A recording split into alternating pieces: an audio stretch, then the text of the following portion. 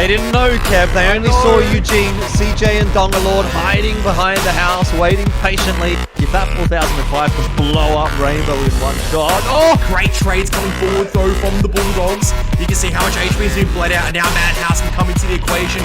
JS now one shot away from getting rid of Boomoff. What a tracking shot. And now they'll be able to continue this train rolling. Just look at all these tanks coming around the corner. Time to find out how this is going to work out for Panthers, because they need to start putting some of that damage back onto speed. Oh my word. Inevitably Knight dies to 2 Batchat. That's just a given. But it's a question of how much damage comes through. Oh, never mind. It's just 1 Batchat now. Great shot. He's the one that's being more mobile. He's the one that's trying to look for this engagement. Yes. He hits the shot. Hello guys and girls, welcome. It is week number 2 of ANZPL Season 3. Kev, Jordan, look, I've been waiting for Friday all week long. And it's not because it's the weekend. It could be because it's the weekend. But mainly because it's time for World of Tanks. And I can't believe we're already, this might sound silly, but I can't believe we're already in week 2. Because for so long, it's like, Season 3 starting soon. We're about to get there. Can't wait. We've made some changes. It's going to be sick. And then week 1's gone. We're here into week 2. And week 1 was just so good, Jordan. Like, honestly, for a week 1, week 1s are normally a bit of a cop-out. They're normally a bit of a, look, yeah, it's okay, we're just warming up sort of thing. There were no warm-ups last week. We were straight into this.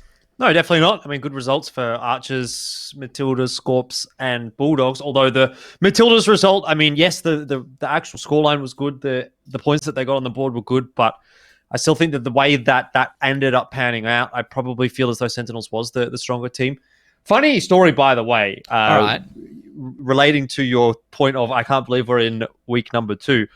and having to sort of wait this whole long time to get into the season. I was actually streaming World of Tanks with Kev like 2 weeks ago, a week before the season started, and Vonda was like, I can't wait for next Friday. And I was like, what do you mean next Friday? What's next Friday? What's next Friday? Because I just had in my head that season 2 wasn't going to start for like another month or something like that. So anyway, that was a little bit of a surprise for me. But we're here in week 2, and it's been good so far. Yeah. You've already got that boomer brain going, Kev. I think we all agreed that it was probably the best week 1 that we've ever seen. What do you think of the results that we saw there? We take a look at the scoreboard now. The Bulldogs up on the top there with the Archers and the Skorpions. You know, we kind of had a feeling coming into this after obviously the player draft. Was that kind of the week 1 and the results that you expected? Definitely surprised by the Archers result a little bit, in the sense that they did very, very well in terms of they came out of the gates 3-0 for a team that was obviously struggling towards the end of season 2. It's fantastic to see them make this turnaround with some of the addition of new bloods. It was always a question of, how Safi and Stu is going to go in this lineup of the core of the Auckland Archers. And so far, it looks like it's pretty strong. Going to be another test this week.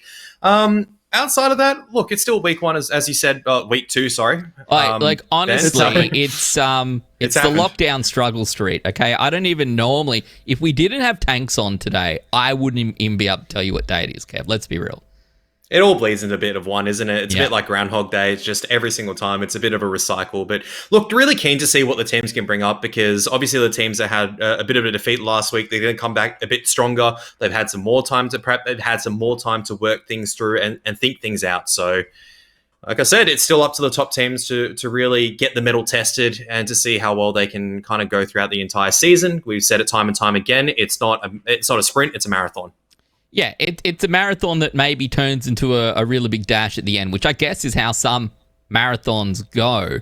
But I think, most people coming into the season, you're expecting the same teams to sit up there near the top of the ladder. Jordan, I think you're the only one who got maybe everything right last week in terms of predictions, but I'm very keen to see how the season plays out, and I'm keen to see how, some of these teams gel together with some changes, whilst others, as you know, last week with the Bulldogs, they're sitting there with a very similar roster. So players, it's going to, this sounds funny, but players are going to play a big part of this season.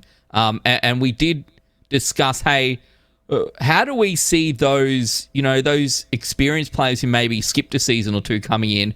Are they going to be a little bit slow? Are they washed up? And I think, to be fair, Elfish Guy, last week we really did see the experienced players coming back already having an immediate impact. Yeah, I mean, in a sense, I think for the most part, they did relatively well for themselves. I'd say the ones that you're probably putting a spotlight on in particular were Bol and Safi, both of whom had a positive impact on their teams, though I do think in both cases, at least, there was still some degrees of shakiness. Like, I don't think that was peak form for either of those 2 players. So I'm expecting more out of them. And of course, I'm expecting more out of a lot of the players, to be honest. I think it's going to take 2 to 3 weeks before we really start to get kicked back into gear here in ANZPL. It can take them a little bit of time to sort of get back into the thing of things, the swing of things. But for week 1 results, I think, you're going to be pretty happy with that. We're taking a look at our Alienware MVP leaderboard right now. You can see up there damage plus assists to work with. And at Alienware at the end of the season, going to be giving away an X15 laptop to our Alienware MVP. And Aussie from the Skorpions up there sitting on top. But it's a tight race, Kev. AVP not close, not far behind, to be fair. Yeah, I mean, absolutely. It's kind of telling the dominance that the Skorpions as well as the Bulldogs had in the first week. Pretty surprised to see Lightning Man somehow sneak his way into the top 5. I don't think off the top of my head, I think that might have been the case because Panthers didn't really win the series, but definitely he's a very strong individual player. He's carried me a couple of times, obviously, in the pub battles. I do want to actually point out that Aussie has had, I think, not only this season, but last season, he's just been chipping away and just putting up the numbers. So I wouldn't be surprised to see him up there throughout the entire season. He seems to be that silent achiever. I don't think I talk enough about him because I don't talk enough about the Skorpions sometimes, and I talk a lot about other players.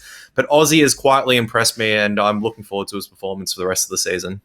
Yeah, I'm keen to see how this MVP sort of starts to work its way through, and is it going to be the top team who has players up there, or is it outstanding players on other teams? We were talking about SAF before, we were talking about Archers before, and this is, well, I guess it makes sense that the Archers have our Alienware sharpshooter right now. SAF sitting up the top, 100% pen rate. Thoughts on this one? 2+2 coming in there as well, John. All I want to say, I'm just going to bring it up every week, is that I had 2+2 in my team last week, and you guys convinced me not to. And here we are. This is, looking pretty good. Well, hopefully you've got him in your team this week. I think one of the many mantras that you'll hear when you play competitive World of Tanks or in any sort of clan-based format or anything really is just pen your shots, right? It doesn't. It's an underrated thing, right? Because in the heat of the moment, it is very easy to just rush your shot, bounce it, and then, you're on reload for another 10, 15 seconds. And that amount of damage can actually be the difference between a tank dead and a tank still alive. Underrated skill. Obviously, Safi, very, very experienced player. And I think it's quite impressive, actually, that he's got a 100% pen rate, considering he's been playing the T100 LT and the VZ55 so far this season. So, at least in the case of the VZ55, he's in the thick of things. He's perhaps shooting at the heavies, and maybe it's a little bit more difficult to get those shots through. As far as the T100 LT is concerned, I mean, again, another one of those tanks that sometimes can be a little bit difficult to make work. So, overall, seems to be settling nicely into this season of ANZPL. But as I said earlier, I think, expecting to see more from him. And to be fair, 100% pen rate, it's nice, but it's not a tell-all stat, right? This is not it's not like you could hit all of your shots, like but you could hit all of these shots, but sometimes, it's a balance of finding, do I take the shot? Am I waiting? What am I trying to do? If you're an eagle-eyed viewer or you do love the fantasy league, you might notice that 2+2 sitting in there in the middle. The game that was a forfeit, those stats from last week aren't coming through as part of this sharpshooter leaderboard. So I think Fantasy League is going to be updated a little bit later on to reflect that, but that does sort of give you that indication there. So I think a 27-inch monitor is what Alienware's giving away for that one, by the way. So I don't know. That's the best bit for me, right? The guys with the best aim are going to get the best monitor. So... I don't know if that makes them better or whether we should be giving the best monitor to the person with the worst aim. I guess that's just going to make everyone throw. So let's not do that. And this is our Alienware All-Stars leaderboard right now. So this is essentially looking at the fantasy points, Jordan.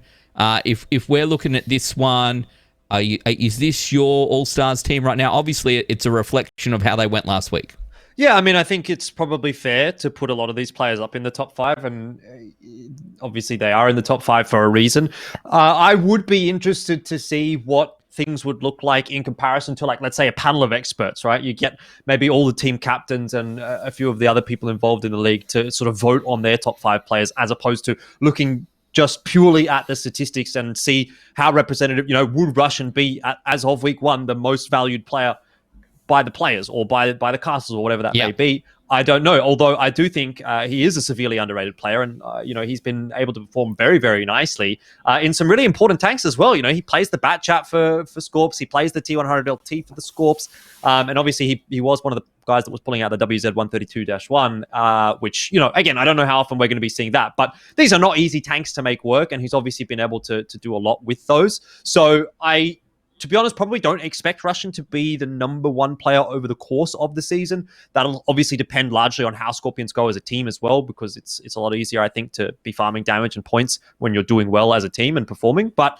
if things continue in that fashion that they did in week 1 for Skorpions, maybe we do see Russian and Aussie sitting towards the top of the standings.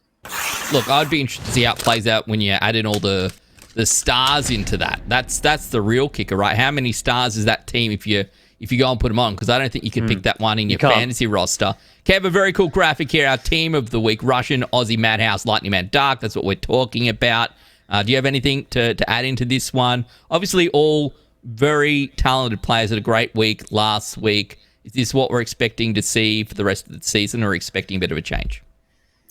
I think it's a common trend that you're seeing out of a lot of these players is the brawling potential and these guys actually working in tandem. So I'm not surprised to see the success of Skorpions as well as Bulldogs off the fact that you have two very strong individuals for both parties that kind of grouped up, kind of just murked an enemy target or shot a couple of guys and just flew away again. So Lightning Man obviously being a bit more of the exception over there. I think definitely more of the assist, being that light tank player, being the driver on the side of the battle. Yeah, it's I think things will definitely change as we're going on later throughout the season. We'll definitely start seeing some more stars in there, hopefully starting to see maybe even some of the up-and-comers, the 1 and 2 stars making their way onto the team of the week. All right. Well, we'll get back to that one in future weeks, but let's take a look. These are our predictions for this week's matchups, and I'm already copping flack for some of these. Between the Skorpions and the Bulldogs, the Sentinels and the Conks, the Archers and the Panthers, and the Matildas and the Action X. Jordan, I think we're all pretty similar here. You threw out the Skorpions, Kev and I got the Bulldogs. Archers are looking good. I didn't want to pick the same as Kev, so I've got the Panthers. You feeling confident in what you've got here right now?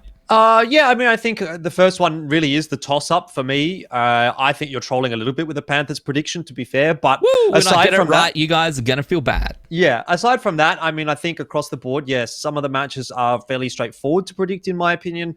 But I think that first one definitely is a difficult one to predict. I've gone the way of Skorpions. I think there's definitely a good argument to be made for the Bulldogs here as well. But yeah, only one of us so far this time around is 100% win rate. So we'll see who that's going to be at the end of today. I will say, though, I actually think that Kev's predictions were a bit more on the money in terms of just the eye test last week after watching it. But hey, a win's a win for Matilda, so I'll take that one. Look, yeah, it is what it is. You gotta. Sometimes things don't go your way, and sometimes they do. You got to take the luck when it comes your way. All right, I think let's have a chat about this week's matches and what we're expecting to see. Our big matchup for our first match of the day between the Bulldogs and the Skorpions. And I think, and we said this last week, that we kind of all thought this might be the big match this week. We've got Dark and Aussie here as our big matchup for this game. Kev, what are your thoughts? Yeah, I mean, this is, for me, I'd include also the fact that whoever's going to be working in tandem with Aussie, right, whether it's going to be JT maybe, or whether it's going to be Russian coming in to kind of fight Dark and Madhouse, the success of and this big matchup is going to be based on, especially maps like Sand River and Himmelsdorf, where you do need to work very effectively as a duo, working together and in unison, calling out focus fire, making sure that you're juggling HP effectively. I'm really excited for this one because both players had, with superstar stats, but honestly with much lower egos than what the numbers sometimes show. Yeah, well, look, it's all a bit ego here when everyone gets to the end. When you get to finals, we'll see if that ego is still small or large. But I think this is going to be a cracker of a game. Jordan, if we look at Sand River and Himmelsdorf as our two picks, obviously with Himmelsdorf also as the tiebreaker. Apart from the fact that you obviously think Skorpions are going to win, do you have anything else what is anything else relevant you think we should be talking about for this match? Well, I mean, I think there is a little bit of bias towards the Bulldogs based on last week's result because some of their games looked really, really clean. And we have to remember there was a fair bit of RNG involved in that. Now, would those games have been as easy and as clean for Bulldogs had they not gotten a fire in every single round? Maybe not. And that's kind of where I'm thinking, maybe they looked a little bit better than they actually were. Skorpions, I know, is a bit of a team that can really grind the games out. So I'll give them the benefit of the doubt. Himmelsdorf being the decider does obviously benefit them on paper, but maybe not in person. Let's crack this one off. It's week 2, season 3 ANZ PL World of Tanks. The Bulldogs up against the Skorpions. The Bulldogs will be the home team for today, and this is their map, Sand River. It is. Madhouse in the T100 LT. We've got Russian on the other side of things in the same very tank, and that's to be expected on a map like Sand River. Kev, we always look towards those light tanks to have a big impact on this one. Especially on a larger map like Sand River where you need to scout things out. So Badhouse just going to opt for the middle of the map so far. But AVP actually just playing that super conk position over at mid, obviously very, very strong. Spots out the rotation of the T100 LT as well as, I guess, the Kronbarg and a JT pushing closer up. Just looking to apply some soft pressure over here. Knight as well might be able to sneak some shots into the side. a very similar kind of defensive setup that we've seen from the Bulldogs on the defensive side, where they do have, I think, Ravi just anchoring over there towards G9 just to make sure that a one cap can't be overwhelmed. Very hard to dig out the STV1. They maintain early presence just to make sure that AVP can't be rushed down. This time, though, Dark actually playing the Kranwagen. There's no CSs out in the field, which was very common on the defensive side sometimes. That said, though, on the Skorpions, we do see a CS of their own, and Aussie is going to be obviously in the rotational position. I don't mind this. We saw the Leopard being played in that position last time a lot more, but JT might be looking to engage a little bit over here. He's got a Raspberry coming over. They may be tempted just to dump in nice and early on. Well, I have seen JT have a couple of good performances in the Kranwagen from that position before. I think Sand River's a map that's definitely within the wheelhouse for Skorpions based on what we saw from them last season. AVP does just peek up and over that ridge a little bit too far, gets punished for it with one shot of damage coming through onto him. A decent early start for Skorpions, but obviously nothing to really get too excited about. I think what's more important to focus on right now is that little rotation coming through from Russian down on the southern side of the map. He is not spotting too much out, and this is where you're now getting the sense that Skorpions are starting to take control of the key points of the map. Yeah, double Kranwagen as well. And this is surely like the Skorpion with the Kranwagens at this point in time would prompt a rotation out from the STB1 and the Kranwagen in Dark. The question is, how are you going to shut this down for on the side of the Skorpions? So you don't really have the tanks to do the work at the end of the day. Dark is going to get into hold down position. You're going to have to swivel across towards mid. And the problem when you go a little bit too far, that's when Bravi is going to strike. I don't know. That's a hell of a high roll coming out from a Kranwagen. 524 is really, really nice on a 440 alpha gun. Yeah, I was going to say that seemed like a lot of damage coming down at the Raspberry, and I wasn't too sure who it was coming from. I suppose the only angle really was from that Kranwagen, so that must have been it. And I mean, you'll take it, right? You'll take it when the odds are favoring you, but there's going to need to be a bit more work done by both teams at this point in time to win this game. JT cops another little tick of damage. I think right now what needs to happen for Skorpions is they do need to find a way to dig Madhouse out, because he's the one that is, you know, being a little bit of a pest, and eventually might get a proxy spot through here from Knight. I'm not sure that he's quite close enough. Ships in the night over there, Jordan. He didn't hit the 50 meters. Might have spotted him through the edge of the foliage. No, actually not. T100 LT, camo's just too goated. I think this might actually start to be a bit of a problem for Skorpions now if they can't figure out exactly where they're getting spotted from. And that T100 LT continues to maintain its position. All of a sudden, when the trap is sprung, Skorpions are going to be sitting themselves inside of a crossfire. We'll have to sort of watch and wait and see what the timing is like here for the Bulldogs. But already, again, you know, just a fair bit of bleed starting to come into effect here for Skorpions. And that's obviously not good news. The Kranwagens are stuck. That's the issue. The Kranwagens on JT and Raspberry just can't really go anywhere. You dump over, you're going to bleed out a lot, and you'll probably lose both of the Kranwagens for free. CS63 on the move. Yeah. Aussie, if he comes close enough, should proxy spot Madhouse, but he doesn't come close enough, and he's going to incur the same fate. It's going to be spotted out at the end of the day. So yeah, sure, they might be able to get rid of Ravi, but you got sold out all the way back over there. You got the Super Kong still grading pressure on these other Kranwagens, and of course Madhouse is going to be spotting all this out. Now he's finally spotted, now his presence revealed, but there's so many deflates for him to play with over there. You can't dig it out on the side of Skorpions. They bled out so much HP at this point in time. Well, I am wondering what's going to happen though if Ravi does end up dropping here. It should result in a 1-on-1, or sorry, a 1-for-1. Knight is going to fall, but it's not the end of the world there for Skorpions. Question being though, how much can these Kranwagens get done? I assume both of them are now clipping, and I mean, that's going to be the end of Raspberry. JT won't really last too much longer either. Madhouse is having a ball of a time. A 1 for 3 at this point. It's not a good trade at all for Skorpions. I think that's probably evident to everyone that's watching. And, you know, we keep going back to Madhouse in that little bush. And that seemed to be the real deal breaker for Skorpions. They couldn't find him. And eventually, when he did choose his time to strike, he's pumped out a bunch of damage. And he's obviously got a lot of spots there as well. So, fantastic setup in the end for Bulldogs. And you have to say, Skorpions maybe not quite doing their due diligence by spotting that bush, and it's a little bit unfortunate because it could have potentially cost them the game. It's a hard one to dig out, to be fair, as well. I mean, you're saying that maybe you come close enough, you make that proxy run, but you're thinking about all these other different factors at the end of the day. You're thinking about, oh, this guy might be sitting all the way at the back, probably like where the TDs normally sit, around J9, H9, maybe the T100 is just in the bushes at G8 as well. So your priority is not going underneath, is cutting across to stay safe at the end of the day. Russian's going to try and force this one-on-one onto Madhouse. He does have the additional HP, but unfortunately he's missed one of these shots, which means that the initiative kind of goes on the wayside. And you can see the improved hardening for Russian. I think Madhouse might have had the vert stabs? exhausts. I'm not too certain. Well, I was going to say, Madhouse just got a little bit of RNG luck in terms of the fact that he was driving and was able to hit and pen the shot, whereas obviously for Russian, he was doing the same and it didn't quite go his way. Regardless, obviously some help coming through for Madhouse in the end, and so he's going to be able to win the duel. And it is just Aussie left alive to try to farm up a few fantasy points. I guess that's the only real takeaway from this game for Skorpions. There's no chance that he's going to win this one. Yeah, unfortunately not, unless he sets them all on fire. But even then, there's just so much HP to get through. Lots of firefighting crews over there. Just a question of who's going to get the farm damage. And it might just be Madhouse at the end of the day. HE into the side of the CS63, which is not too bad. Yeah. But it might just be Dark getting some more fantasy points. Hopefully for me, I've picked my little Asian brother up. Hoping that he's a good 5-star pick.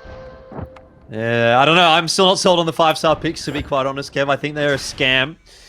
Dark is one of the better ones, I would say. Yeah, I think if you're going to get the 5-star pick, it pretty much needs to be the person who is topping the charts. And I guess right now, that is Dark. Or, well, I suppose it was Aussie, but it could be Dark. Look, all I'm going to say is Aussie's on my team, so I'll take that. And so is AVP. So I'm happy. We'll see how this plays out. But the Bulldogs going to be happy right now. Nice little result for them on the defensive side of Sand River. To be fair, when they were kind of performing at their best during playoffs last season or into playoffs, I felt like Sand River was one of those maps, if I recall, where actually they had a really impressive result, turned it all around. So it doesn't surprise me, I guess, to see it here this week as their map choice. And on defense, Kev, looking pretty good so far. Yeah, absolutely. Fantastic structure as well, making sure they can't get exploited. Just on the back of that T1 and LT over at mid as well. I do want to point out to the caveat, though, that Sand River is obviously a very defensive-sided map at the end of the day, and I think we touched on those statistics over at the last season. Good to see that Dark's farming up those fantasy points for me. Always good to see. So I'm still... this series is still just starting up. It's just heating up. I'm willing to give Skorpions a good crack on the defense and really push us over to the tiebreaker on Himmelsdorf. So any Skorpion fans in the chat, don't get worried too much just yet because series just heating up. Obviously, if it's a 2-0 in Sand River, that's when I'd start getting a little bit more concerned for the Sydney boys. Yeah, well, that could be rough, right? Because you would think, well, I would certainly think, Jordan, that if we went to Himmelsdorf 2-0 up, that you would probably... the Bulldogs could probably find a third, or that would be my expectation. As we go through the scores, Elfish, anything else in here that stands out to you? No, nothing really, to be honest. I think the two Kranwagens may be a little bit disappointing. One shot of damage each. When you have a 3-clip autoloader is probably not what you want to be seeing. But they were in a pretty rough situation, so...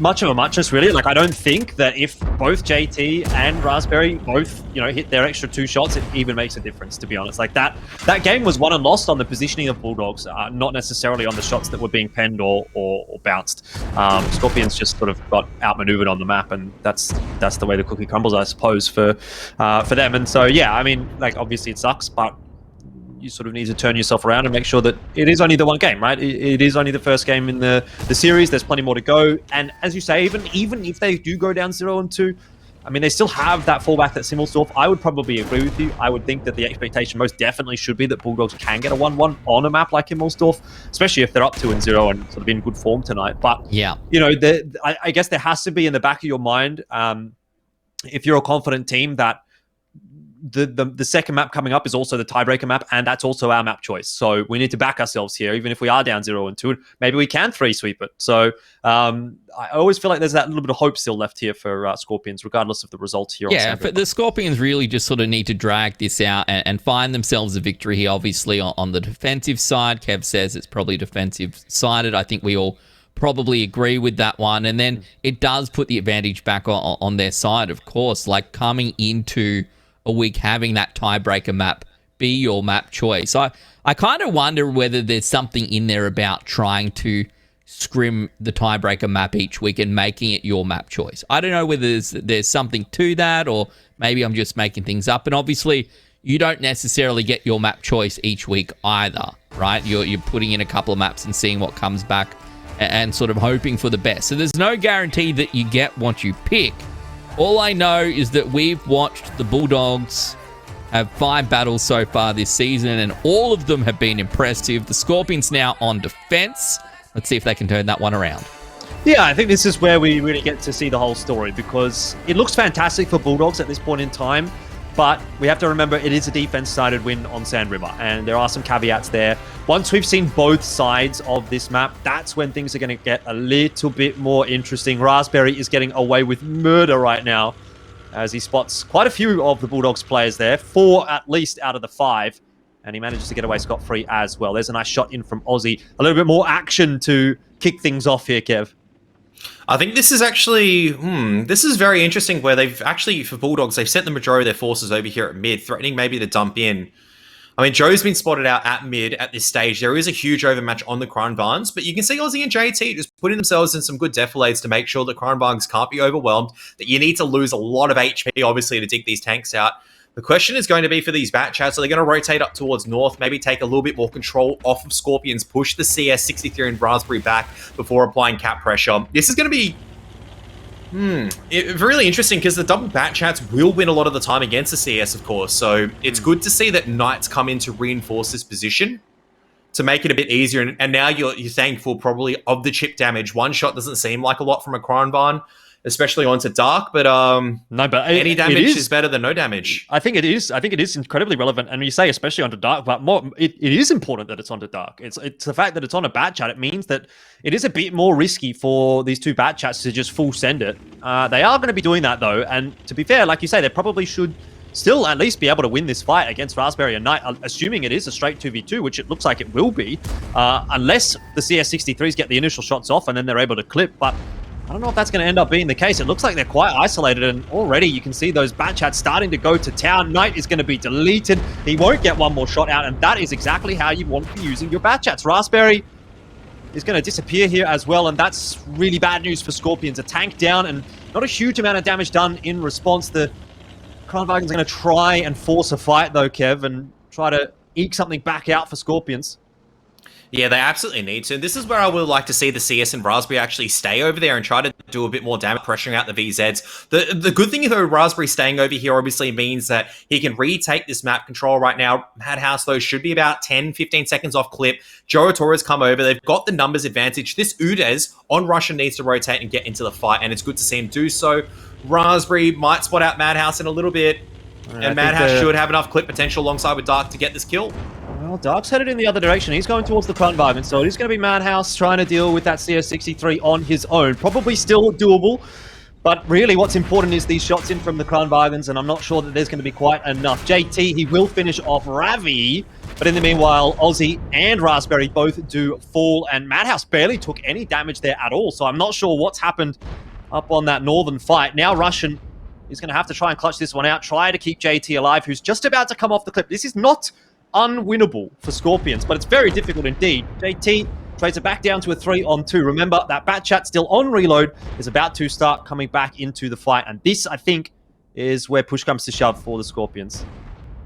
Yep, and now it's unfortunately the Kronbar can only really face one angle. The sides of the turret still is going to be quite susceptible. I mean, Russian is trying to do his best. That is a great tracking shot into Joe, but eventually JT is going to go down. Madhouse, you can see just lining up his shot, and now the cavalry comes marching in. That is very impressive coming out from the Bulldogs. Just on the back of the bat chats, understanding where they need to rotate. Once again, it's the 1-2 combo coming out from Madhouse and Dark, which is really the lethal part for the Bulldogs, and this is a testimony to just having a team stick together in my mind and just having that chemistry work things together or work things out at the end of the day. Yeah, I don't disagree with you at all. Madhouse, once again reinforcing the fact that he only gets a 50 accuracy score on those cards that we saw earlier on in the pre-show by missing one of the shots as he tries to finish Russian off. A couple going to the moon last week. But Ben, 2-0 on Sound River to start things off for Bulldogs is definitely not a good sign for Skorpions. Yeah, certainly not what the Skorpions were wanting to see. And I think, honestly, a really impressive attacking side there from the Bulldogs. Everything they did seemed to make sense. The bat chat's finding a pick. I kind of felt bad for the Skorpions and the Kranvans again, not really getting what they wanted out of those. But let's be real, they're essentially find themselves in a 4v2. What are you going to do? You're really limited in options, and Madhouse coming out saying, look at this, 4.2k. on the bat chat, and well, I want to see how he managed to survive his 1v1 the second time around, because that was impressive. I think it could have also been on the focus fire at that point in time, is that the call was made, okay, you can't win this one-on-one if you're the CS. You need to focus on trying to get rid of some of these other tanks. The problem is, obviously, from a 4-5 deficit, it's always going to be very difficult. So even if the focus fire was there, you need a little bit of luck going your way, the Skorpions, and unfortunately, it just didn't happen. Just out-rotated a little bit too hard over there. So some of the... don't even know what to say in terms of the Crown Barons. Obviously, they're very, very strong from that hill position, but unfortunately not really being able to leverage that full 12 degrees of gun depression at the end of the day, just getting overwhelmed. And as a result, it's been very comprehensive on the side of Skorpions, which has been a very big surprise for me. Yeah, not really what I was looking to see from them there, to be honest. Jordan, what was your main takeaway from this? I kind of look... even though I kind of felt like maybe the Bulldogs had a shot, I saw a stat. It was like only 3 times had we seen a win on the attacking side of Sand River. Obviously, one of those being the huge win for the Bulldogs in last season. But it's clear to me, at least here, that they seem to have this map down pat.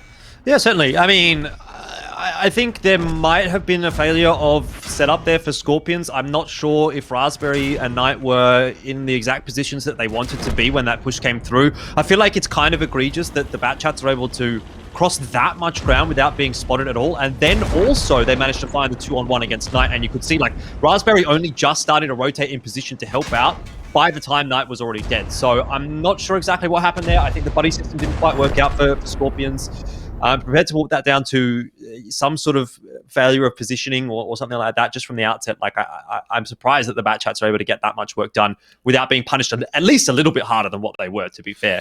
But end of the day, you know, it is what it is. Great call. And I think that's kind of what you expect out of the Bulldogs, right? When you have players like Dark and Madhouse, it's something that we keep going back onto. And I think maybe this is what Kev is talking about when he's talking about quote unquote superstar players, right? You have those players that can just make that decisive call, make that push and be in the right place at the right time and make the difference. Yeah, look, I think certainly Dark and Madhouse they have the capability to do that. It's just a matter of whether the call's the right call. And this time around, seemed to work out for them. So the Bulldogs now 2-0 up. They're just one battle away from picking this game up tonight. And that would be a huge start to the season for them. When we know that the Skorpions are one of these teams that you're looking to fight against. You know, you're fighting for a spot in the top 4, in the playoffs, against these, you know, really talented teams. And we put the Skorpions up there as one of the teams to beat. And if you can get a victory, last season it would have been, I just want to draw, or let's see how this goes. But if they can pull this one out on Himmelsdorf, it's going to be a very good result. And again, I think they're going to start off here on defense as we move on through. So the Bulldogs in prime position. The pressure now on for the Skorpions. I believe Knight is out. Benny is in. So we'll see what Benny can do. Yeah, a little bit of a change up for the Skorpions, and they're going to need a big change up. They're going to need to swing things back on their heads. 2-0 of their own required here on Himmelsdorf. And I think that almost bare minimum has to be the expectation here for Skorpions, right? It's fine, I think, to go down in a tiebreaker to Bulldogs, but to go down and lose all of your points against a team that you might actually be jostling for position with in the playoffs or to even get into the playoffs, I think that's going to hurt later on in the season. So very important that Skorpions are able to dig deep here, Kev, and try to come back into the swing of things. And that, I'm afraid, is not a very good start at all. JT cops both the shots, I think, from Joe Atora, and already down 900 HP. That said, I mean, the E100's over here, so it's not the case of you can... It's just hard to dig these corners out. This is a very strong position where you take the middle courtyard. You're underneath all the ridge lines, so you need to utilize a lot of these forces just to try to do something. Now, you can even see that E100 on AVP is in a really good crossfire position. Madhouse, though, is in a world of hurt. He's going to cop one, at least from the E100 and the 50B. Oh, this is a terrible position for... Yeah, maybe 3 from Russian. He shouldn't go down, but the E100 just might get the shot. That is absolutely beautiful coming out from Benny. And that is already just this over-aggression coming out, which has not worked out. You don't have an overmatch on the other side, so Skorpion should as long as they group up, they should be able to take this victory on the attack. I mean, that is a huge find. That is a massive, massive loss for Bulldogs. And I think that was almost a trap set by Skorpions. You know, it is something that you're prone to seeing sometimes, that bat chat make the run down the 1-2 line and start to scout in the southern part of the map. But maybe Madhouse goes a little bit too early. He goes solo and Skorpions have the trap set. It wasn't perfectly set, but it was there.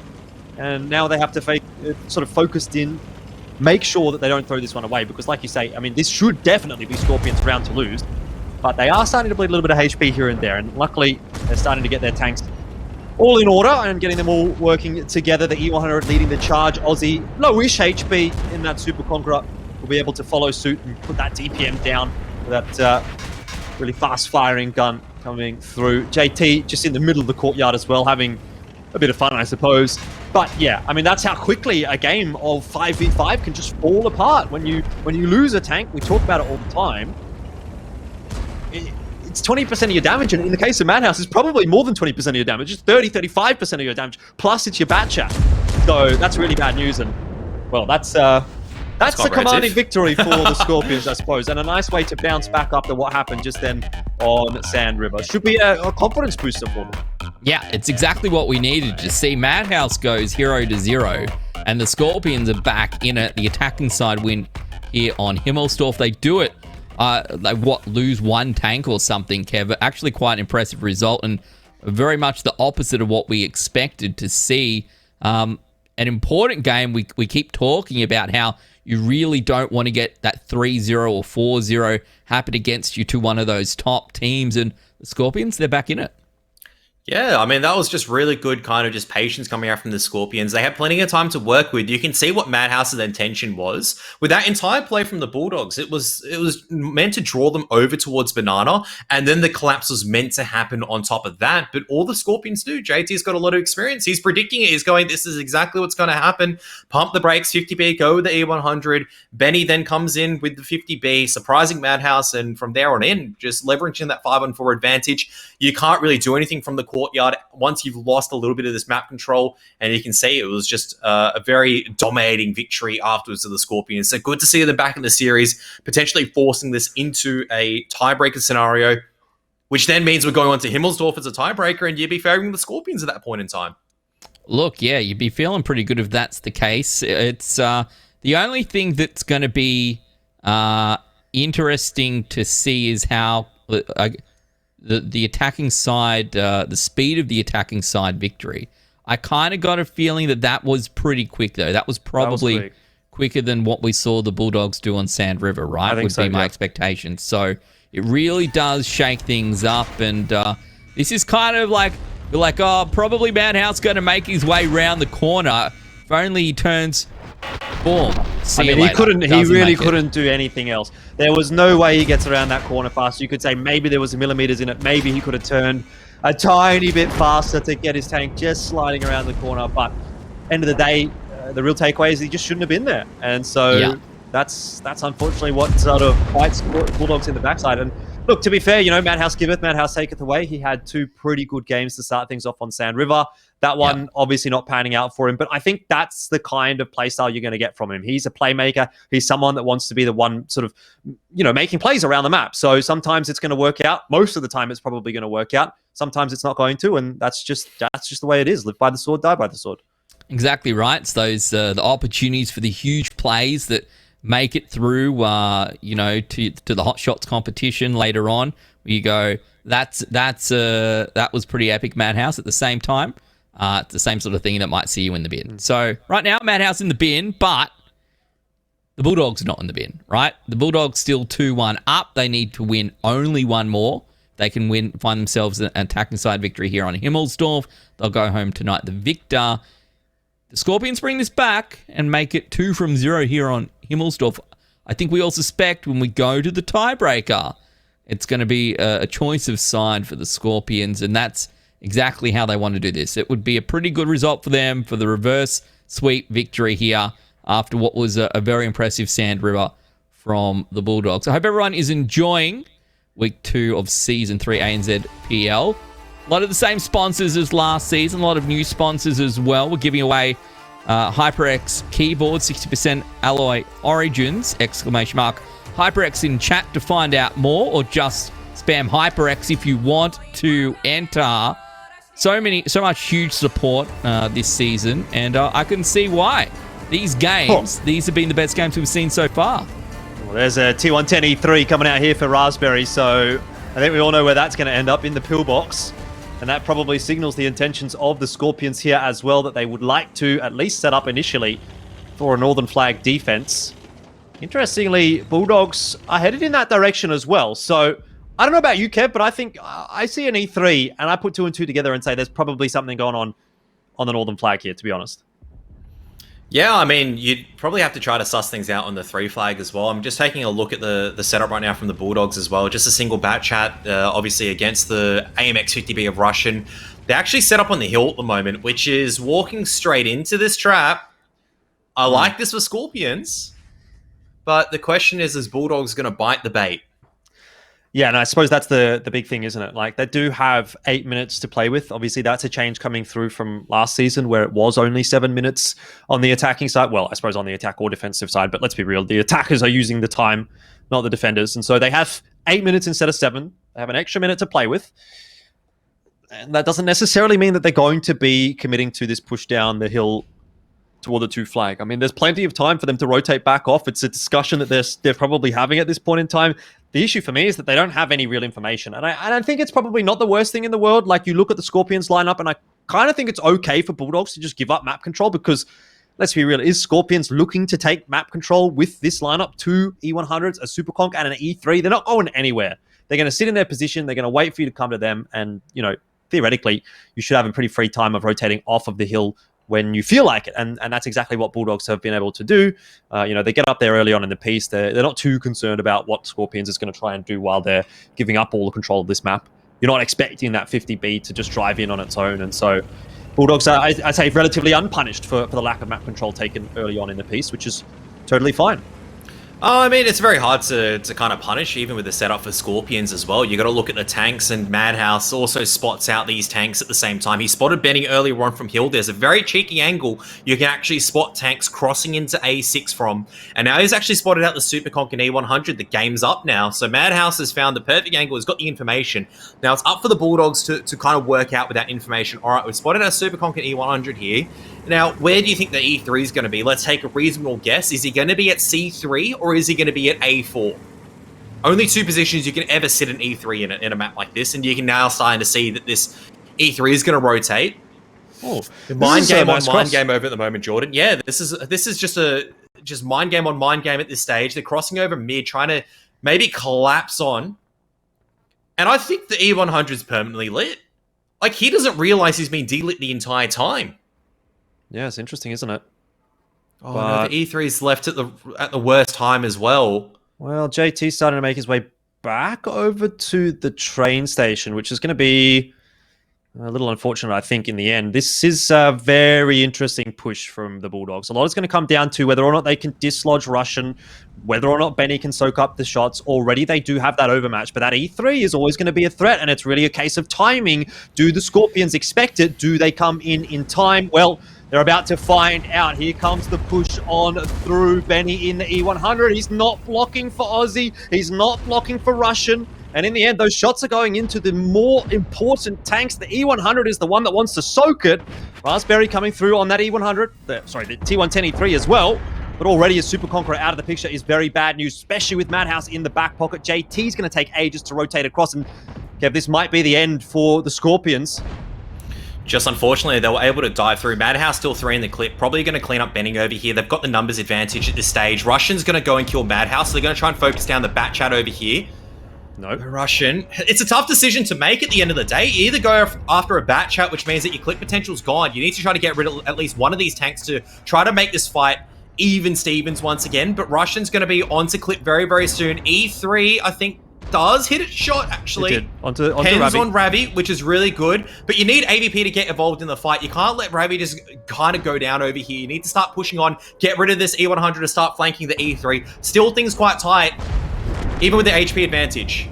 should very much still be favouring the Bulldogs, especially considering the fact that Madhouse is now 10 seconds away from coming off the reload. Russian is hiding. They know exactly where Madhouse is, and to be fair, Skorpions are on the defense, so maybe, worst case scenario, Russian or someone can try to escape, but well, now that he's lit and now that he's still in this fight, I think that's all said and done. Raspberry is gone, so is JT, and Russian will not be long for this world unless Madhouse cooks this one up something special.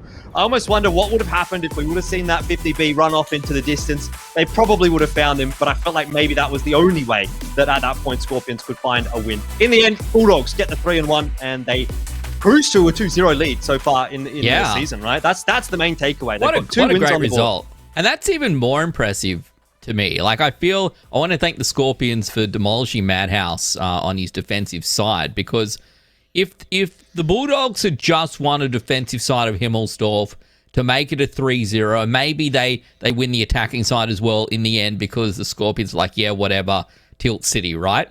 But the fact that they were able to come back, that I felt like that was a convoluted plot to some sci-fi movie there in the end. There was like twists and turns, and we got there. Actually, in the end, a pretty good strat from the Bulldogs to get their way through. Was it Madhouse saving the day with the spotting and then the big brain plays of just drive through mid? Yeah, I mean, I think it's also a case of timing, right? When Bulldogs rolls around that corner, the E100, Benny had started to drive forward a little bit, and he was not really in a position to cover the Super Conqueror or the 50B. And you could see the focus fire just came straight in from Bulldogs. They deleted that Super Conqueror. Obviously, the tank that you want to get out of the picture with a very high DPM. So, yeah, I mean, I guess for Skorpions, right? Imagine how different that is if Benny's sort of just there and Aussie doesn't go down, only having done one shot worth of damage. Like, what if he gets 2 or 3 shots in here as that Super Conqueror? If he survives another 10 or 15 seconds, big difference that could make. What if, the E3 hadn't rotated off? What if JT would have been a little bit closer if he had stayed in his initial position? I think the initial setup for Skorpions, if they stayed there, that actually would have worked out in their favor, right? The E3 was already a bit closer. Unfortunately, that's not what happened. And so Skorpions, maybe second-guessing themselves, gets the better of them. It is a bit rough, Kev. Look, I was impressed with the play from the Bulldogs. Was it big brain? So what did you see from that? I personally think that's actually just really fantastic calls against calls against calls. It's JT. That is a rotation that I feel like you have to make as an E3 and an E100, because your 2 tanks have been spotted out.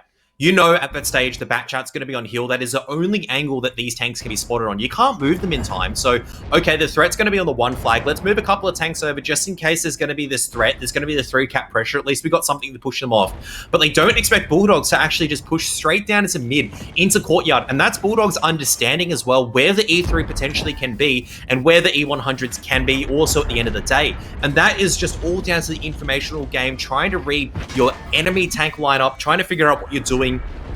And it's just really good to see, right? Even though it does look like, why didn't the Skorpions put the tanks out? I think it's also the case of you need to make certain rotations on the defensive side, especially when you still had about 4 or 5 minutes left. You can't just leave one flank uncovered. Also, at the same time, Bulldogs then read into that and counterplay it perfectly.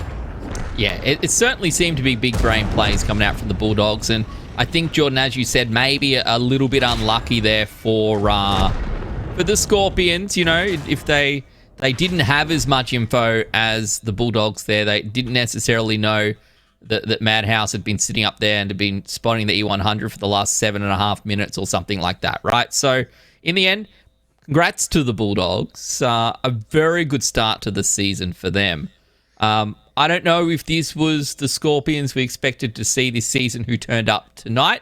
Maybe the Skorpions who turn up next week, it's going to be a whole different story and they'll get back into the swing of things perhaps. But for the story of the Brisbane Bulldogs, a 3-1 victory here up against the Skorpions, week 2 of the season. The leaderboard's going to be looking very, very good for them, Jordan, when we take a look at it at the end of the night. Yeah, I'd say it will be. I'm not sure that there's too many other teams that can actually catch them, if I'm not incorrect. Archers, I suppose, could be the only other team, right? Because Matildas and Sentinels both sort of, went to the tiebreaker, so 2-1 points respectively. Skorpions was the other team that won last week. So, yeah, unless Archers gets the win tonight, which I'd probably back them to, Bulldogs are out in front. Yeah, someone else is going to have to find a win against them at this stage, Kev. I'm not saying that the Bulldogs have free reign and a free run through to the end of the season, but considering how they started last season, it definitely feels like they built quite a lot in their team in Season 2, and here in Season 3, they're continuing in the same fashion. They haven't really lost anything as far as I'm concerned. Yeah, as far as I know, that all the individuals have really just been on the grind so far. Like Madhouse, when he came back for Season 2, like how much tanks has he been touching? I know he's been platooning with me a lot, and I've been telling him just to go in. So maybe he lost on Himmelsdorf because of our aggressive strats with Pac Mattis as well as Chippy. But look, that's the difference when you have people just grinding the game and kind of playing, and when you have a team that sticks together who understands what the roles are, and you've had not just one season, but 2 seasons to tighten things up now. That is, I think, sometimes the chemistry that you get as a team, and it's fantastic to see. Obviously, still a piece to play for. You're not into the finals just yet, but always it is good to see at least one of the finalists just backing up their strong run from the previous season. Yeah, and that's what we're looking for. We're looking to build week onto week onto week, and the Bulldogs certainly have seemed to do that so far. But Kev, you're right, it's only week 2. We don't want to get too far ahead of ourselves. Coming up next, though, will be our second matchup of the night. It'll be the Sentinels up against the Conquerors. The Sentinels looking to continue a pretty good season for them. We've all got them down for the win, but we'll have to wait and see. We'll be back right after this very quick break.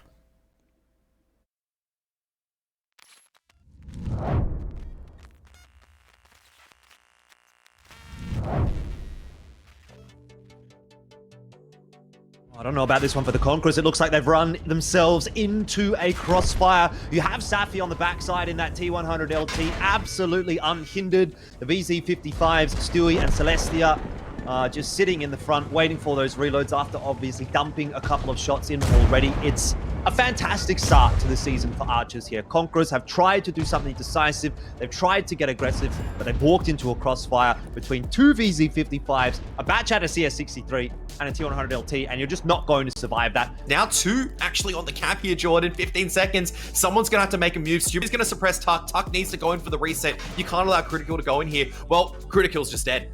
Yeah, and talking about the bat chats as well on that rotate, Royal Kiwi, he's going to be way too far away to do anything about it. I don't think anyone can get this reset. Tuck is not in position to fire a shot across. Even if he was, Stewie was blocking, and so the cap is secured for Archers. This has gone from bad to worse already for the Conquerors. This might just be a 3-0 for the Archers. Certainly looking like we are departing the ANZPL Let's 2-2 meta of Season 2. And we move into the ANZPL Season 3 Let's 3-0 meta, at least from the first game that we've been able to watch. Archers are utterly demolishing Conquerors at this point in time. A far superior setup here at the start of Cliff, and Conquerors kind of just walked into the trap, didn't they? They walked into that crossfire.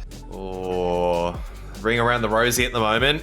But I think Bluey should be able to get the better of him. Hang on a second, Celeste might be able to get into the hold down just in time. Bluey's going to come around the corner. Bluey should be able to get the spot. There it is. And he lands the kill. So the Conquerors, at the very least, won't go down 4-0. Well, the rotation is starting to come in from that STB1. Merry is going to have to hightail it over. Already some decent damage coming out of the Matildas. That's obviously off the back of the 2 VZ55s getting their clips out.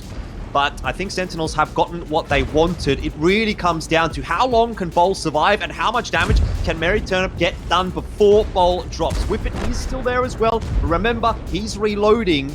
But I think this has just bled out a little bit too far for the Matildas. It's going to be the proxy spot, and Whippet's going to be going, oh, that's a lot of tanks that might hurt me. I better back off. Yeah, he's certainly not going to want to be that first focus of fire. They're getting rid of speed initially. He's down on 21 HP. You have to be penning your shots at this point. That's all it comes down to. The all-out brawl. Who hits better? Who pens better? Who focuses better? And right now, the answer to that is the Sentinels. Bolognese will not be long for this world. 93 HP. I think he's managed to get one more shot out before he's gone down and somehow still surviving, which makes you think maybe this one is doable for the Matildas. Well, this is absolutely the chance for the Matildas. If it doesn't happen now, then it is never going to happen. Cindy completely caught off guard. Massive crossfire for the Matildas. Cindy is going to get obliterated, and Speed will now become the focus of fire. He's lost his ammo rack for a moment, repairs it, but that's really not going to help him at this point in time. There is no chance. Oh, look at that bleed. Look at the CS setup. I feel like they've watched a couple of games of World of Tanks to set up for this, but now, Wow. I mean, they do lose a Kranwagen, but they still allow another Kranwagen and 277. Heavies now need to dump the Super Conks down low. Well, I'm not sure this is going to work out too kindly for Sentinels. They're essentially playing a 4-on-5. It's a 4-on-2 for Wymo and Speed. Poor old Bales has been left to his own devices, but I think that's fine, all things considered, for Matildas, as long as they trade those tanks down. And to be fair to Bales, he still hasn't died yet. Only now has he gone down, so he's bought as much time as he possibly can. And Kev, I think Matildas are going to come away with the win in this series. They've again grasped a victory from the jaws of defeat. Rainbow and Cindy, what can you do about it? Surely the answer at this point in time is absolutely nothing. He's doing a pretty good job of just maintaining his HP at this point in time. Knight copping a little bit more of the brunt of that damage. Now goes down very low, 680 left for him. Reinforcements starting to arrive, however, and you have to think Panthers, well, have they bled a little bit too much HP here? They have actually managed to take Knight down, and now JT has found himself in an awkward spot. He does have Russian there to help him out, and resets are not a concern at this point in time, with Benny and Aussie able to grab them easy as you like. Yeah, the rotations have to come in from the VZs. It all comes down to focus over here, Jordan. Yeah, but you still got two Batchats in the back pocket for Skorpions. Russian and Aussie have bided their time quite nicely. Now some good shots, though, coming through from Goober onto Aussie. Gives him pause for thought. Russian, as of yet, hasn't found any inroads into this fight, and it's... I mean, to be honest, it's going better for the Panthers than I thought that it would. They're getting some good damage back across. They are starting to be outstripped in terms of DPM just by virtue of the lack of tanks in this fight for them. But they're giving about as good as they're taking. The unfortunate reality, though, Kev, is that there is still a mouse to deal with. And Benny has barely taken any damage at this point in time. JT, while he may drop, it's still going to be the end of Twit. And you still got two Batchats to clutch this round out where needed. And I think Skorpions have probably got it in the bag, assuming things go to plan. Working in unison, Russian and JT. I'm interested to see how this one does turn out. I think a lot of this is going to come down to some of that. Oh, how does Lightning get spotted by the 60 TP there in the T100 LT? The tracking shot comes forward as well. Oh, he's cool. And yeah, he's dead, and that just means the vision control is going to be firmly in the favor of Skorpions afterwards, considering they've got the two WZ-1321s rotating around, ready to do huge DPM with their guns. But it's going to be the Super Kongs that's going to be dumped down at the back, and Twit's going to be in a lot of trouble. I think this is going to be 3-0 over here, Jordan. Panthers just down too much HP early on. Certainly seems to be that way. I would be interested to see what kind of equipment Knight was running in that CCTP. Regardless, that might be a question for another day, because the push is on, and it's the Super Conquerors to defend. Goober is actually the one leading the charge, interestingly enough. Not something you'd normally see out of a Batchat, and he will indeed be the focus of fire. Should go down in a moment's notice. Aussie just about to come off the reload. The VZ-55s and the Batchat, not enough DPM to finish that Super Conqueror off. And now, all of a sudden, Kev, it's that exact same thing you were talking about. The VZ-55. It looks so fantastic when you dump 1,000 damage down right off the bat. But then you think, what if I was in a Super Conqueror when you're on the reload? And that's exactly the case right here. Benny, he's going to be able to finish off dastardly in just a second. And JS, well, he won't be lasting much longer at all.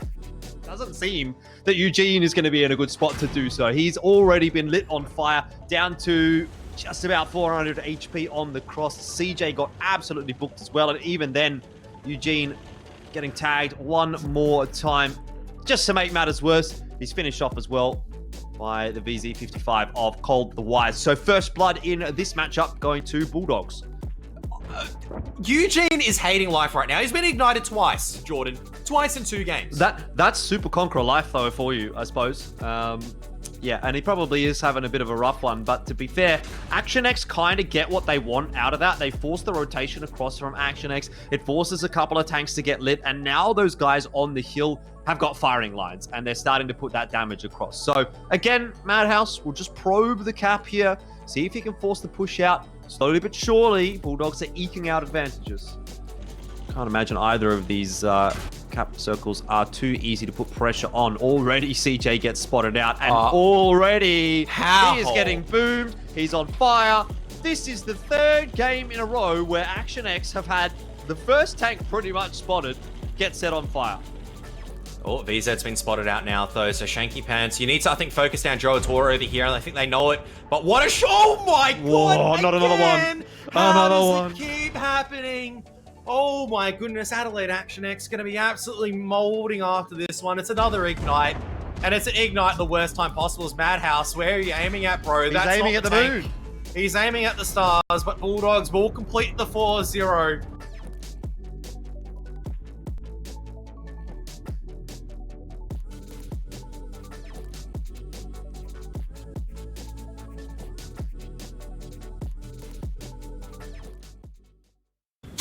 Hi, Tanker. The World of Tanks referral program has been updated. It gives an opportunity to teach a new player the game's basics. And also earned bonds, medals, inscriptions, a unique style, and much more. And the main reward is one of the premium vehicles from the updated list. It's easy to obtain all this. To become a commander, you have to have played at least 600 battles. If you have this amount or more, then go ahead and get your referral link via the game's portal. Log into your profile on the website, select Community, then click Refer a Friend. Or you can go to the referral program window right in the garage, become a commander, and invite recruits. You have 2 slots for them. To invite a friend, share the link to the referral program via social networks, or copy it and send it to your fellow tanker, whichever way is convenient.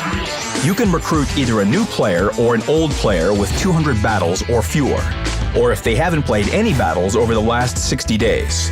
It's also important for the player to not have been a recruit or commander. To join the program, the recruit needs to follow the link the commander sent them. The recruit card will appear in the...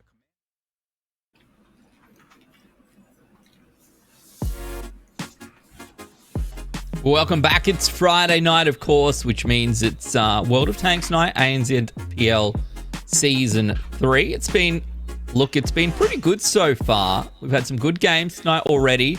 We said that the Bulldogs up against the Skorpions would probably be our highlight match of the night. It certainly provided interesting results. It wasn't as close as maybe we'd hoped it to be, so we'll wait and see whether some of the other matches end up filling in for that one. But so far, and particularly in week 1, it was a pretty good night. There were some pretty exciting games and some pretty sick plays.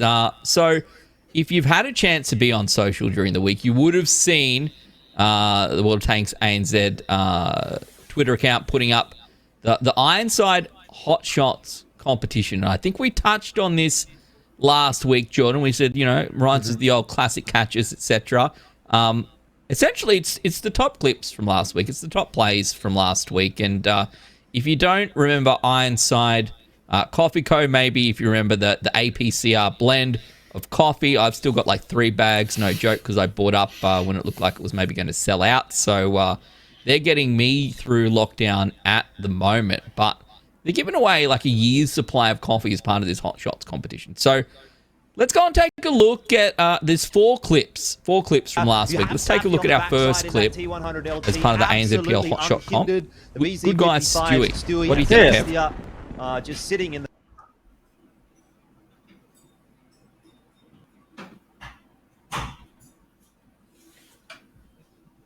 Hello? You have Safi on the backside. I don't know if Kev's still here or not. It just came back. Sorry, it looks like my internet died for a little bit. Sorry, It's okay. just We're all disappeared. back. We're all back. So, yeah, good guy, Stewie. Do you like this clip, Kev? I do. I mean, Celestia here is a one-shot, so he's angling to make it very difficult for the Conquerors to get rid of him. So to get rid of Celestia, then Focus Fire has to go into Stewie instead. You don't get rid of an enemy tank, which means that Celeste is still going to be able to get the clip off, shoot 2 more shots out before he goes down. And look, 1,000 burst damage is a lot at the end of the day. So keeping a tank alive is something that we always talk about in this 5-on-5 format. It's been very important. Good guy, Stewie. So good clip there. Let's take a look Reset at shots and they're just clip grouping up. number 2, clip B, marching by Bowl. right now into the cap. It's going to be the proxy spot. And Yeah. It's going to be going. Oh, Ball's that's just all like the tanks reverse that might hurt sideswiping me. in I'm his gonna back 100, off. but to be fair, it's not really going to help you when there's like 4 or 5 tanks around the corner just ready to destroy you. To be fair, I mean, also, Whippet was the one that initially got focused down, but I mean, buy Bowl is one thing, but buy Bowl and Whippet is another thing. You lose 2 tanks off the bat. I think this is really more of a hotshot clip for the Sentinels than anything else, to be honest with you, Ben, because they were very decisive in this push. Yeah, well, the alternative would be like the Bowl gets bullied, I guess. Yeah. But that's why I'm not in charge of making up the names. But that was, a pretty important part of this match. So that was clip B. Let's go and take a look at clip C. 60 TP Scout, Kev. I knew you were a big fan of this one. Yeah, I was going, what kind of equipment was he running? But afterwards, Lightning Man did let me know, because I think I said here is like, is there a gap in the bushes? Because I remember notoriously there's one part in Prokhorovka where I always go and scout, I always get lit, even though it's like a T100 LT or something with a high camo value. I think that's what happened to Lightning Man. He said that he drove through a gap really sillily. He should have taken the low ground. He got punished for it. So he also said afterwards, I think they would have just died anyway, but it's still pretty funny just to see a T100 LT getting lit up by 60 TP, because that's always a bit of a classic on Prokhorovka if you get outscouted by a heavy tank. Yeah, feels bad, but I know you guys enjoyed this one last week, so good to see it as our 3rd clip of the night. Let's go take a look at clip D, which is the last one of the 4 from last week. CJ extra hot. Yeah, this is the 3rd fire of all time for Bulldogs. They got another one after this as well, by the way, in the next round. Yeah, CJ probably not feeling too happy about that one, to be fair. I mean, that literally just does come down to RNG, doesn't it? You wouldn't be expecting that to happen every day of the week. So, yeah, very unfortunate. Yeah, the Action X certainly, the RNG was not in their favour last week. The Bulldogs certainly made the most of it, but they proved this week that maybe they would have got there anyway, or perhaps they certainly know what they're doing in Season 3. So, A, B, C, and D, those are our clips that we're talking about. If you use ! Ironside in chat, you can find out a little bit more about the competition and what we're doing here as part of the giveaway, thanks to Ironside Coffee. But I saw those clips pop up on social on Monday. It's a great thing, great way to make, we kind of bookend the weekend here, you know what I mean, with ANZPL. You put ANZPL on a Friday and you get to enjoy that on your Friday night. And then on Monday, you wake up and those of us, Kev, you and me, who maybe have to work, Elfish Guy's probably still asleep and wondering what game he's going to play for today. But for the rest of us, get to see some clips. So get in there, take a look at socials. I think there's a form that you fill out and you can vote on them. And we'll see which one comes out on top. Jordan, did you have a favourite of those 4?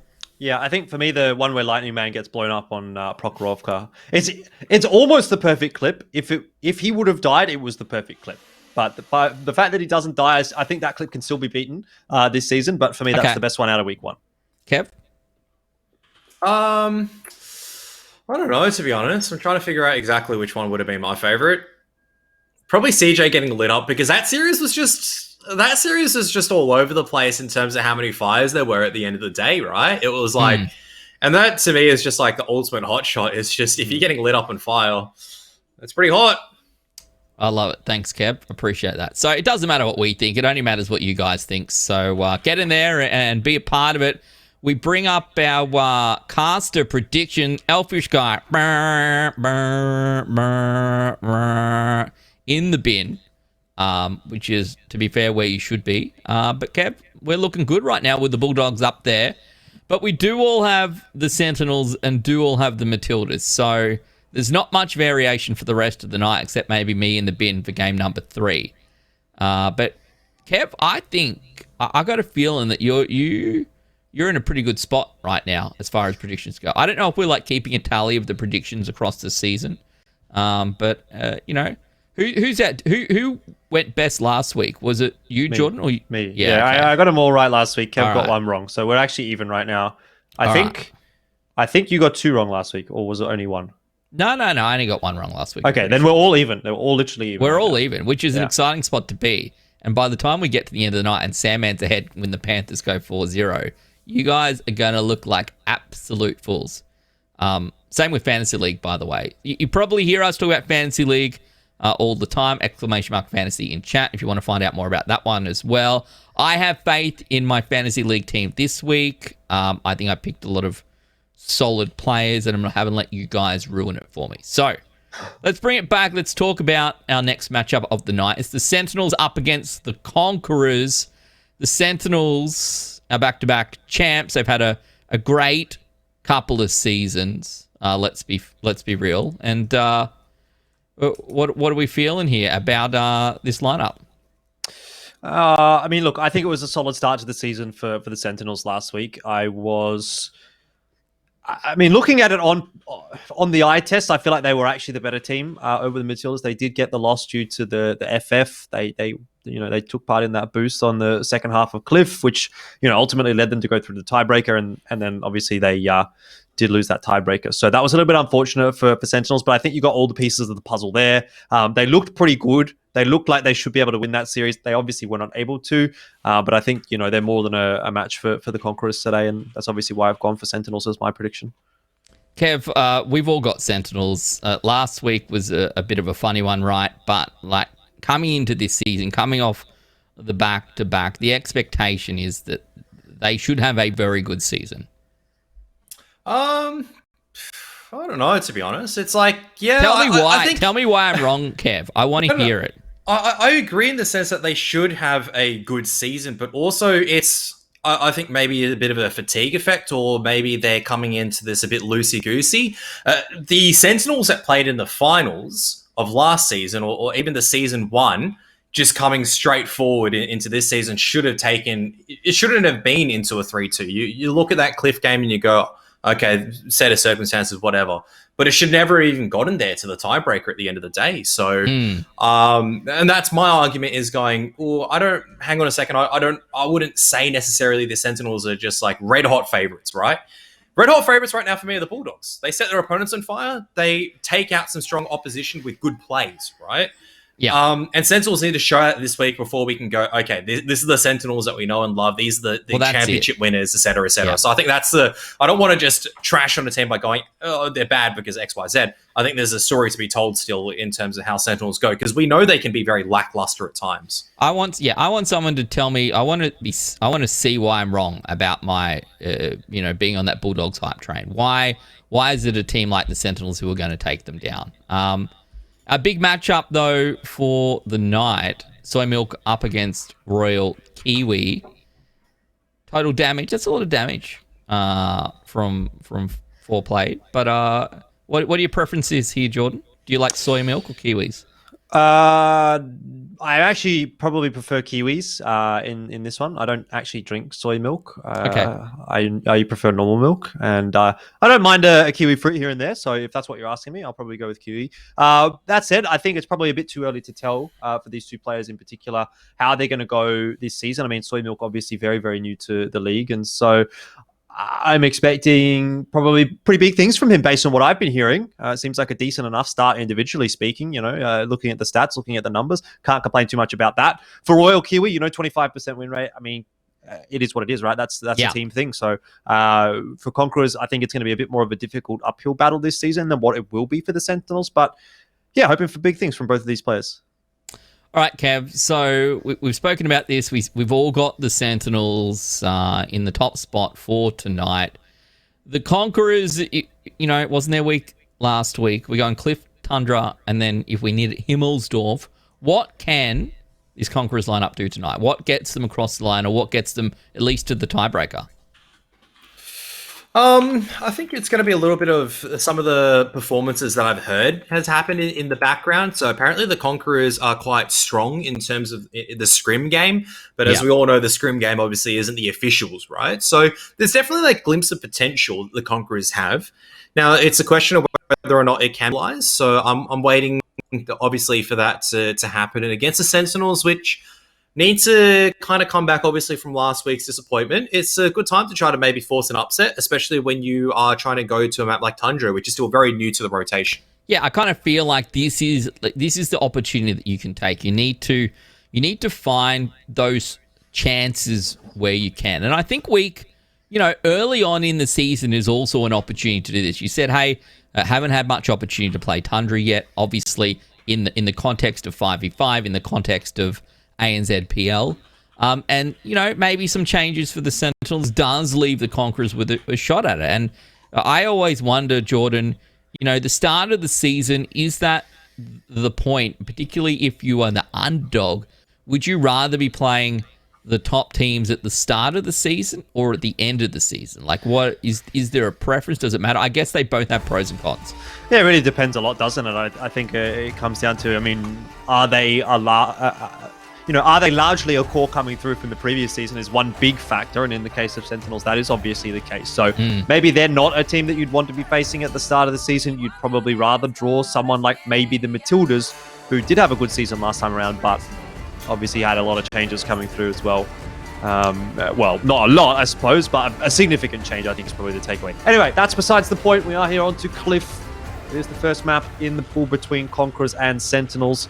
Interesting that Conquerors have gone towards Tundra because, they were quite happy to pick up Ghost Town to start things off last season, if I remember correctly. So always looking to go towards those newer maps in the pools, at least the name, the Conquerors. The team obviously quite different. For Sentinels, Cliff twice in a row, they're the only team that's actually opted to go for the same pick 2 weeks in a row, which is interesting to me. Kevin, it worked out okay for them last week, but for the forfeit, so you can't really blame them.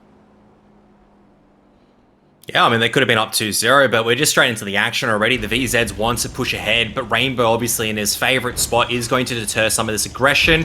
Looks like Tuck, trying to land a side shot into Speed, who's trying to do this dance on the hill right now. This is going to be very tricky for him to get out alive. Iron Guard needs to start applying some of this pressure alongside with Cindy, but Cindy is already so low, trying to get up onto the hill. Now the fight is starting in earnest. Looks like Tuck is going to be the first one to fall. However, it looks like Cindy should follow shortly afterwards to the CS Bluey.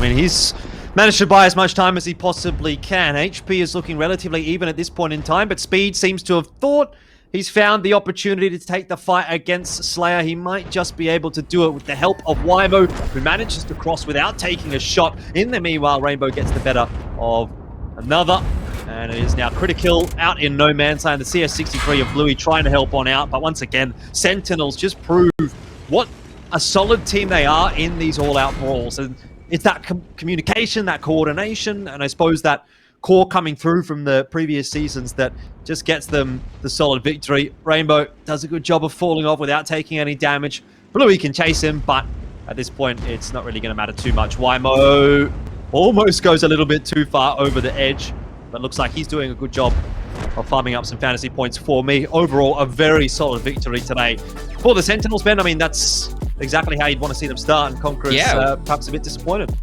We barely started and we're back. Yeah, the Conquerors throwing it all at them. And I think that's a good point that you make, right? Having that ability to sort of brawl and brawl effectively. It is at times, I think, a different skill to some of the, the strategies that we see, or we talk about the big brain plays or whatever we're memeing about. But the reality is that this is going to be part of the game sometimes. And if you're not good at it, you're going to find yourself in trouble. So the Sentinels do a very good job in that regard on the defensive side here of Cliff. And you take a look at a lot of damage around, except everyone for Cindy. But for most of the team, all over 2k damage, really sort of shared the love there. And that's what you like to see. Yeah, definitely. Cindy, he got sort of picked off early on in the piece. I think he just sort of had a fairly unfavorable angle. He tried to get aggressive in that TVP. There was someone watching it. Sometimes that just happens. But at least he gets a little bit of damage out. He gets one clip. That's fair enough. That's fine. He does what he needs to do. And he also buys a fair bit of time as well. That CS63 that was harassing him didn't really have the opportunity to get involved in the fight properly. Yes, you took down the TVP, but if you're losing the 4v4, or what is essentially the 4v4, then I think you're probably, pretty cooked. So overall, pretty good stuff from the Sentinels, regardless of if Cindy gets a whole lot done or not. Yeah. Kev, what are your thoughts? There's not too much necessarily to take away from this, but you got to love seeing 4 tanks alive when essentially it is a brawl. Obviously, if you find the first pick, as we see them do there on the tuck, it makes the rest of the battle certainly that little bit easier. Yeah, very important that you take the high ground on Cliff, and if you dislodge some of these strong tanks like the STB-1 as well as the CS-63 that Tuck was in, it just makes it even harder for the VZs to get involved in the fight, and you can just see the VZ stuck in the low ground. Yeah, you might be able to do a little bit of damage, but 20 seconds where the CS can pump out damage when the Kranwagen. I think the difference there is the Kranwagen and the CS from the Sentinels is able to dump onto an STB and a CS. If you had maybe two, like, if you had an equal fight, that would be a lot more on player skill, understanding how to juggle your HP, a bit of RNG. But with a Kranwagen, that fight is almost certainly won, especially when you see the VZ-55s dumping off the low ground.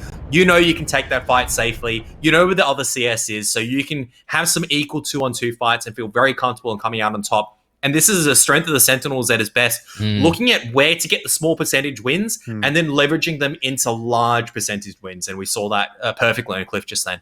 Yeah, and it certainly played out very, very well for them there. Against other teams, maybe it's not going to be as obvious or as large a win, but it's still, you need to start it the same way, right? You still need to get that early pick. You need, as you said, to get the high ground here on Cliff. So we're going to swap it up. We're going to put the Sentinels on attack. No boosts this time. So fingers crossed, we should be Gucci there. But this is for them. This is what we want to see, right? They have a little bit to make up this season now, right? It hasn't gone exactly to plan. So these games against teams like the Conquerors, they're the ones you want to be getting the 3-1s, the 4-0s. Because the expectation is your opponents are. I think you want to be looking at a 4-0 here, realistically, for Conquerors. For Sentinels against Conquerors. Conquerors is one of the teams that's made the largest amount of changes coming through from last season, and they were also one of the teams that was sort of sitting in the middle, bottom of the pack last season as well. So they should, in theory, on paper, be one of the easier opponents that Sentinels face, and in that respect, you being the back-to-back champion in ANZPL, we'll be looking for the 4-0 today, I would say. If not, I mean, 3-1, you'll take that. You get the maximum points out of it, but let's not forget that round differential still a thing as well, and that could come into effect later on in the piece. It is going to be Conquerors moving on to the defensive side. They do have Bluey and a CS-63. Doesn't look like he's going to be going for the climb, though. But Speed, on the other hand, is going to be doing so unassisted, which is good to see. There was some clarification around that. So, yeah, as long as one tank or you can get up there unassisted, it's still obviously very, very cool and good. And that's exactly what he's doing. We saw, I think, Bales do this in week 1 as well. And Cindy obviously just coming on bargain, just making sure he gets in the safe position. The VZs actually do have the overmatch at the moment, but they don't know where the other tanks are at this point in time. TVP also here in the action from a cheeky angle. I think that's going to be Rainbow trying to seek out if he can get some shots on any tanks climbing. But obviously Speed over here, right onto the hill. VZs might be tempted to dump in because I don't see anything else right now, and that may not be a bad decision. You can get rid of Cindy very quickly, nice and early on. The tanks coming low ground means that the VZs need to go for something. You can't stay there forever. Well, those tanks coming low ground have been spotted, or at least the 2 VZ-55s have been. Rainbow in his TVP is still as of yet unseen. So if there is a repush through from Conquerors down the 1-2 line, then maybe they get a little bit of a unwelcome surprise. Cindy more than happy in this Kranwagen to continue to peak this ridge and try to play this game with Slayer, who in an STB1, you know, he's not the worst of tanks in the hull down position, but against a Kranwagen, I don't think anyone really wins. Except the Kranwagen. VZ-55s have gotten themselves into position as well. So Sentinels taking parts of the map that they want to, doing it without losing too much HP. Wymo, maybe just a one shot or two going into him, but all said and done, not a shabby start from the Sentinels. Yeah, he was able to. I think he got a shot early on, took a shot from the TVP that was just watching the push, obviously, and now it's just up to Rainbow just covering off that flank. I mean, Conquerors don't need to make a move, right? Even though there's control, obviously, for the donut, you can just utilize these hold downs over here. The question is to the Sentinels is where they're going to use the VZ-55s. They're trying to identify where Bluey is going to be. I like this stat. 55% attack win, 45% defense win on Cliff in Season 2, the most balanced map in the pool. And I think that's probably part of the reason why I enjoy watching Cliff more than a lot of the other maps. I'd say it's probably my favorite map to watch, to be honest, Kev, because it's quite hard to predict what is going to happen sometimes on this map. And it's for that very reason that it can be well played on the defense or on the offense rather than skewing heavily to one side or the other. And Cindy does cop a shot into the ammo rack. I'm a bit surprised to see he hasn't repaired it. There it is. Finally does manage to repair it. Still a lot of time for, obviously, the Sentinels to work with. Now Rainbow's making a bit of a rotation. TVP is not really the tank that you want to bring into a brawl, so the question is if he's going to rotate over to the 9-0 line, try to get the side angle maybe.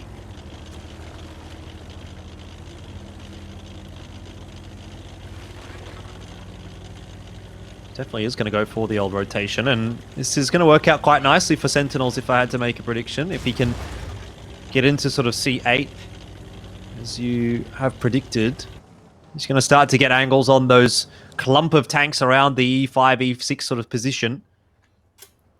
And that's where the map starts to open up a little bit. There isn't really any response so far for the Conquerors. There won't be one. The CS63, the TVP, they can't do much about it. This is cool. Be able to see which direction the tanks are facing. Don't get that every day of the week. But I think this is going to be the big difference maker, this rotation in from Rainbow, and see if he can get much damage out of it. It's obviously the element of surprise that you want to be making work here, so it's those first sort of 2-3 shots, really that first clip from the TVP that can make all the difference. He's managed to sneak one through, which is not a massive advantage, but now he is, of course, still a thorn in the side. There's another onto Slayer. Oh, well done. Yeah, puts Slayer in a tough position. You either have to back off or go back down, and Cindy just punishes him even harder. So yeah, he only gets 2 shots in, potentially, at the end of the day. But just the pressure now, the VZs have just been unable to really do anything. You can't rotate out, and you can't really dump on the TVP either, because you try to dump, CS on top of the hill will have shots down onto you. TVP is and will be able to kill the SCP in one go.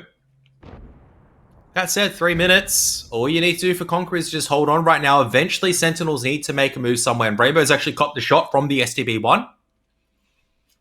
Question is when Speed's going to get involved in the action, because you need to do something right now for the Sentinels. You can't sit here forever. Here's the action we've been waiting for. VZ's now pushing across. This is where Bluey can really farm up. As of yet, the VZs are unspotted as well, and that's going to be really bad news. A very unfortunate birthday present for Conquerors. Critical, he's going to die. Wymo and Iron Guard, as long as they pen their shots, are going to get him done. Cindy, I think, might have shot one in there as well. Perhaps an overcommitment on all the shells, but overall, Sentinels get what they wanted. It's the tank out of the picture. Now they have the 4-on-5. Speed comes off the hill. Rainbow from the backside in the TVP continues to clip out, and Royal Kiwi, he is not long for this world. 100 HP, one shot away from death. Doesn't really matter who it's going to go to in the end. It is, of course, going to be Sentinels that are going to gain the advantage out of that initial skirmish, and now with only 2 tanks left, Conquerors don't look like they're going to last much longer. Yeah, it took a while to get rid of that VZ at the end of the day. Tuck, his load has gone down in the meantime. TVP quite fragile. Bluey just trying to utilize his turret armor, but Rainbow's going to come across the side and pretty much clean up the entire clip into the side of the CS63. Nowhere to go. Tuck needs to run, trying to get away from Iron Guard. I mean, he does cop one. And it's game. I mean, if it was a little bit tighter in terms of timing, if there was only half a minute left, I would favor maybe Tuck getting away, but unfortunately, there's just not enough time. Cindy's over there, and that's a clean 2-0 at the end of the day for the Sentinels. Very well done in terms of the map control and take there. Yeah, methodical game there from the Sentinels. I think great to see, and perhaps giving the Conquerors some respect as well that they deserve, and, you know, not just sending it and assuming you're going to win there. Also, it kind of felt like there was a great use, Jordan, of you know, that HP pool and sharing it around. At one point, you could see that the Sentinels had 5 tanks, and 3 of those tanks were under like 250 HP or something like that. So we talk about that a lot, so that was great to see. But it kind of felt like there wasn't really a point there where the Sentinels weren't in a pretty good spot. No, I think as soon as that rotation came through from Rainbow, it looked like Sentinels were going to close that one out. It's obviously off the back of that call that things start to sort of open up a little bit. And as Kev said, he farmed up quite a lot. So did Cindy, to be fair, in that Kronwagen. He got 10 shots out, penned 8 of them. So you really can't complain too much about that one. The only person that comes out of that maybe a bit disappointed is Wymo, because he's like literally the guy that leads that charge, ends up dying. He gets 1k damage out. I mean, it is what it is. Someone has to do it. But yeah, he'd be thinking, I fired 5 shots. I only hit 2 of them. I'm disappointed. He's on my fantasy team. Going to spend my 3 stars on someone else next week at this rate. Yeah, true. Have to think about that. Yeah. But for the Conquerors, we take a look at them. They look still a bit of damage, use coming through, but obviously not enough there. Would have it played out differently, Kev? Do you think if the VZ55s had pushed through a little bit earlier? I think it's always a question of the devil you know is better than devil Yeah. you don't. You didn't have any information there for the VZ, so obviously us having that God view, we can see everything, Sandman. But in this case, they don't know what was behind there. It could have been a TVP, could have been a couple of VZ55s that had managed to lay into the corner, tucked in, waiting for a counter response. Even when they pushed over Donut, you can't really push in any further because all of a sudden you're stuck in a crossfire, and the tanks that you have to try to break TVP in a CS63, which is kind of in a defilade, aren't really in the position to try to counter push. So the VZs are stuck for the Conquerors. They can't do anything. They bleed out. And as a result, the game looks very one-sided towards the end, even though it did hang in the battle a bit.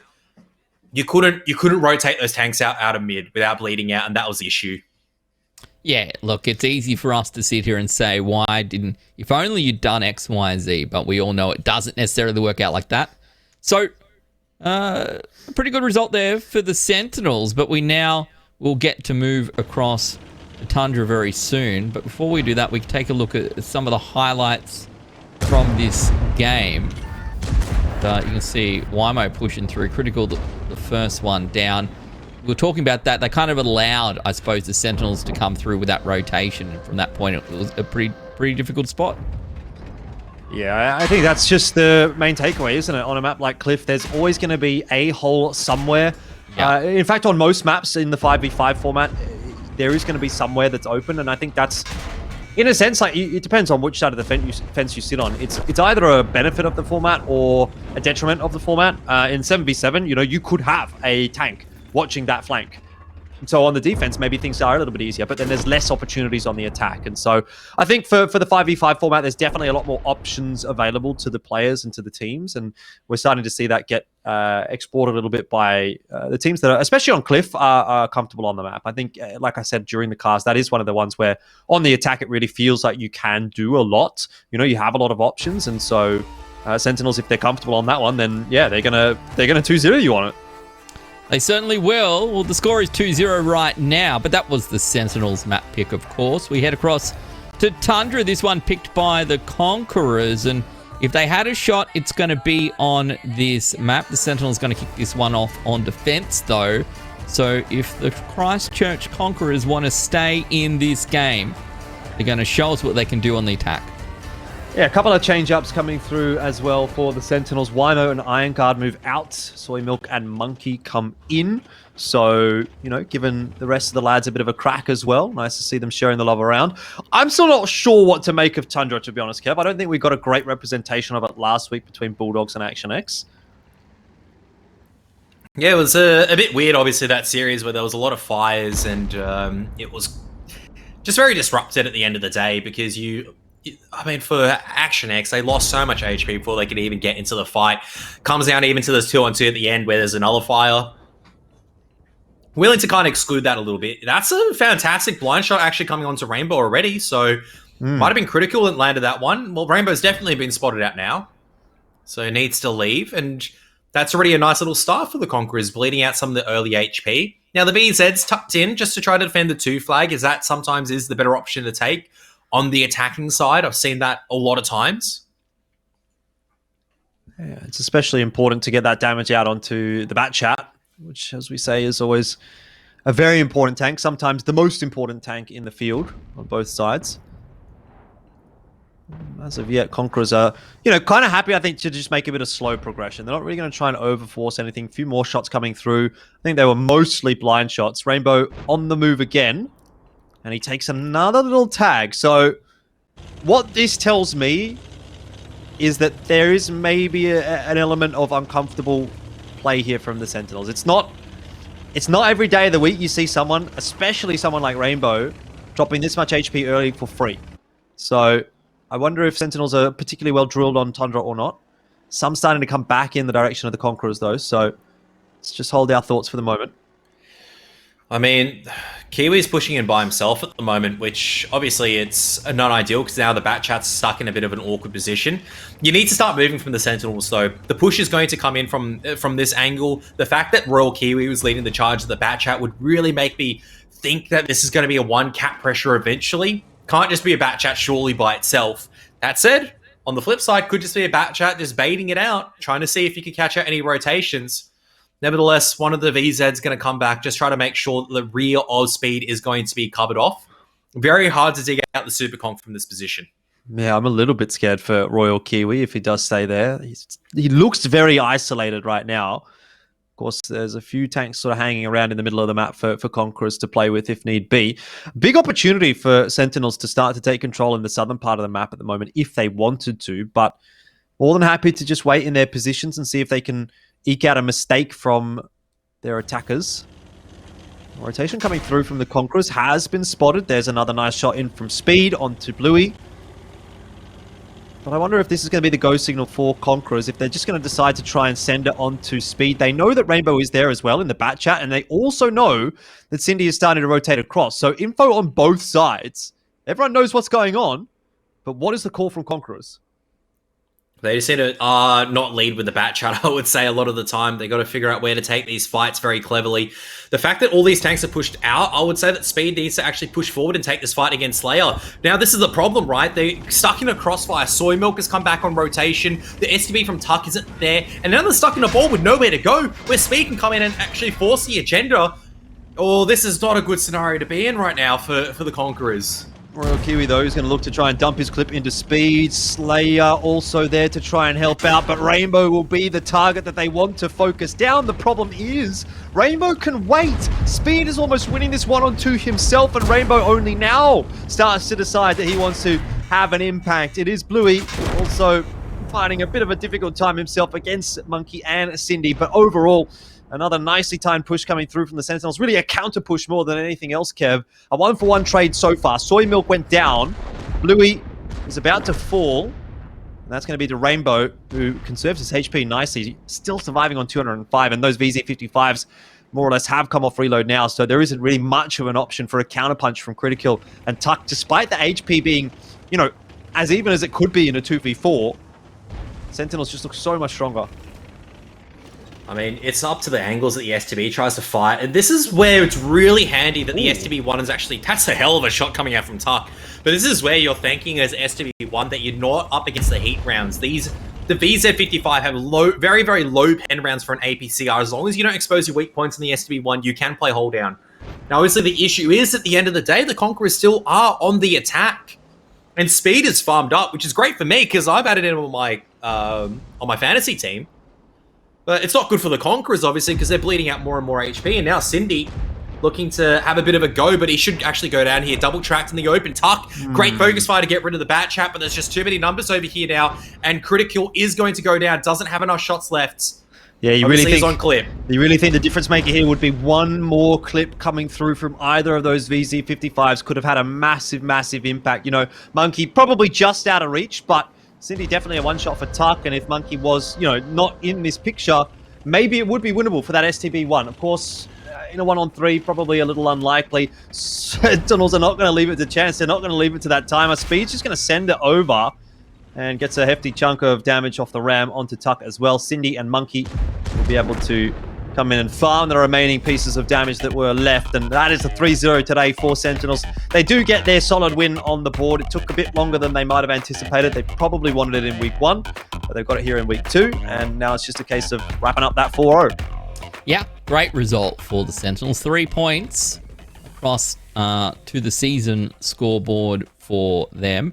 That was a bit of an interesting game for me, gents. It kind of felt like maybe the Christchurch Conquerors did have a bit of a plan. We did see something from them there at the start, and maybe they found themselves in a decent spot around the 1 cap. What surprised me, and I guess what confused me, and I guess a lot of things confused me, let's be real, but what in particular confused me was that they pushed across the 1 cap, found themselves with a tank advantage, then didn't push it and waited until they were at a 5v4 disadvantage and then lost.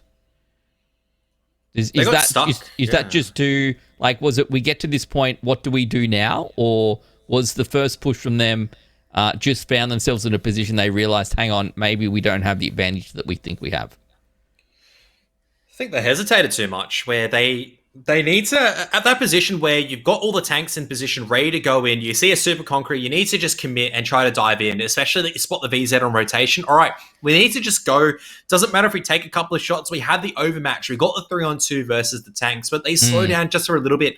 They're a little bit uncertain where the bat chat is. They're a little bit uncertain where the other tanks are. And that one moment of hesitation allows the Sentinels to get the other tanks across and rotate.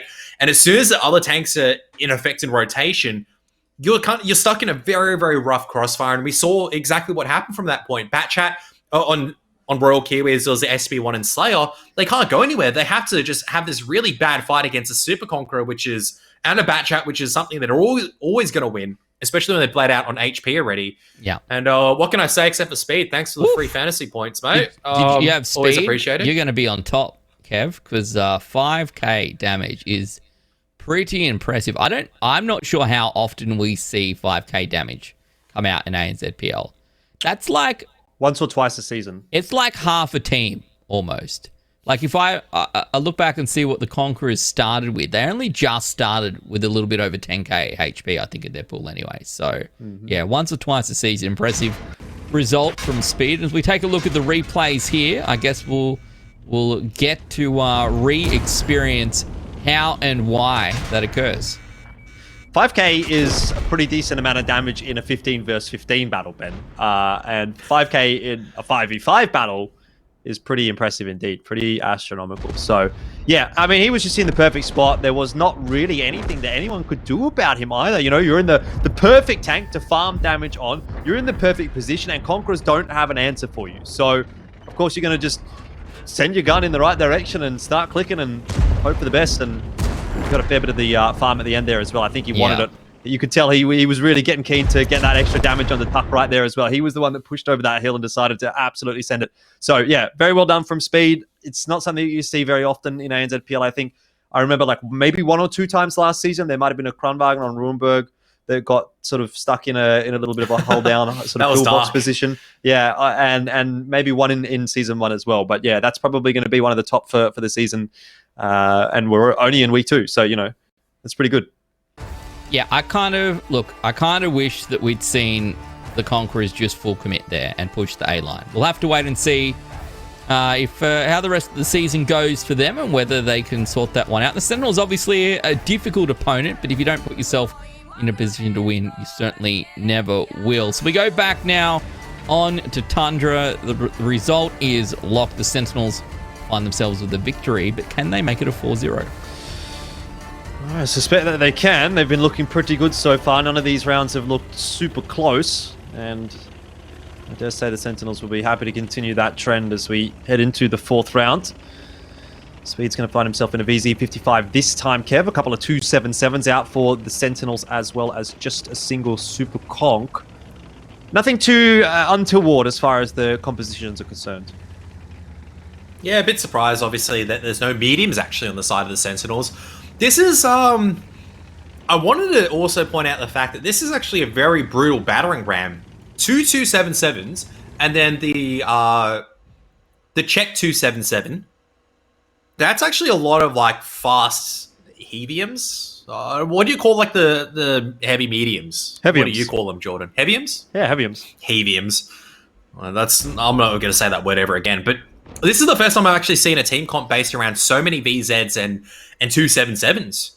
That's a lot of, like, as I said, just ability to get into a position, take minimal damage with the armor that you do have, and then from that point leverage your advantages, obviously, from those tanks onwards and that position onwards. I mean, it doesn't seem that they've been made to work too hard to get into positions just yet, Sentinels, because they're already getting some nice early bleed damage onto Royal Kiwi and that STB1. So I dare say Sentinels aren't feeling... I mean, at this point, you definitely wouldn't be feeling the pressure of the clock. And when they're managing to tick that HP bar down slowly but surely, they don't really feel like they need to be pressured to do a whole lot either. As long as things are working, why change it? And already a great start for Sentinels. Still got some good map control down to the south. Fast rotations coming through for those 277s. And so for now, Sentinels are quite happy to just sort of set up in this default position and maybe try and take some trades. HE there onto Rainbow. Yeah, not doing much these days, obviously, after the HE rework. I mean, that is not a good trade that you want to make. If you're firing, that's a great shot from Rainbow, firstly, into the Cupola, but or the Commander's hatch. But similarly, that's like instantly that trade is worth it. You go, all right, I penned your Cupola, you fire 2 HE shells, I'm up by 320 HP. And this is the 277s. They're making their rotation. It is going to be that push into the position. I've got a feeling you're going to see something much more different this time around. You're going to see a little bit more of the commitment into the A4 position, the A2 position. As soon as you get that surround, it pushes off where the Super Conqueror and the Kreinwagen can sit over there in D4. And from there on, you have to push over. And the question is, where do you focus as the Conquerors? Where's your focus point of fire? You haven't spotted out the 277s rotating, and this is a huge difference. You've got 8,000 or 9,000 HP to push into you at a relatively fast speed. Royal Kiwi is just is going to die. There's nothing he can do.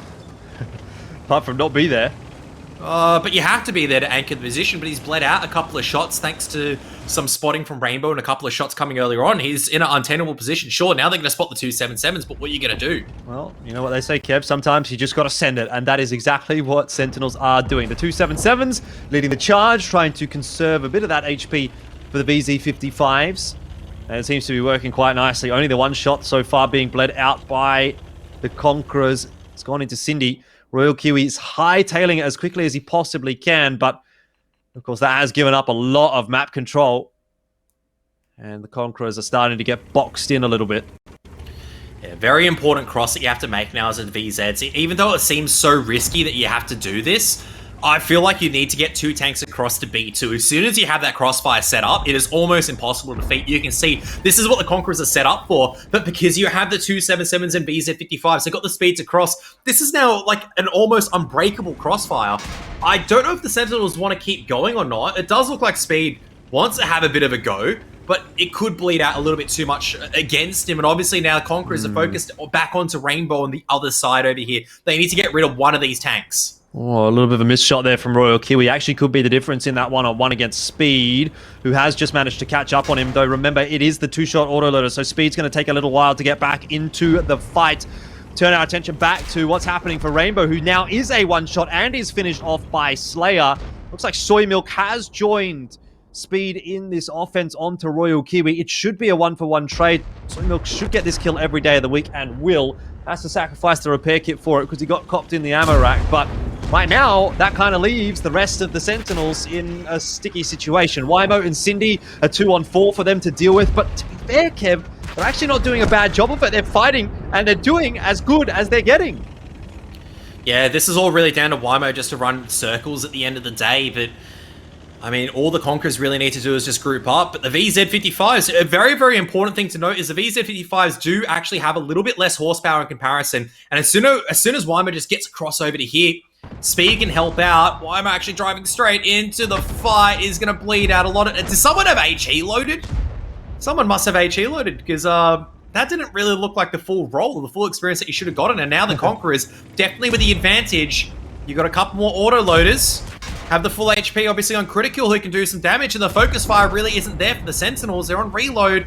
And this is where the Kreinwagen can really put in some work. Yeah, should get all 3 shots right in the back of Speed, or if not him, then into Soy Milk.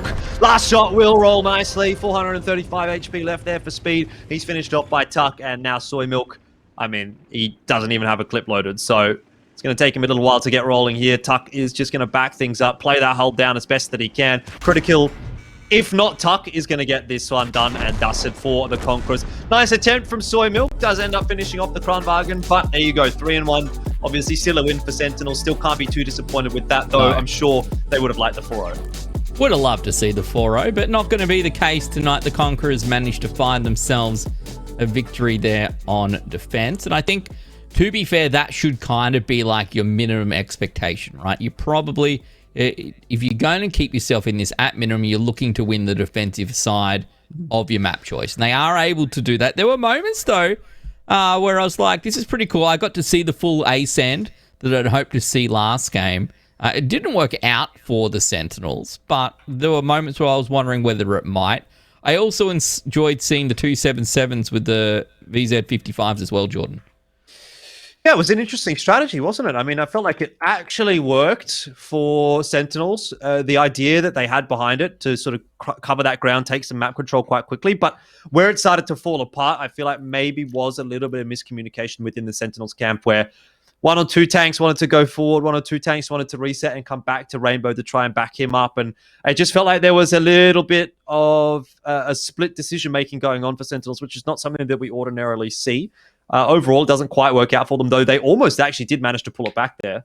Yeah, they did. I think they went in, to be fair, with a bit of a HP advantage as well to start things off. Or maybe they just got the picks very early on. Maybe they got that early damage in the game also. But whatever it might be, not enough this time around. Kev, it kind of felt like, yes, the Conquerors came out with the win, but am I being unreasonable when I say maybe I want to see a little bit more from the Sentinels in a situation like that? Obviously, the pressure wasn't on here, but in a scenario where maybe it was, that's not the result necessarily they're looking for.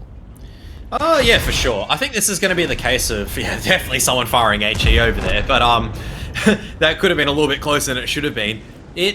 I liked how the Conquerors rotated. I was talking about how the Sentinels, they needed to get to A2 to that A4 position, then utilize the crossfires. I was very surprised when the VZs actually pushed forward more. So the Conquerors actually make the smart rotation down. I don't know if it's a case of I wanted to see the Sentinels being a little bit more convincing in a 4-0. I think it's good to see the Conquerors actually have this fight. I like seeing how they're rotating across the map because they're showing at least their own pushovers, right? Yeah. I think that's a better way of looking at it, is going the Conquerors actually understood where they needed to go defensively. They had good focus fire. They were able to isolate some of the targets they needed to. They knew when to fall back. And that was the biggest takeaway for me, is that Tundra hopefully is going to be like for Conquerors, like Ghost Town. It's going to be the map that continually they will try to surprise one of these opponents and eventually will be able to take the series victory away as a result. Yeah, particularly if people aren't necessarily putting in as much time to deal with maps they expect to see against teams like the Conquerors. So the Conquerors, it's 2 weeks in, still plenty of time. You only need to make that top four, and we've seen time and time again how teams have been able to make their way back through the season, even though they've had perhaps not the start that they were looking for, but this season, with the way that we're going to see far less draws and, either the 3-0 wins or the 2-1 wins, maybe I'm waiting to see how that plays out mathematically, but maybe it will be more difficult to catch up later, because I think a lot of the teams who struggled early season maybe got a couple of draws as well in season 1 and season 2, and we're not seeing those. There's no excuses anymore. You can't just struggle your way through a game and then come away with a couple of points or something to take home for next week. So, nevertheless, takeaways here. Sentinels, pretty impressive job from them. Conquerors, it's not all doom and gloom yet. Nice to see what they did on the defensive side of Tundra, and we're keen to see what they can do with that map and in general for the rest of the season. Feels like each and every week's going to come at us quickly here. So, we'll be talking about this and it'll be week 7 soon. Who knows? Nevertheless, coming up next, it's the Archers and the Panthers. For me, this one, it's going to be exciting. I got the Panthers down to win. You guys have the Archers down. The Archers, to be fair, did look pretty good last week. So am I going to have egg on my face, or are you guys, a couple of gooses/geeses? Nevertheless, we'll go to a break. We'll come back. By the way, it's a Mevy. A medium heavy is a Mevy. And we'll see you after this break.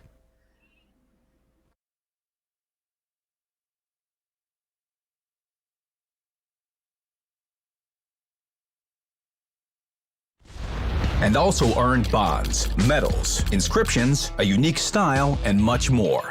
And the main reward is one of the premium vehicles from the updated list. It's easy to obtain all this. To become a commander, you have to have played at least 600 battles. If you have this amount or more, then go ahead and get your referral link via the game's portal. Log into your profile on the website, select Community, then click Refer a Friend. Or you can go to the referral program window right in the garage, become a commander, and invite recruits. You have 2 slots for them. To invite a friend, share the link to the referral program via social networks, or copy it and send it to your fellow tanker, whichever way is convenient. You can recruit either a new player or an old player with 200 battles or fewer, or if they haven't played any battles over the last 60 days. It's also important for the player to not have been a recruit or commander. To join the program, the recruit needs to follow the link the commander sent them. the recruit card will appear in the commander's RP window. That means you entered into a contract. The contract consists of 6 successive stages. To complete each one, the commander and the recruit must earn 250 referral points. The total is 1,500 points for all stages. To earn points, play random battles and complete special missions. There are 2 types of missions, individual ones for the recruit, and platoon ones for the recruit and commander. Missions of different types are completed simultaneously.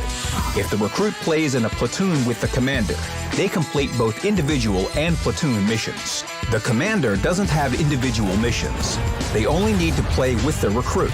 If there's no such opportunity, it's all right. Recruits can still finish the contract by completing their missions. The mission conditions are simple. While playing alone, the recruit has to cause damage higher than the durability of their own vehicle, win a battle, receive at least 1 medal from the list. The more medals for the battle, the more points they will receive. The platoon missions are quite similar. Cause at least 3,000 damage in a platoon. Play at least 5 battles together in vehicles of any tier. Earn the Crucial Contribution or Brothers in Arms achievement. Also, be among the top 12 players on your team by experience earned. To complete individual missions, only the recruit has to be among the top players, and both players have to be in the top for platoon missions. You can earn no more than 100 points per day. During the referral program, the recruit receives a bonus to experience and credits earned in battle. The commander receives these rewards for playing battles in a platoon with the recruit. Also, when playing together, you will receive twice as many points for completing individual missions. You'll receive bonds, medals, emblems, a unique style, and a premium vehicle of choice for completing all stages. The commander will also receive a badge. The recruit can choose among Tier 6 to 7 vehicles or receive a fixed credit compensation. The commander can choose from one of the Tier 8 premium vehicles or receive credits. A new period in the referral program starts every 120 days. For the new period, the commander can invite 2 new recruits. At the beginning of a new season, the progress of the current contracts is saved and reworked to satisfy the new rules if they have been changed. And the list of reward vehicles is updated with new vehicles for both recruits and commanders. Sometimes you might need to break your referral contract. Both the commander and recruit can do this at any time. Right-click the recruit card and select Terminate the Contract. If there was no progress for the contract, the commander will receive 1 vacant slot. But if at least 1 stage was completed, this slot disappears. As a result, all contract progress is lost and can't be restored. The contract not only brings opportunity, but also responsibility. Take part in the new referral program. Invite friends, receive bonuses, grab valuable rewards, and try out your new vehicles. To battle, Commander.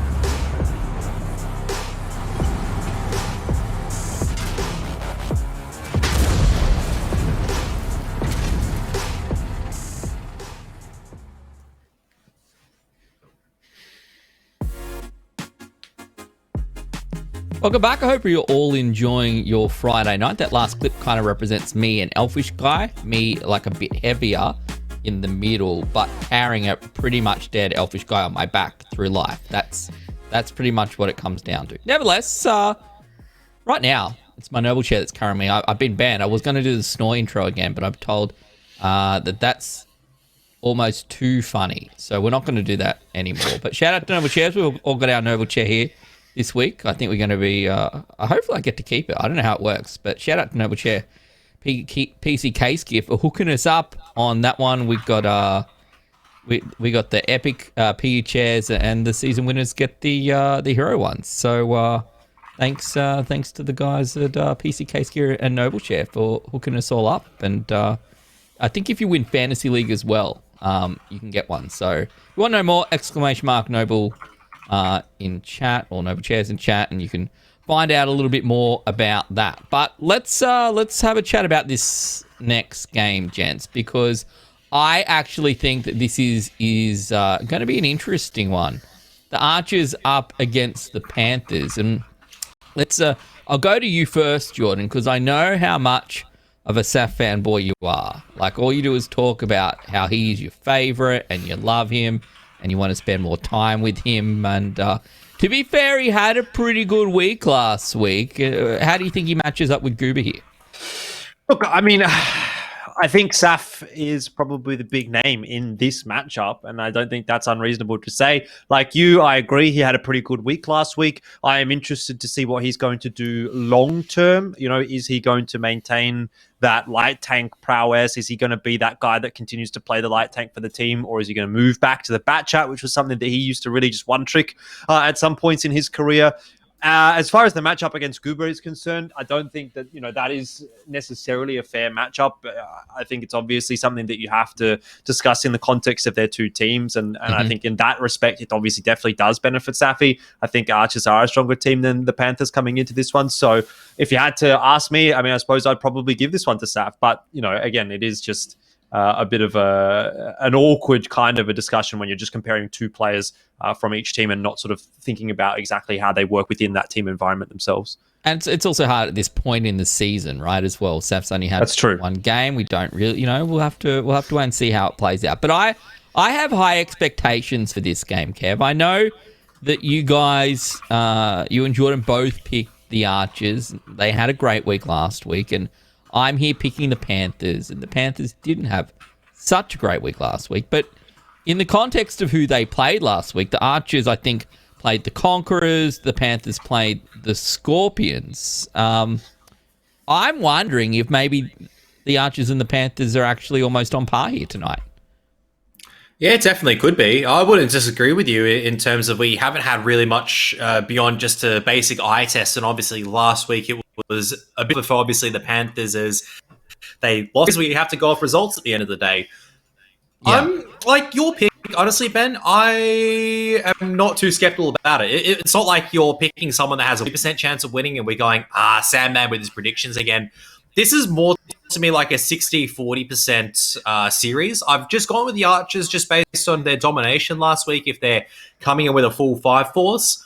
But Perth Panthers, you just can't count them out. Once again, some of my favorite players are on that team. So I think it'll be very foolish to try to dissuade anyone from going the Panthers are completely out of this series. When you look at the maps like this, I think touching a little bit on what Jordan said in terms of the head-to-head, what I would have liked seeing maybe a little bit more of a head-to-head, and here we are, Sam River and Muravanka, two of the open maps. Is Saf Safi up against Lightning Man in the scouting role, and that is going to be a very interesting matchup in my mind because two very experienced players, both very high cap mechanical players, going head-to-head on maps where arguably vision control is so important. That to me is a big point that I wanted to point out. For me, and I look at chat and I look at the submissions, so only 30% picked the Archers, 70% picked the Panthers to come out with a victory tonight. And I feel a little bit silly here because I was just going to put my channel points on whatever the opposite was, but I forgot to. I didn't get back in time. So could have put some points here on the Archers and gone either way. But the way I see this, right, Sand River, Muravanka, both mostly, you would say, defensive-sided maps, right? You don't see that many attacking side wins. Yes, we saw one tonight already on Sand River. I'm going to put that aside. These two teams, for me, the Archers and the Panthers, I kind of feel like we're going to be in a scenario where they're just going to win the defensive side of these first two maps, and it's literally going to come down to the tiebreaker on Himmelsdorf. And when it gets to that point, I think the Panthers, Jordan, are in with a real shot. I don't necessarily disagree with you, to be honest. Two very defense-sided maps, and I think a lot of it kind of comes down to how well practiced these two teams are over the last week or two. It looked like on paper Archers were pretty well practiced coming into last week, but based on some of the discussions I've been having, I'm not sure that is necessarily true. Maybe they just looked good. Have they been working hard? Have they had a lot of time to scrim? Jury's out, I suppose. And I think what we're going to get to see today will really inform our opinions. One game is not enough to a champion team make, and so we need to sort of see that consistency over 2 or 3 weeks before you really start to say, yeah, Archers is looking good, or yeah, Panthers is looking good. Now, Panthers, obviously, I felt last week looked a little bit rough around the edges against the Skorpions. Their initial setup seemed to sort of lend them to bleeding a bit of HP. They weren't great on Ghost Town, right? Ghost Town was a bit of, was a little bit average. I'll give you that much for sure. So the question is, what have they gained from last week, and how does that play out? I think Ghost Town's always a little bit of a tricky one as well. So when we have these really heavily defensive-sided maps, I think it takes a lot to find out a win on that attacking side. So the question is, do we go to Himmelsdorf? And if so, how important are those attacking rounds to be? How important, Jordan, is getting side on Himmelsdorf if we get that far? I don't think getting side on Himmelsdorf is like the be-all, end-all. Like, it's not Muravanka. You're going to go into that and say, all right, defense side is going to win. I think you can win equally on the attack or the defense. So I don't think that's a massive deal. But getting attack-sided wins on the two maps in the pool themselves actually seems like a pretty big deal to me. Both of those maps sort of leaning towards the defense side. So I don't think it's so much you get a win on the attack and you go, great, we've got the tiebreaker.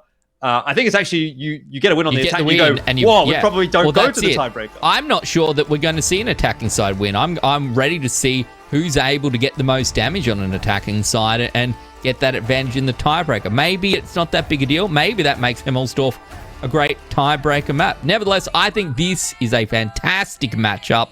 I'm ready for this one to go all the way. The Archers up against the Panthers. Me too. I'm looking forward to it. I think this is going to be an interesting match, and it's going to tell us a lot about these two teams. We really can't lock in anything, although Kev and I have obviously gone for Archers as far as our predictions are concerned. So that gives me a degree of faith, Kev, that you're in agreement with me for once, and we'll see what Archers are going to be able to do today. We do have that T100 LT out for Saf. No light tank on the side of the Panthers, though, which is making things a little bit interesting. Yeah, I was a little bit surprised by that. I mean, I was expecting Lightning Man to potentially actually go over towards the T100 LT versus the VZ, but looks like Panthers have a game plan in mind, having two Kronwagens as well as a VZ55. Stewie just making that slow mountain climb. And we like this position was utilized quite a bit by Madhouse in the previous season. Needs to be careful there, because obviously you can see a couple of stray shells whizzing in young Stewie's way, and he's going to cop one. Yeah. Not the start that Archers was looking for, that's for sure. But it's a very interesting defensive setup, isn't it, right? With Saf having taken so much control of that southern part of the map, there is this element of Panthers getting boxed in a little bit, and I wonder how many options they are really going to have to play with outside of an A-line push, which, if you are the Archers at this point, you're probably expecting, given that they're not seeing anything in mid, they're not seeing anything on the southern part of the map, so where else can Panthers really be? Yeah, and the difference between the approach that the Panthers as well as the Archers had, or compared to earlier on where we saw Bulldogs on the attack, how they managed to get control of this A-line was they actually dumped their Batchats and Kronwagens, I think very early on into mid. It threatened the Kronwagen of JT as well as Aussie down to the stage where they couldn't actually spot the low ground cross. Now, obviously, this is not the scenario over here. You've got so many eyes on for the Archers at the moment. They're going to see everything that's going to be happening in their direction. They're trying to bleed out Stewie a little bit. Like to see eventually Saf get involved a little bit more, but obviously he's going to figure out the timing. A man with his experience isn't going to obviously let the ball drop. And now you can see Stewie's going to spot absolutely everything. He is going to also cop a few into the cheeks of the SCB one, I'm assuming. Yeah, not necessarily the worst of shots coming through from the Panthers so far. Stewie up there, he'd probably be feeling like he's relatively safe playing hull down, but, you know, still copping that damage. Twit also gets one back from Stewie, so Archers are kind of giving as good as they're receiving at the moment, but the question is, Kev, have they done enough damage on this cross? Although, obviously, the cross hasn't finished just yet. There are more opportunities. But as though Panthers have gotten away with that, and they're probably not too disappointed with how much HP they have left after making their way all the way through Sand River. Yeah, I mean, you'd be pretty happy getting Dastardly, obviously, in that hold-down position. Now you're going to be able to dislodge Stewie as well. You've burnt his repair kit, so this could be absolutely huge if Twit decides to, or does get a bit lucky and hit the ammo rack. And both shots actually go a bit awry over there. Surely the CS is up at North need to make their move soon. Trax and Celeste, obviously, just making and trying to figure out their rotation timing right now. Goob has spotted them out, but he's taking the 2-tap, and this is never good for a bat chat. Lightning just holding his clip. Just allowing Twit to try to win this one-on-one between himself and Stewie right now. Sure that Stewie's having a great time of it, to be honest. JS continues to cop pot shots. I'd like to see that T100 LT start to get into the mix here for Archers. I know Safi is sort of quite far away at this point in time, but I think he needs to get a bit of a wriggle on to find himself in a firing line, because at this point, Archers are starting to bleed a lot of HP up towards the northern side of the map. Yes, there's only 4 minutes left for the attackers. Celestia and Trax are going to have to book it, and they should be able to in the CS63s. They might take one shot here from Twit if he gets there quickly, but seems they're out of the picture quite nicely. So it almost feels like Archers are not too eager to commit to a fight here, and they're really just taking run and gun kind of tactics, and they've benefited quite largely from that. Return gets the better of JS, who was just left out in the open by Panthers. Even Twit now a bit isolated. He could actually get collapsed upon by the 2 CS63s if they have the information, which now they do, that Dastardly and Lightning Man are not really in the position to help him out. But again, Archers decide to just take the more passive route. They're prepared to allow Panthers to come to them, and I think this is kind of an infuriating game style to play against if you're Panthers. Everywhere they're trying to make something happen, Archers is like taking 1 or 2 pot shots at them and then disappearing, and Panthers just seem to be rotating around the map. Now they're completely boxed in to like the A0 corner, and from here, what do you do? Can't really do much. They've lost the ability to try to take down some of these tanks. Really well played by the Archers, just making sure they didn't lose any tanks for free. They pick off JS pretty much, just easy pickings, honestly. Goob is taking so much damage where all of a sudden, this one-on-one that you normally expect to have between the Bat Chat as well as a T100 LT, that is firmly now in the favor, obviously, of Saf.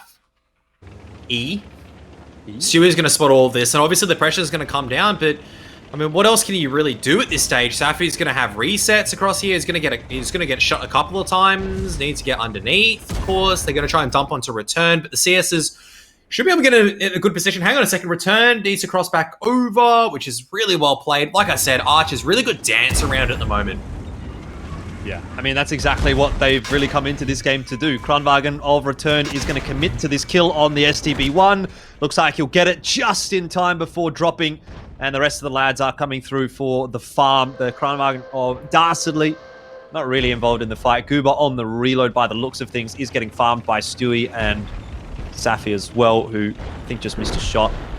That's fine. We won't talk about that. It's probably not the first time. It's probably not going to be the last time. It's certainly not the worst thing he's done in a competitive game of World of Tanks. But Dastardly is going to be finished off, and that is a slow but steady start to this series for the Archers. I mean, that's actually one of the longer rounds that we've watched all night.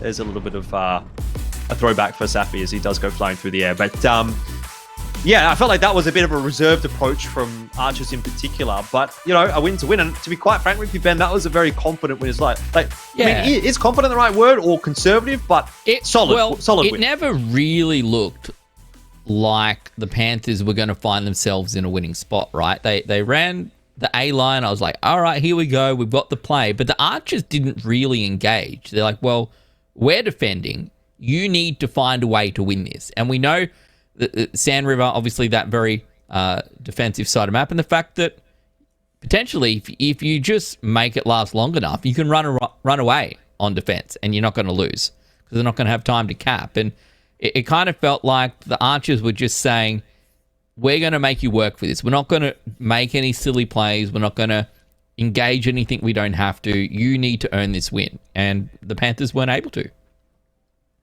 Yeah, I mean, I think perhaps a little bit of a hesitancy from the Panthers early on in that round might have cost them a fair bit of time.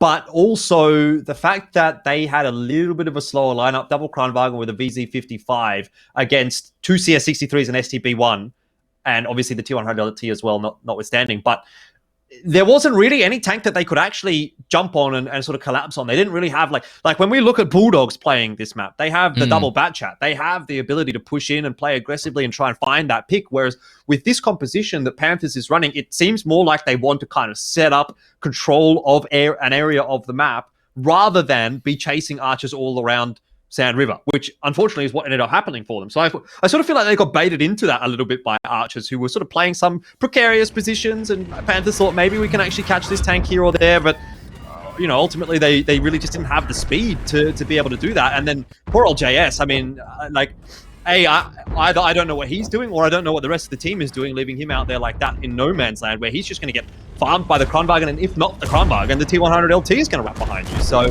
it just seemed like Panthers in two different frames of mind. Their composition didn't necessarily line up, I think, with what strategy they ended up employing in this game. Kev, anything else to add?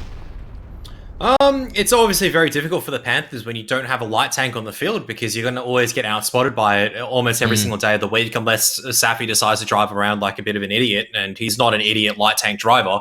He knows exactly what he's doing. But yes, you're right. Exactly whoa.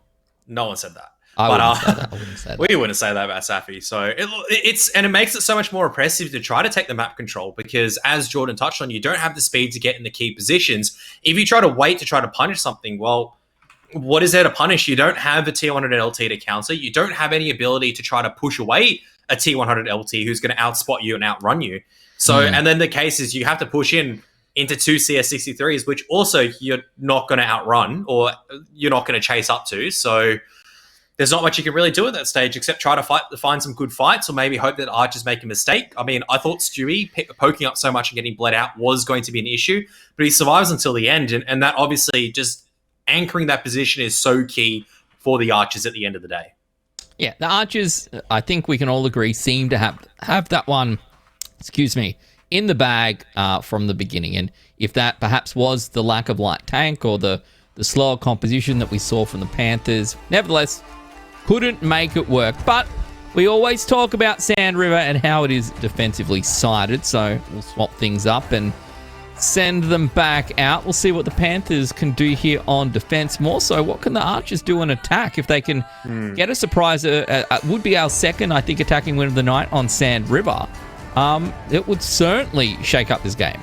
Yeah, it's a good point you make, Ben, and I'm going to say the exact same thing that I did going into the second round of Sand River between Skorpions and Bulldogs.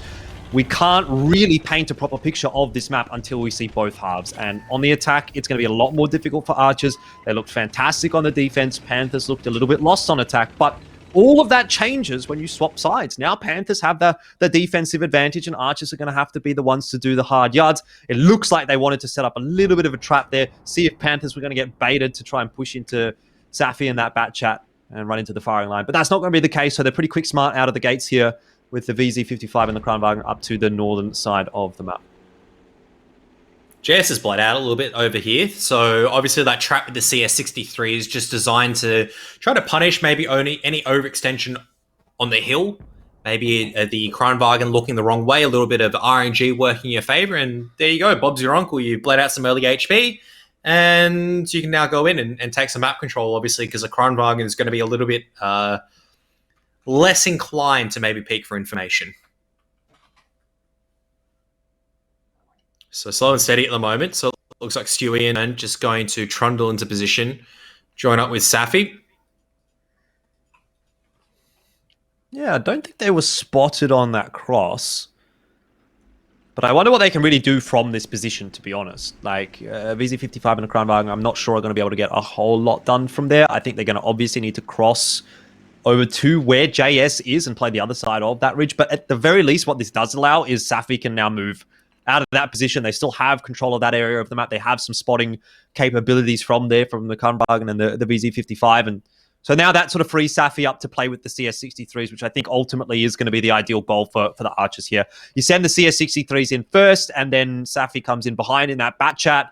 And if the CS63s can't do it themselves, then the Bat Chat is going to be there to cause a bit of a problem as well. Push comes through from Stewie and returned.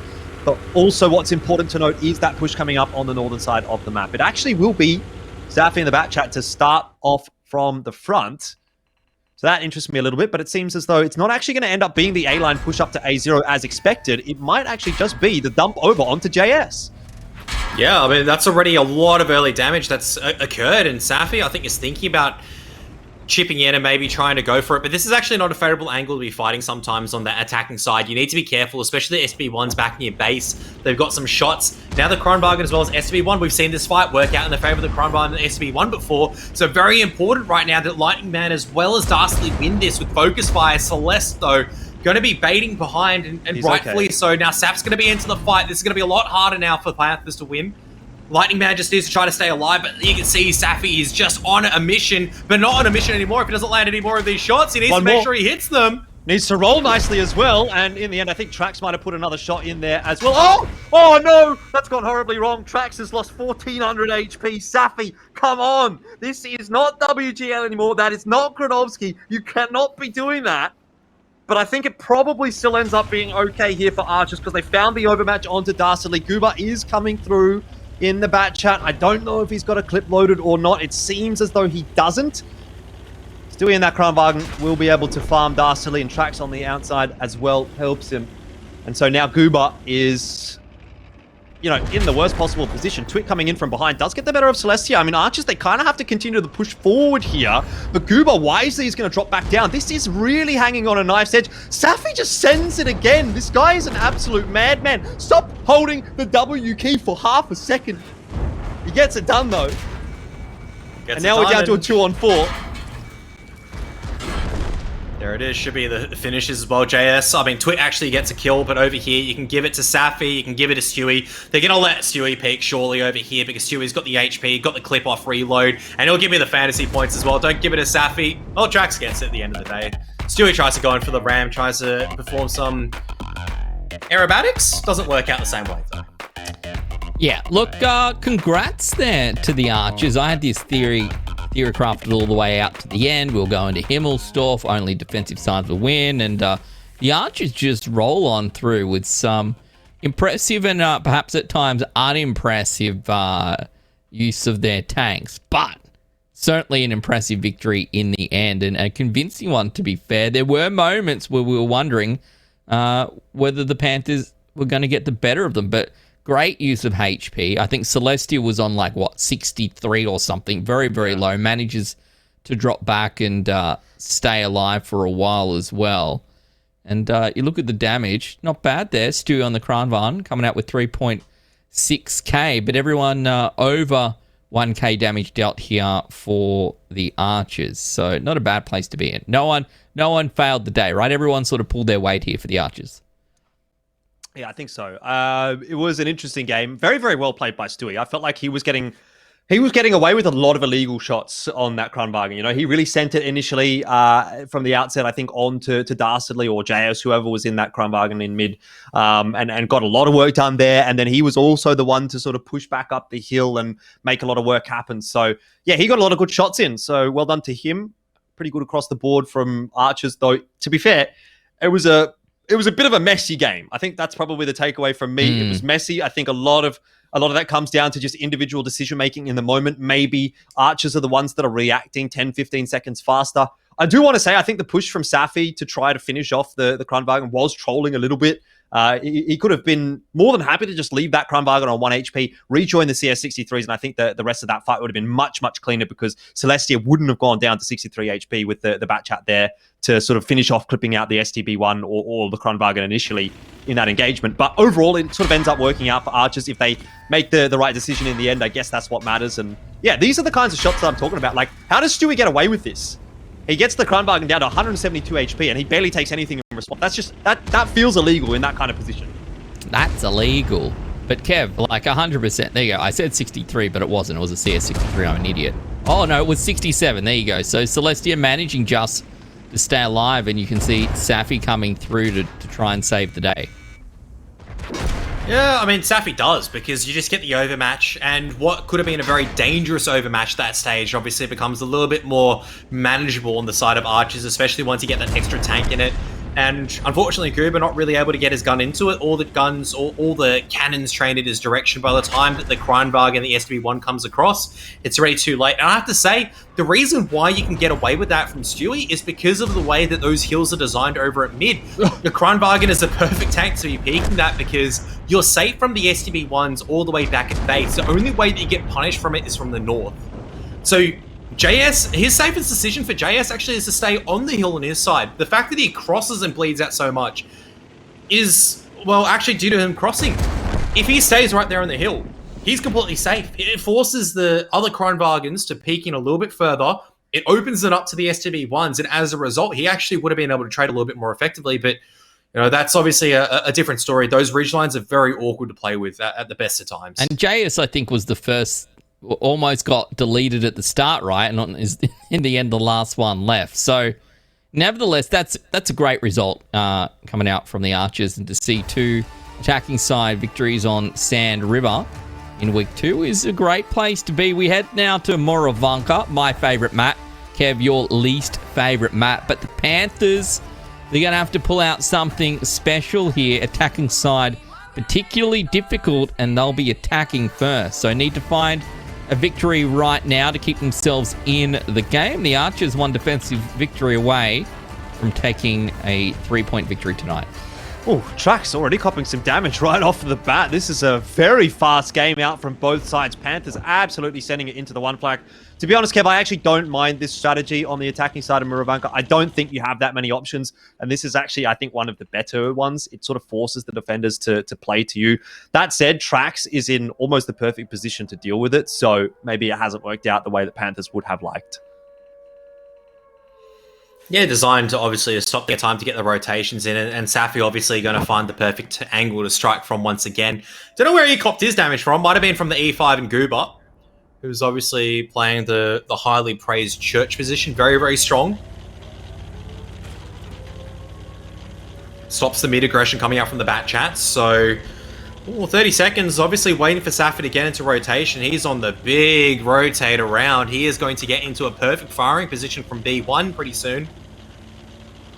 18 seconds left. He will have to get the reset. No, it's going to be Little Stewie with the HE. Enough to do the module damage, enough to do a little bit of HP damage. And now Safi's in the position as well. Yeah. Spots out Twit. And should be enough to just get a couple more resets from here. No one's looking in his direction. I think he's just like... He's unspotted, is he? No, he's actually spotted. Safi is actually spotted, but no one can really afford to turn around and look at him. They have to kind of ignore him, think, okay, it's just a T100 LT. We can kind of deal with that. We have to focus on the tanks in front of us, but there's just too much damage going into Panthers. It's a perfect crossfire setup built by the Archers. They're storming away to a 3-0 win. Stewie picks up the first kill of this round, and the rest of the lads starting to come on in as well. Returned will get traded back on down, so... To be fair, Panthers are fighting hard. They're doing well. They're giving as much as they can at this point. But as soon as JS falls here and we go back into a 3-on-4, guns in the game are going to be the difference for Archers. Yeah, especially the double bat chat as well coming off clip. Celeste is going to get into the action pretty soon. They just can't get rid of Stewie at the moment. Twitch should be the one left to deal with those duties at the end of the day. How is JS still alive at the moment? Celeste is taking so much damage, and all of a sudden, this is definitely doable. As long as JS stays alive, it forces an extra gun into the battle, and now Lightning Man's going to come off clip. Oh, this has gone disastrously wrong for the Archers. They're losing so many tanks. I mean, Short Tracks has come off reload, so is Celestia. They're trying to get rid of Lightning Man. Of course he would, because the guy's 6'7" at the end of the day. They've taken down the Giraffe, but Trax, he's stuck in a really awkward position where obviously Goober's got a lot of HP. I think he's also just loaded in some HE. Yeah, this is unfortunate for Trax. I mean, I think he really just has to send it at Twit. He really just... Oh, this is actually not too good for Panthers. How has Trax been allowed to make this cross unshot? I don't know. He needs to get this next one into Twit. If this pens, Trax can run away. And Goober may not be able to catch him. I mean, 190 HP. It's a one-shot, obviously, for that E5. There's 4 minutes and 25 on the clock, so it's definitely workable for Goober here. He can actually go for the chase, which is what he's going to opt to do. Now... It's a question of where does Trax go? Does he try to 5-head mind game this turn back around and skate past Goober? Does he try to outrun him? Can he even get past here without being spotted? I'm not too sure. But that's what he has to do. He has to get away unspotted, and that's going to give him the chance. A tree did go down, but I don't think Goober spotted it. There's enough foliage at the end of the day to cover that retreat. As soon as you get into this open part over here, Goober's just cut across to the wrong part of the forest. You're never going to be able to spot him. And now Trax, 3.5 minutes to play the most advanced game of hide and seek you'll ever see in your life. I mean, surely you're just sending it all the way down the red line here as Trax and making a massive wrap until you see Goober on a cap. And then you kind of just have to gamble that you're gonna be able to outspot him. And you want to come from the correct position. But Trax is going to sit himself in this bush. He's going to go for the reload. That's fair enough. Goober, obviously, as we know, is not on the chase. He doesn't have a huge amount of time to work with here, Goober. Maybe another sort of 30 seconds or so before he has to get on that cap for real. What a seesaw game, Jordan. I was going, hang on, Archer's got this. All they need to do is get rid of JS. They got the bat chats and hang on a second, select out a lot. They use so much resources just to kill JS and Lightning. And then the crossfire is just absolutely deconstructed between Twit as well as Goober. I thought that should have been like the 2-tap. Trax is stuck in a very awkward scenario. But he manages just to do the one IQ play and just drive straight at Twit, and somehow it works. I mean, he does get unlit, admittingly, but still, like, that should never work at the end of the day, to my mind. I don't think you should allow the bat chat just to drive the lower HP target. So no, the bat chat should never be allowed to cross there. I don't think the bat chat should never be allowed to cross. And also, I think that the Super Conk didn't get a shot into the bat chat. I'll have to go back and look at the replay, but I think Trax was 2 shots away from death when he makes the cross. Twit didn't get one in, and then Goober got one more in, but that only put Trax to a 1-shot. So, I mean, I think it's a failure on both parts for the 2 Panthers players, but either way, it could still end up being a win for them. And I don't know if you could argue it should. Like, this is really hard. This is, like, if Trax plays this perfectly, he wins the game. But it's so difficult to play this one perfectly, to be honest. When you have no idea exactly where Goober is, you have to try and... He's sitting in the hardest spot to reset as well. Either you need to come across the 1-2 line instead, or go all the way back around. You've only got 40 seconds. I got a feeling it's probably lost at this point. Yeah. I think it's lost at this point. Trax, if he was going to win this, would have had to have come from like maybe like G1, G2, where he could sort of use those bushes to get the spot onto Goober, get the shot in, and obviously Goober's not looking in the right direction, and then he can perhaps run away with enough time left. He does have enough time, just enough to get into maybe like the B1 area, or he's going to have to go high as a result. Has to fire off like a snapshot of his life. Yeah, this is going to be hard. Get away with it. Oh, okay, so he's going to try and crest the ridge, snapshot, and just drive away and dip underneath. This is going to be so difficult, Jordan. He spotted Goober. Does he have the angle, though? That's the real question. Time of the essence. 1 more second. You need to fire. Oh, my God. He got the reset. That is absolutely massive from Trax. Needs to get the hell out of there, though. And Goober obviously now has the information as to where Trax is. It's just going to be a case of, can he spot him? Can Trax get far away enough? And, well, maybe can Goober blind fire him? Surely not. Goober's going to have to pull off some real geometry. How does Trax hit that? A hell of a shot onto the cupola on the E5. And all Goober has a chance in hell right now is to maybe get a blind shot. There is no way you catch up to a bat channel in time. There is no way that you're going to be able to light him up, unfortunately. He's just too far away. And I think Goober knows this as well. Wow, what a seesaw match at the end of the day. Trax maybe just does enough. On 600 HP, 1v2, no chance whatsoever. I mean, appropriately Orc and Archers, right? Oh, finds don't the drown. shot he needs to. Goes and has a bit of a swim. He won't drown, don't you worry. He's done a rainbow. He's gone over to the crane. Oh.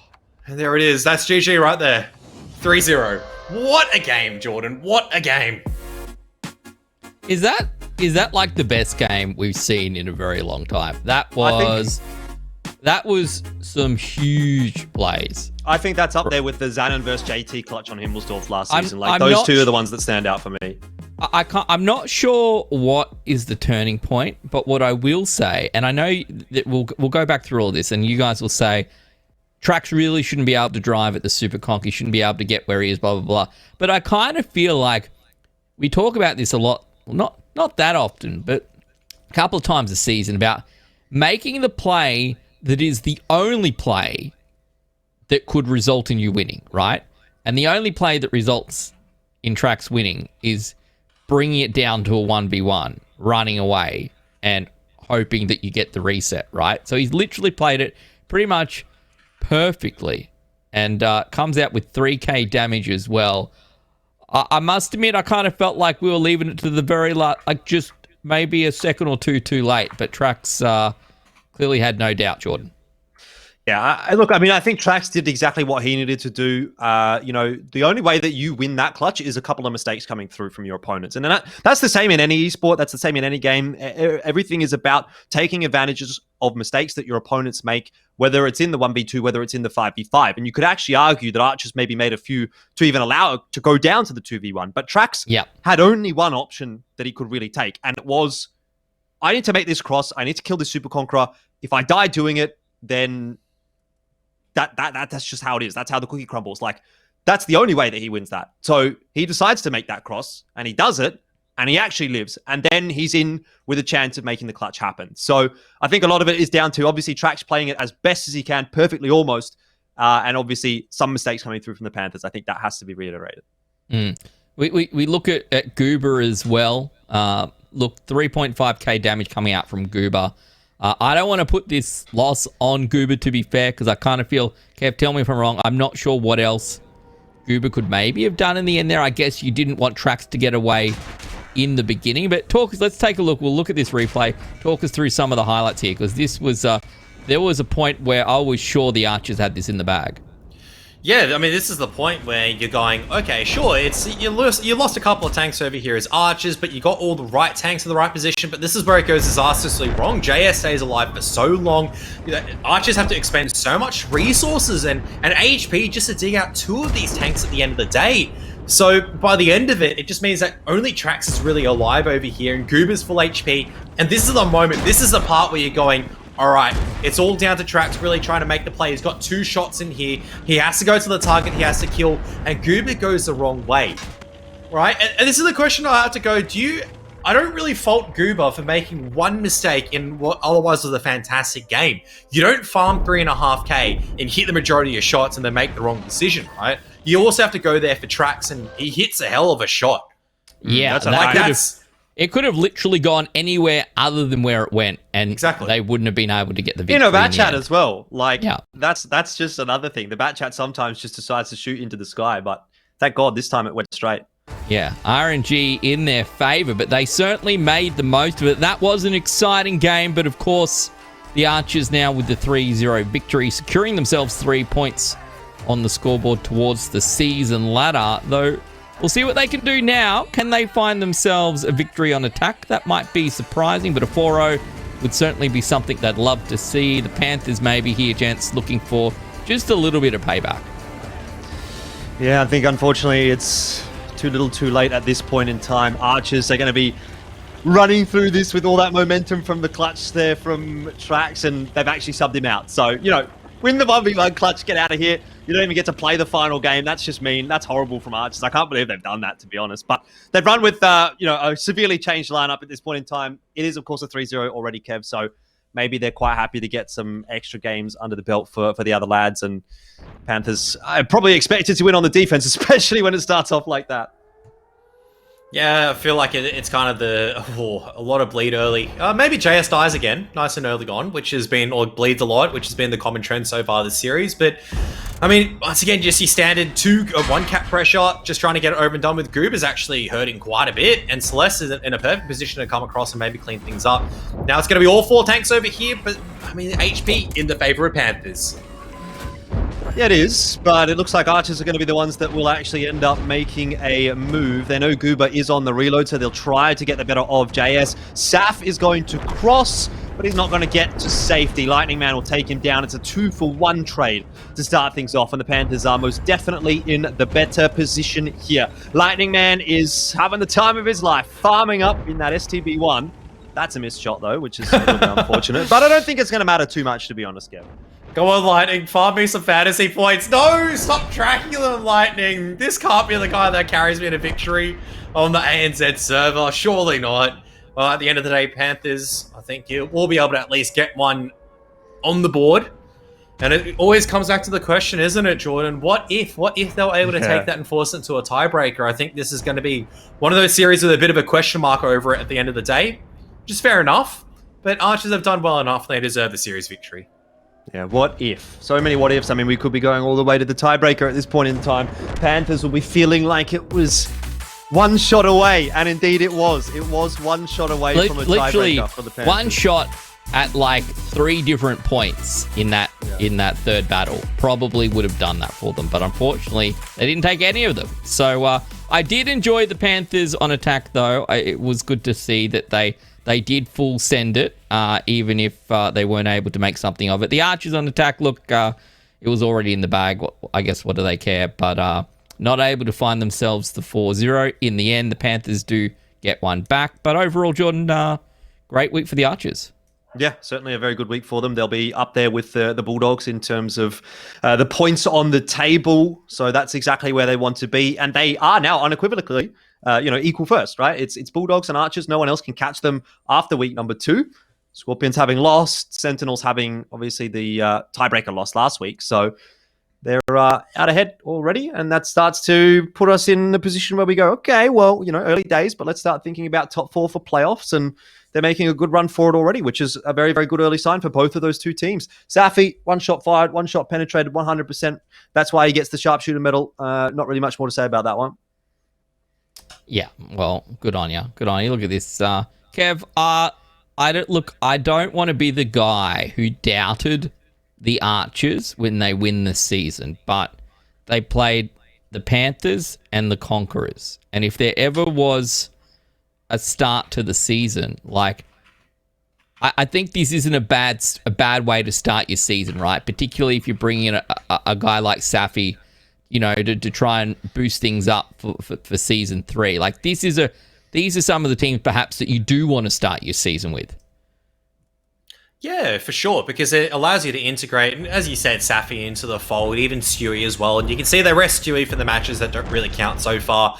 So obviously, is it part of the integral core 5 for the Archers? And I do feel like there's a lot of the time, right? It's always going to be the question for me for the Archers.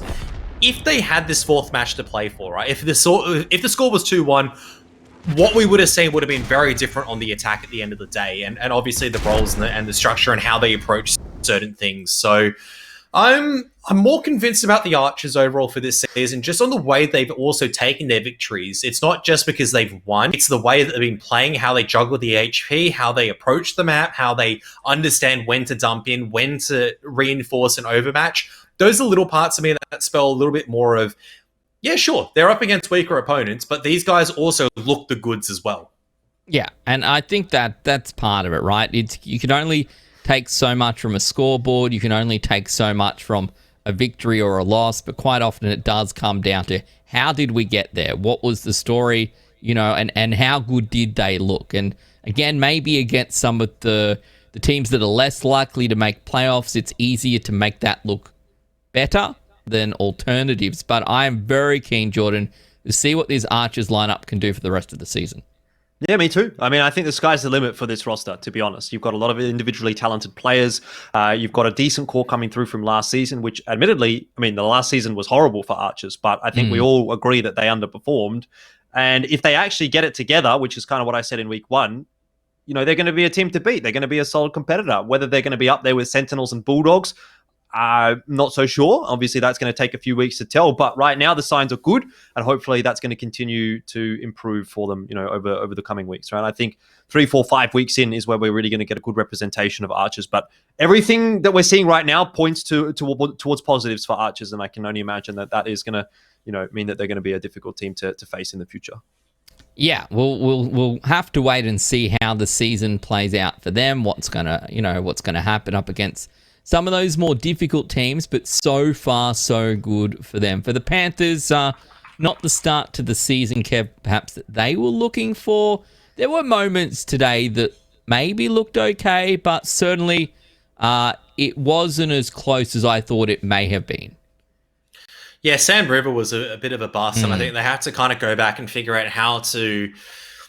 One part is like their approach. I find Goober is...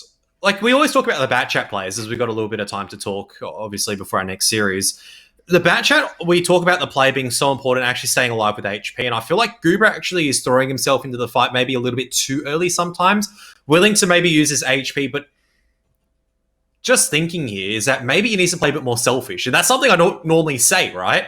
Because Tanks is about, in a 5-on-5 format, playing very selflessly, because you have to sacrifice your HP, you have to utilize your tank when it's needed. But in this instance, because he's playing one of those key clutch tanks, he needs to actually utilize and play his tank a little bit more selfishly when he's in the bat chat and everything, and like try to figure out maybe a better window of timing where he can preserve his HP instead of trying to get his HP into the pool, which sounds really bad in a team-wise aspect, but then it sets up yourself for a later, like 1-on-1, 1-on-2 clutch, which he is definitely, you can definitely take at those at the end of the day. So that's just my suspicion. Like, that's just my thing. I'm probably incorrect in all honesty, but that's we appreciated Professor Kev. We love to see it. And look, if there's anything to take away from that game, is that Trax play is probably going to be an ANZPL hot shot on Monday. So it would probably get my vote. I want to call it Traxcellent play. You guys can probably come up with a better name, though. Nevertheless, I'll stop coming up with names for hot shot plays. We're going to take a break. When we come back, it's going to be our last match of the day. Can I get another one wrong? Are these guys going to get any of their predictions wrong? Kev, you're on, I think, are you 3 from 3 now? 3 from 3. 3 from 3. Is good, I think. Can Kev make it 4 from 4? Probably not. We'll take a break. We'll come back soon. We see you right after this break.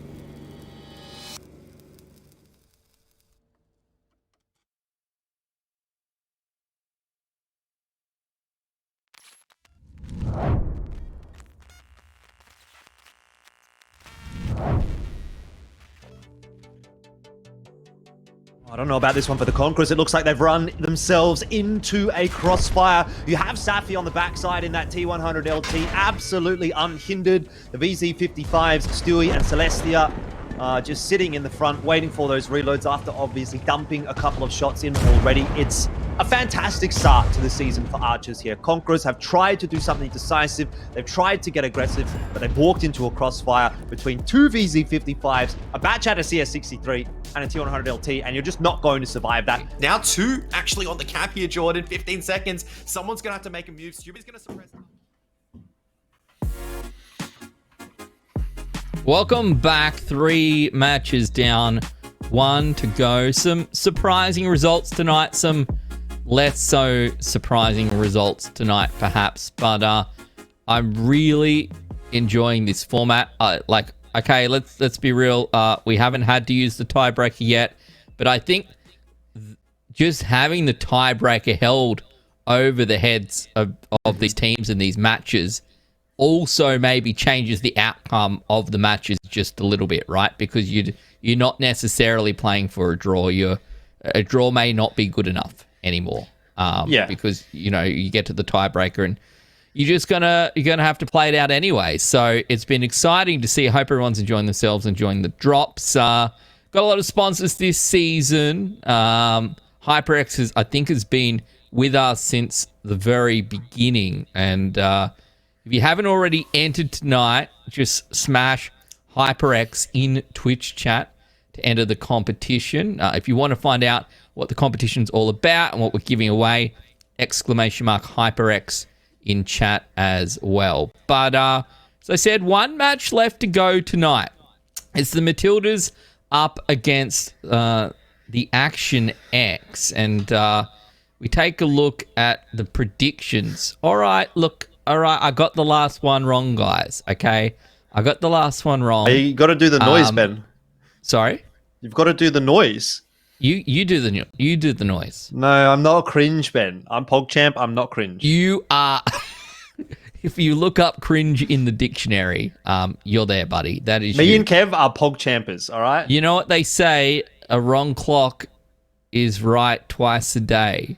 You would know a lot about clocks. And I have my 2 rights in there. But we've all got the Matildas. Okay, we've all got the Matildas. And look, that Panthers game could have gone the other way. They were definitely in the bin on Sand River. I think we can all agree. But, Muravanka could have been a different story and we could have been going to Himmelsdorf, but we're not going to. So,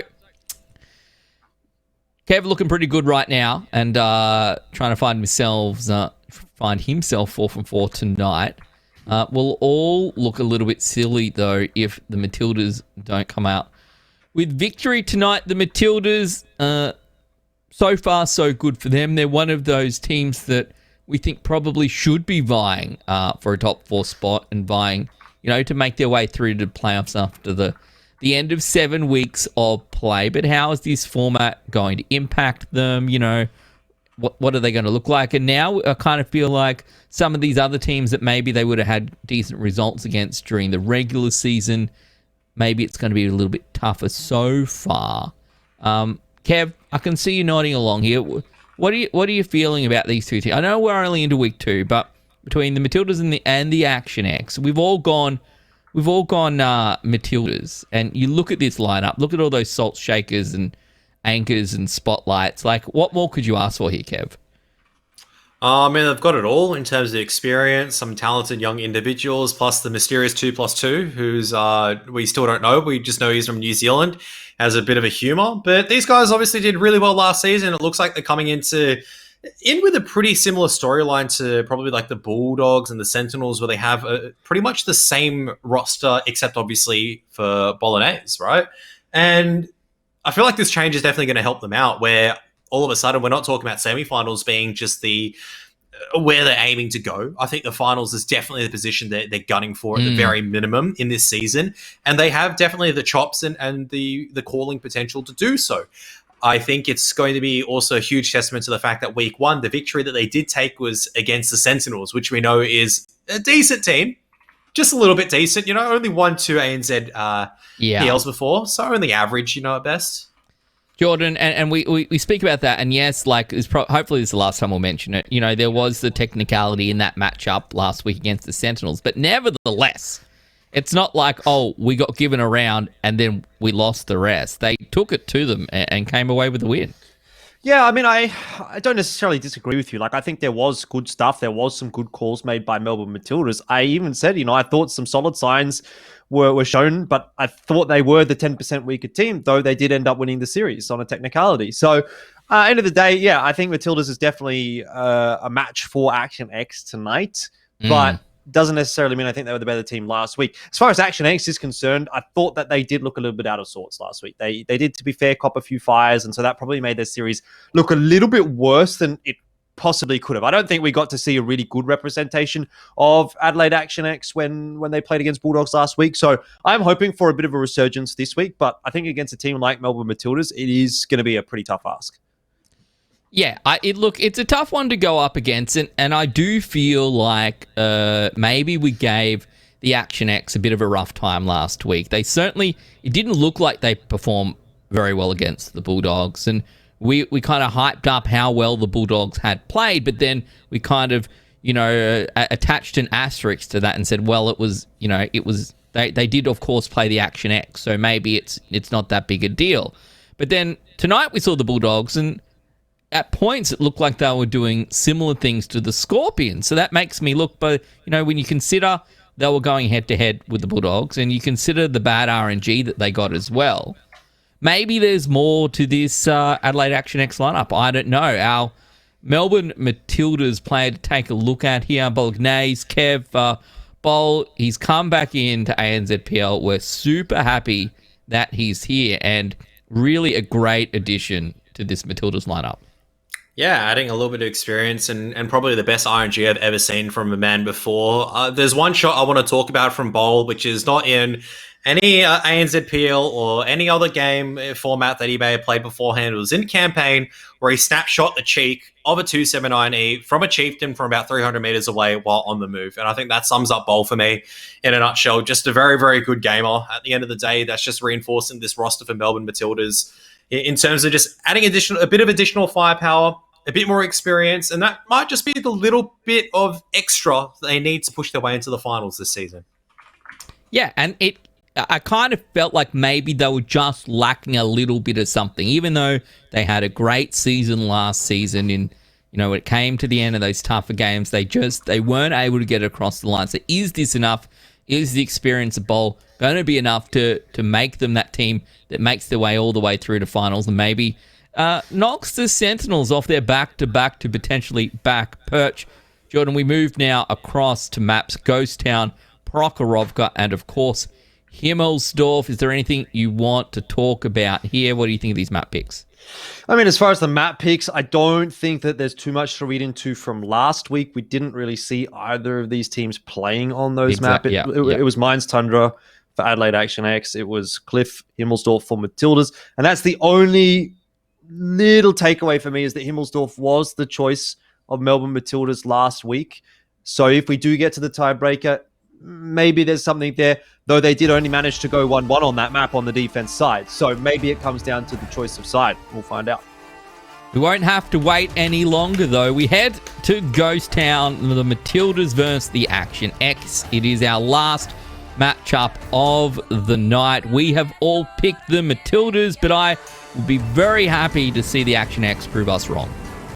I think there's definitely a possibility that they can do that today. Matildas didn't look 100% last week. I think we can agree on that one, Kev, but they did look pretty decent. So let's see what Action X can give us if they don't get set on fire 5 or 6 or 7 or 8 or 9 or 10 times in this series.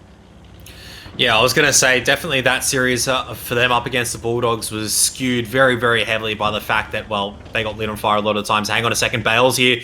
He needs to be careful right now because there's 2 Batchats looking his way, and he's being absolutely mowed down pretty much. That is not a good start for Matildas. That is a great setup coming out from Action X. And Whippet as well, not in the ideal position either. He's about to get overwhelmed by a lot of these tanks. These E100s need to reinforce, but it might be too little too late. Artie Noob obviously in the position to do so, but this is looking fantastic for Adelaide Action X. Yeah, most definitely. Hardy Noob is going to be sort of leading that charge in the E100. But wow, look at that damage as he rounds the corner, already below half HP. Still, there is something to be said here for Matildas as they continue rolling forward. And this is exactly the way that Matildas likes to play. Just get into a big bunch, charge forward, try to do damage, and work as a group, work as a wolf pack, and they've managed to do it. They've managed to find the overmatch. Captain Cows, he may well get one more shot in here if he's lucky. And if it goes into Hardy Noob, it could be a big deciding factor in the round, but it will not. Reload comes through in time for Whippet, and I think with that, it's probably lost for the Matildas, pending what CJ can do with this reload. But having said that, probably a little bit too much to ask for. Bales as well is really giving Shanky Pants the runaround, isn't he? This is a good clip from CJ, but the fact that Bales is almost winning this match out 1v1 on 6 HP. He literally almost won that batch out 1v1 on 6 HP. Got a big helping hand from... Yeah, got a big helping hand from one of the mouses, I think. But this is where... Oh, man. It's one of those favorable scenarios where you have to look at it and go, that's a good tracking shot. CJ, is he going to be able to get out? Should be able to. Yeah, there it is. I mean, how do you go from a situation, once again, where you're so ahead up by so much... You bled out Bales. You had the advantage in terms of the 3-on-2, but you lost initiative. Oh, that said, though, Whippet is a one-shot right now, and Mouse and E100 not very mobile. 5 minutes left for Adelaide Action X to try to play the extremities and see what picks they can find. Obviously, you can outspot these tanks any day of the week, but you got to be very careful. You've only got so many shots at the end of the day. Yeah, I mean, I guess it is very much winnable for Action X if they have these two bat chats in the game. That, for me, is the main takeaway. If it's only one, if Shanky Pants drops, then you maybe don't have enough damage or enough of a threat, really. I think it's just impossible, really, with only one tank left. CJ trying his best to get some cheeky shots in onto Whippet. I kind of respect the hustle. He does need to be a little bit conservative with this clip because he does have a broken ammo rack, which, you know, isn't going to be repaired for another 20 seconds. So he wants to make sure that, you know, he's not going to get collapsed upon in that time that he's reloading. Good shots coming through from Shanky Pants here, so slowly but surely they're whittling them down. It would have been really nice for Action X if one of those shots from CJ would have gone straight in onto Whippet and somehow had the magic pen that we've seen so far this evening.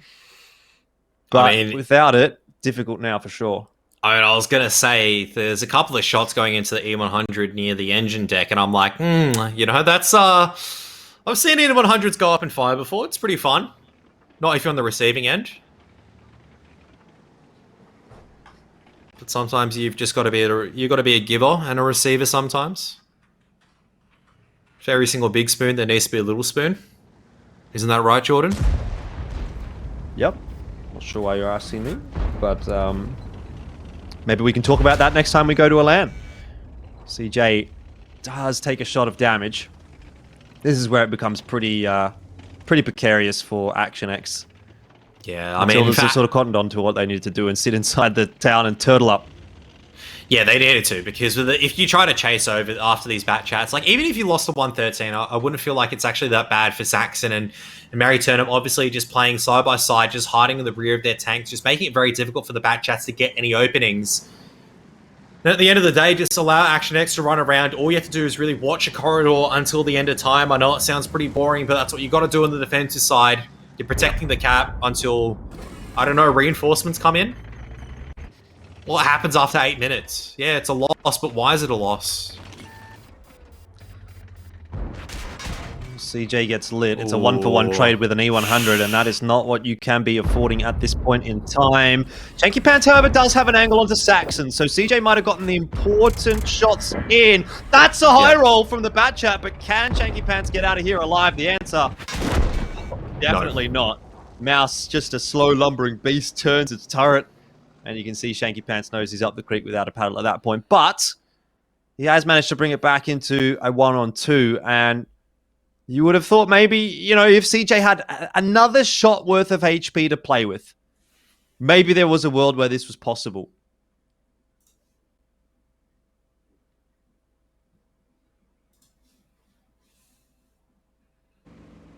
For sure. I mean, it just comes down to the case. You know, he can hit an ammo rack, right? Imagine a world of that. He hits the ammo rack of the mouse and kills it. But Mary Turnip, he's done the unfun thing. He's wedged himself into a corner, probably put his mouse at about a 60-degree angle. Doesn't matter what angle we really put it at the end of the day, as long as it's at anything more than 45 or 60 degrees, you're never going to be able to pen it. God, I wish we were back there, Jordan. I wish I was back at Fortress Melbourne. Yeah. Take me back. Better days. Free beers from our friend Chris. He loves to provide us the free beers and the free food. Hopefully that's what's going to happen next time we are there. Anyway, that is the end of the map. We all knew it was coming, Ben. I think you might have had to have a look at the clock there because it was taking its sweet time. It was taking a while, but like I appreciated the plays, and yeah, they were probably not going to drag it back, and yeah, maybe the Action X left behind their chance to win like 7 minutes earlier, and I want to get back to that, and I can't wait for you to take me through it in the replays, Kev. But at the start, it looked like maybe the Matildas were in a tough spot, and they gave up a little bit too much HP. It kind of felt, Kev, and then all of a sudden they did manage to turn this one around. I thought, look, there was a chance maybe that the Action X could still get there, but let's be real, it was a very long shot.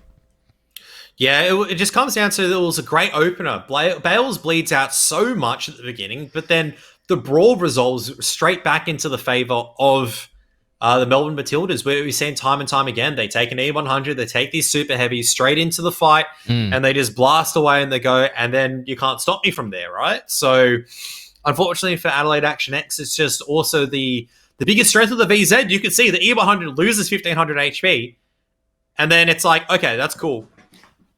I'm just going to sit for the next 22 seconds. Can you please not kill me? And what happens is then E100 puts off 2 or 3 shots before you can reload. 113 puts in 3 shots. You're dead before you can get another clip out. So sometimes sustained DPM is always going to be better.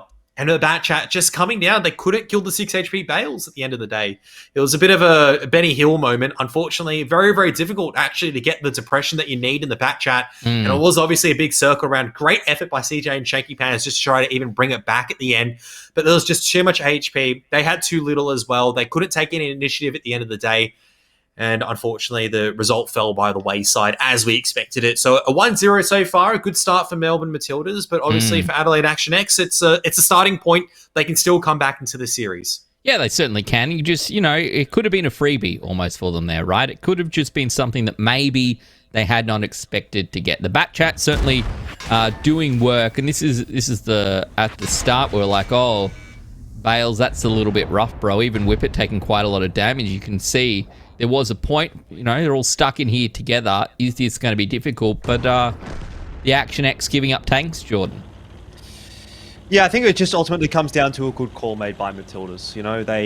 They are exactly that kind of team. They're just going to bunch up together and they're going to make that call. They're going to send it and they're going to try and outbrawl you. And they did a pretty good job of doing that. So Action X just caught off guard a little bit. Maybe they weren't even expecting to get that much early damage out, and they sort of started to rest on their laurels a little bit. They thought, yeah, we've sort of won this one already. Matildas is going to go into their shell, play slow. They're not going to do a whole lot, but obviously Matildas recognizes that they really do have to make something happen in that kind of a moment when the bat chats are on reload, and they do send it and they do make it happen. So Action X perhaps just caught off a little bit. And so something that they'll be aware of, I guess, from round 2 onwards against Matildas. Yeah, the VZ55s. Look, you look at what they did there for the Action X, and you say, well, I think they both got over around 1,500 damage. I asked myself, I guess that it's not bad damage, but you're up against a mouse and a couple of E100s or vice versa. There's a lot of HP to work through there. Kev, what are your thoughts on the VC in a situation like that? Definitely not ideal, because against those super heavies, you just can't get through that HP, and you're just a sitting duck at the end of the day. Pun every single time intended for Melbourne Matildas just to take you out of the equation. So there's another roll of dice. I don't know if we're going to see the BZ55s again over here, Jordan, but you're going to see one of them for the Melbourne Matildas, but maybe a couple more super conks, and maybe back to the 277s, back to a bit of Russian pride over here, maybe. Yeah, I suppose we have to wait and see. What have we got? 113 E100 mouse of EZ55 bat chat for Matildas. 113 again. Action X picking that one up. 50B Conquerors and the bat chat out for Action X. So no real VZ55s to speak to apart from that one on Saxon, but certainly not a heavy dominance from that tank. Be interested to see what Matildas is going to do on the attack here, because Sometimes I think it is a little bit difficult on Ghost Town to be that attacking side. They look like they've got a lineup that is a little bit more prepared to try and go into the town and brawl. The only real outside chance for this is, Bales. He'll be in the back chat just sort of skirting around the outskirts and seeing what he can find. But yeah, I think the main primary force of Matildas will be focusing on this 2 flag. There's a couple of blind shots coming out from Bales, and I'd agree with you, the way that the E100 and Mouse are posturing, they're just trying to find any reaction. And the Mouse is going to be actually quite difficult for the Super Conk to pen. We always talk a little bit about the difference between AP, APCR, and Heat rounds. This is the part where you can have a lot of pen, but because you have APCR, if the Mouse is angling correctly, it's very, very difficult to actually go through. Whereas you might be better off served sometimes with that Heat rounds going straight through. So might have a bit of a bat chat conversation over here in the open fields and the open yards as the action's going to be heating up in the middle of the city.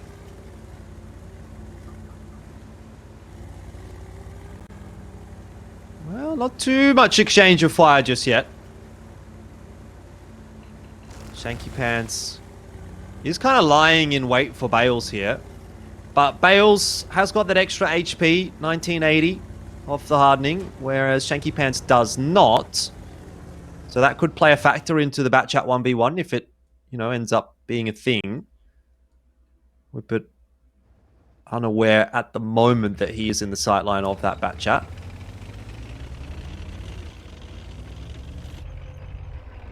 I think you can suspect it at the end of the day, but Shanky Pants not going to actually fire. He doesn't want to reveal his presence. Just light the 113 and then go, which isn't... I don't mind that, because if you do fire, your biggest fear, obviously, is because you fired 1 or 2, then you can't win the duel 1-on-1 against the Bat Chat, and at the end of the day, not going to be ideal. Push is going to come forward eventually from the Matildas. There you go. A little fun fact for you, Jordan. Interesting.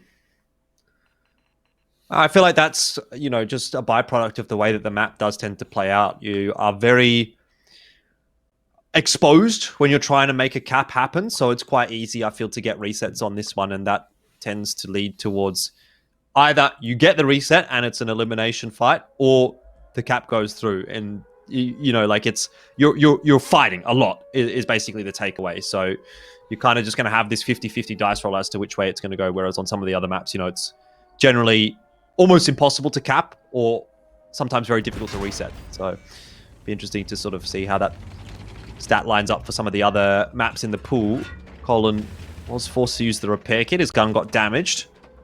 But overall, not an exchange of HP for him so far. So you'll take that.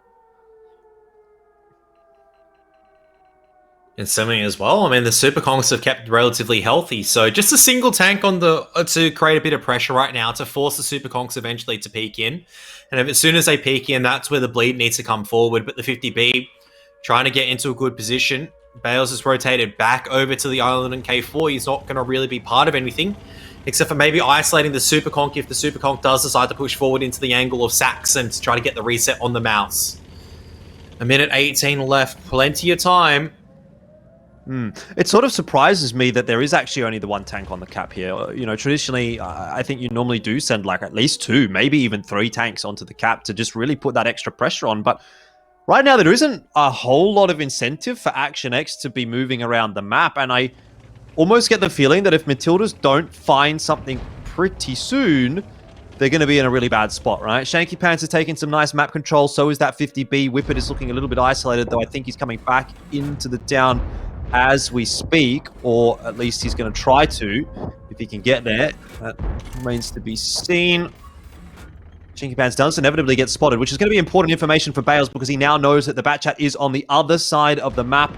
Maybe he can try and take this fight against the 113. Of course, though, he cannot clip him out, so he may not be too keen to do that. And I feel as though Matildas is in an awkward spot where they've got 2 minutes 40 left to play with. They're really forced into some awkward fights. Whippet already on the run. Zanin will surely chase him down, and they have to take the kill on the Colin, which actually works out quite nicely for them. So Action X, once again, they get off to a good start, and then they just let Matildas grab a kill onto one of them and sort of equalize things, and they still have it up in the air. I mean, this could really go either way, Kev.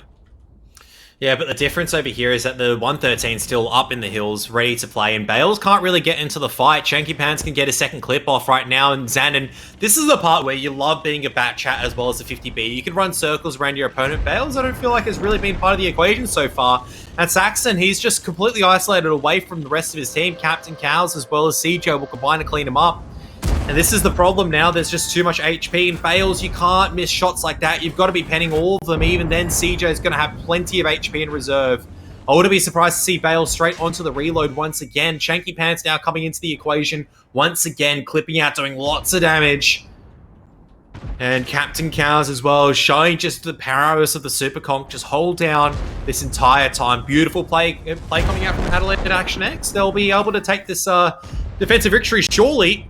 Only a minute 25 left. You can only focus down one target. Xanon, sure, he's low on HP, and Shanky Pants is on the reload, but so is Bales. Oh, that's an awkward bounce, Captain Cows. It's an unfortunate one. Xanon does sort of bail him out of trouble. It's still in the balance. It's really still in the balance. Bales full HP and a bat chat. If Artie Noob can somehow sneak another shot through here, it would have been absolutely massive. But now, it's probably a little bit out of grasp. I mean, Bales is really just going to have to send it. He's going to have to kill Xanon and Cows in this next clip, and then he's going to have to reload, which is going to take 30 seconds. So maybe it's impossible. He's going to take the fight onto Shanky Pants. First shots didn't go through, I don't think, and so that's going to mean he's really cooked now. Gun is damaged. Not that it really matters. Shanky Pants has enough left, and he should get that next shot in. Or rather, Xanon was going to come around. I thought Shanky Pants had one more in the clip. Either way, I mean, there was numbers there, so it really doesn't matter. And It really doesn't matter. very, very nicely played by Action X in the end, where, you know, they really did take good map control with that bat chat, with that 50B, and Matildas a little bit too slow, a little bit too one-dimensional on that attack, and didn't really put enough pressure on that cap. Yeah, I kind of feel like there's something here to see from the Action X, right? I kind of feel like maybe last week was just a tougher game than we gave them credit for. So they come out of Ghost Town with a 1-1. They were at one point in a position where it looked like maybe they were going to be able to find that victory as well on the attacking side, which we saw the stat actually quite an even map, but against a team like the Matildas, when they'd pick this as their map choice, you think it's going to be rough. Bales are doing 4.2k damage there. Not bad at all.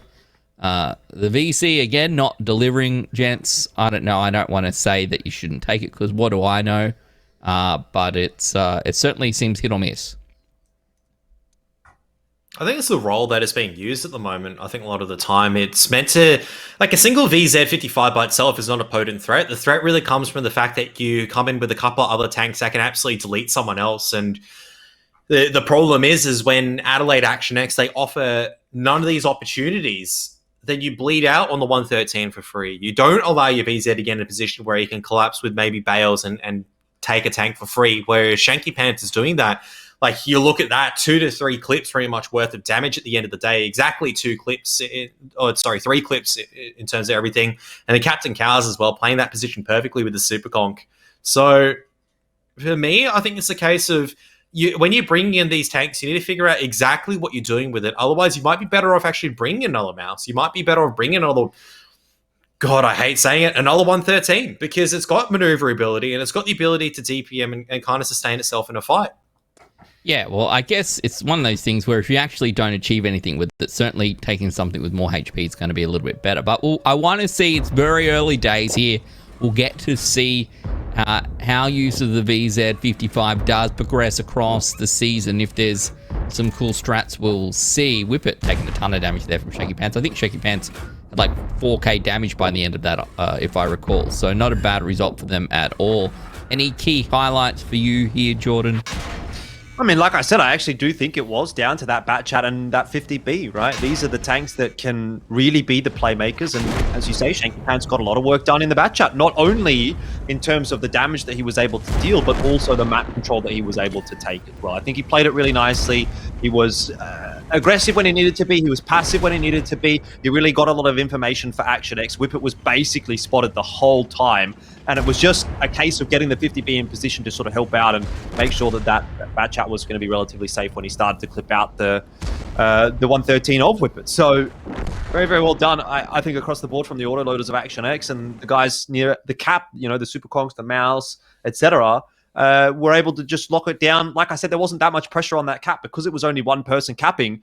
You didn't really feel that sense of urgency for the Super Conqueror to sort of go around that corner to try and reset. Like, when there's a minute left on the cap, you're going to sit there and chill, right? Yeah, exactly. The pressure's not there, and I think it's a very good point. So, we say goodbye to Ghost Town for now, and we head to Prokhorovka. This could go all the way through to the tiebreaker. The Action X, they picked this map, and there's a little bit of uncertainty here. I'm keen to see what they can do. They took it to the Matildas on defense last time around. This time, you're going to be here an attack on their map choice. The Matildas, I'm not going to say, guys, that they have some work to do, but certainly expecting them to win today. So let's see what they can come up with. A little bit of a sneak peek of it there in the fly-through. Bolognese is now in for Matildas. Mary Turnip is out. Bowls in that 60 TP. And we do have couple of super conks on the defense here for Matildas, as well as a Bat Chat and a CS63. Not a particularly surprising lineup, certainly makes a lot of sense. T100LT out for CJ is always going to be a focal point of the attacking side, alongside the double super conk, VZ55 and Bat Chat as well. The one benefit, of course, of that T100LT, you can outspot the Bat Chat and the CS63. So see what CJ is going to be able to get done in the light tank. Jeez, that's actually a lot of HP on the 60 TP. I've never seen a 60 TP hit 3000 HP before. Thanks to the new field modifications, as well as the, I would say, improved hardening. So, makes me... I actually love my 60 TP. I feel like it's my favorite tank to play outside of the 277 these days. Maybe that's why I don't like the VZ55. Just a little bit too biased towards my little 277. Yeah, maybe you are. Yeah, I think the 60 TP certainly looks like a fun tank to drive. I personally have never actually driven it. But, a lot of damage, a lot of boom, and that makes you feel good sometimes. So you'll just sort of gravitate toward tanks like that, I suppose, if that's the kind of playstyle that you do want. Either way, what are Action X doing on the attack right now? Well, they have control of the hill with a Bat Chat. They do have the T100LT spotting the 1-2 line to make sure there's no re-push from the Matildas. And this is a little bit contrary to a lot of the strats that we do see on Prokhorovka, where both teams will sort of gravitate to one side of the map. Matildas might take the east and Action X might take the west, or vice versa. In this instance, both teams are sort of hedging their bets. They've kind of got a couple of players with a bit of presence over on one side and obviously a couple over on the other side as well. Shanky Pants does make the run into the river on the sea line, which is not a bad place to be, but I am a bit concerned that he is isolated. I think Bales is aware of that as well. He's made the call. CS63 of Artie Noob is following behind. Now, Shanky Pants, he has made that climb, but this is going to be something that Bales and Artie Noob are quite well aware of, and inevitably they are going to spot him out. So Shanky Pants is not in a very fun position right here. He can get safe up on the top of the hill, at least for now, but once that climb comes through from those two Matildas players, he is really going to need some help now. It's a question of whether or not Action X can rotate across to provide some assistance, or if Shanky Pants will be left on the island to die. I mean, Colin's coming across and so is Xanon, so surely you see this. And this is the problem with having the Super Conks back over there at this point in time, is you don't actually have the initiative to get the rotates across at the end of the day. So this comes down to focus fire and how well you can go. Artie Noob doesn't make the climb attempt, and now he's going to be spotted out by Colin, but Shanky Pants might just go down for free. They need to focus on one target over here. You can't focus on two. That's great damage, but the problem here is still going to be the same. Shanky Pants dies, and there is going to be two tanks alive. Artie Noob needs to land the shot. Well, he doesn't. It's going to be Bales. But now the Super Conks are allowed to come across in time, so it doesn't matter even if Bales and Artie Noob are over here. They didn't focus fire and get rid of one of these tanks. And Colin tries to get across, tries to help him out, but now he's found himself in pretty much the worst place that he could be. He's inside of the river. He cannot move. You drive so damn slowly there, and he's in a massive crossfire once that Super Conqueror starts to get involved. Bolognese is going to get himself over the tracks here as well. That's what I'm talking about. 702 damage right into the back of Xanon. Ball soaking up a lot of HP, and I suppose that is his job.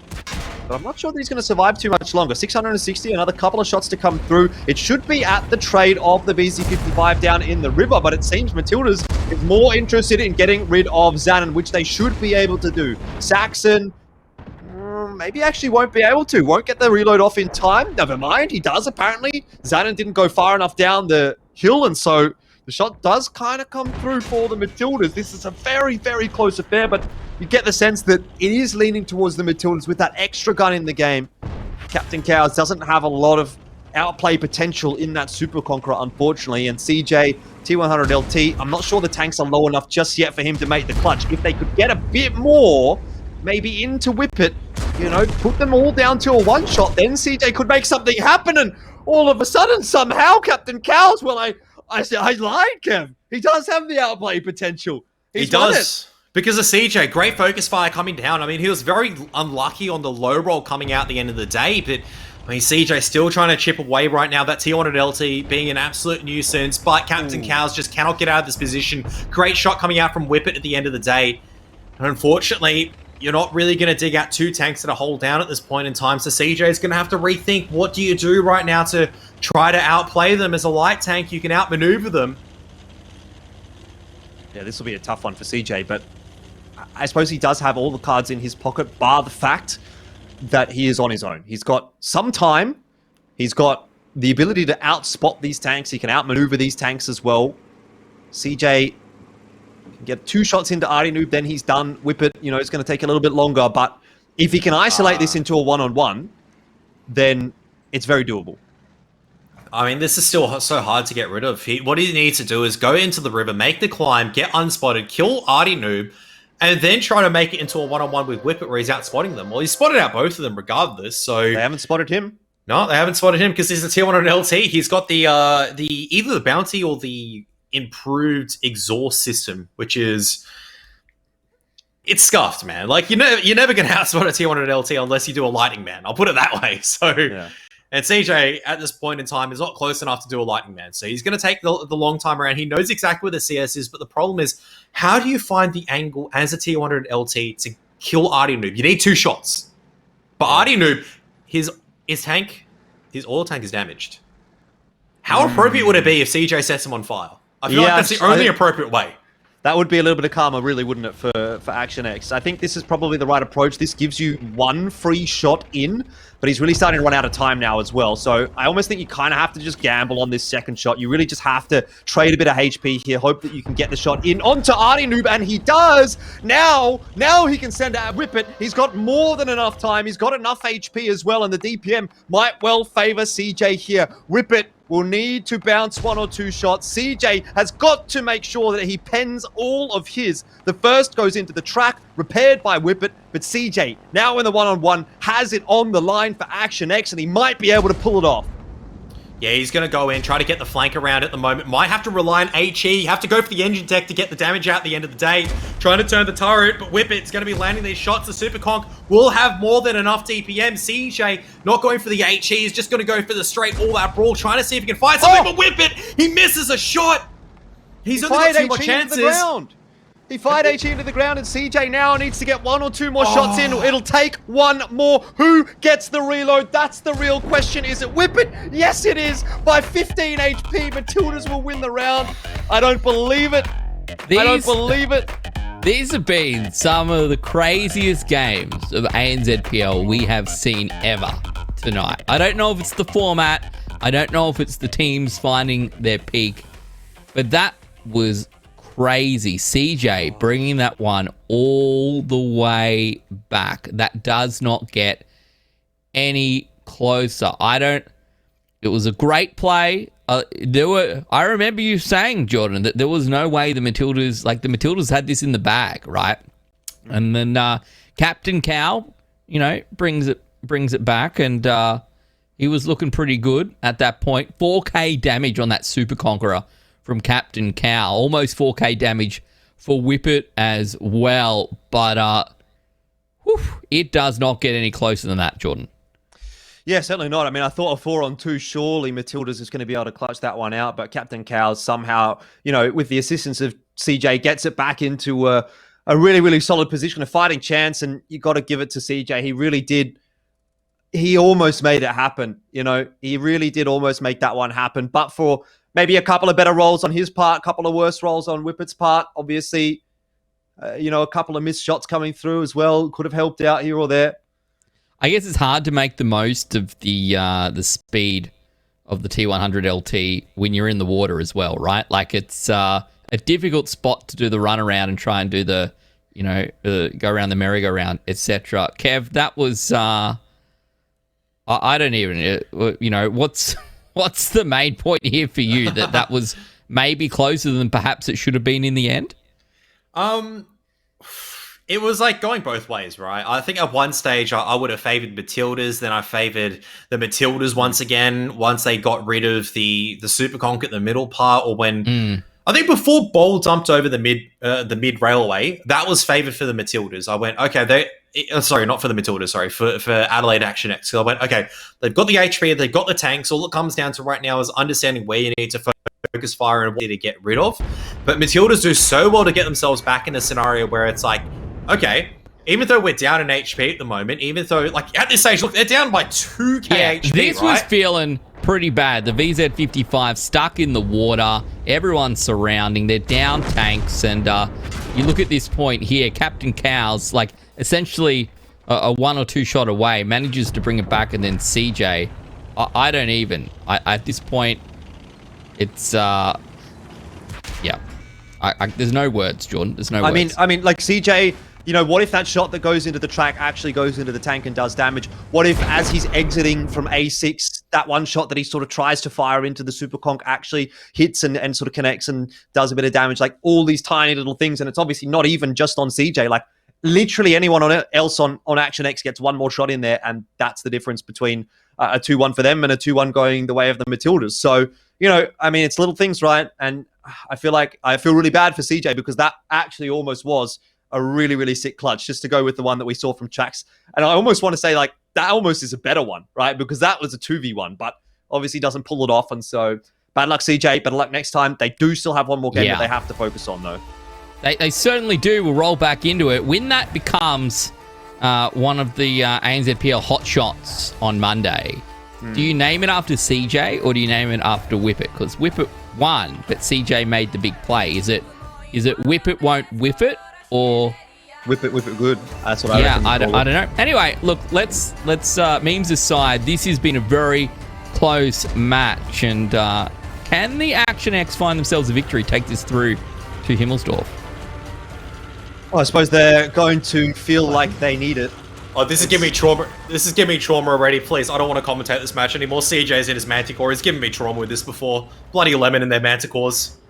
All right, Kev. Well, I'll let you take a little bit of a break here. Take a breather, as we do run through the lineups for both teams. 277 Super Conk VZ55 Batchat CS63 for the Matildas. I7 Super Conk VZ55 STB1 and Manticore for Action X. I always hate it when there's no two same tanks on any given side, because it makes it so much harder to read down the line. But either way, we do have a pretty heavy eastern side defense from Action X. Not a whole lot of presence over on that western side of the map, whereas Matildas leaning a little bit more towards the west, although kind of hedging their bet still with 2 players up on the hill as well. I remember, okay, so on a serious note, and talking a little bit about Adelaide Action X, I was lucky enough to actually scrim with them a while back. I think just before the end of Season 2 finals. And CJ has definitely come up with some unique positions for some of the light tanks. I wanted to touch on briefly afterwards. After this clutch at A0, it's an island that you normally don't fight on, right? There was a strat that he used to use with a light tank over there. If anyone knew actually what angles to approach from and how to do it, it was actually CJ. So talk about the appropriate time. And now obviously that tree down at A4, I swear someone has shown this to me before. It's one of those really weird trees. So let's see how it works out at the end of the day for Adelaide Action X. And if it does, this is going to be sick, because it means they can utilize so much more of their forces over here towards obviously the eastern side of the map, instead of worrying about putting anyone else over. Is this not a bit suspicious though? It's not one of the... Okay, so I remember one of those bushes at the back there.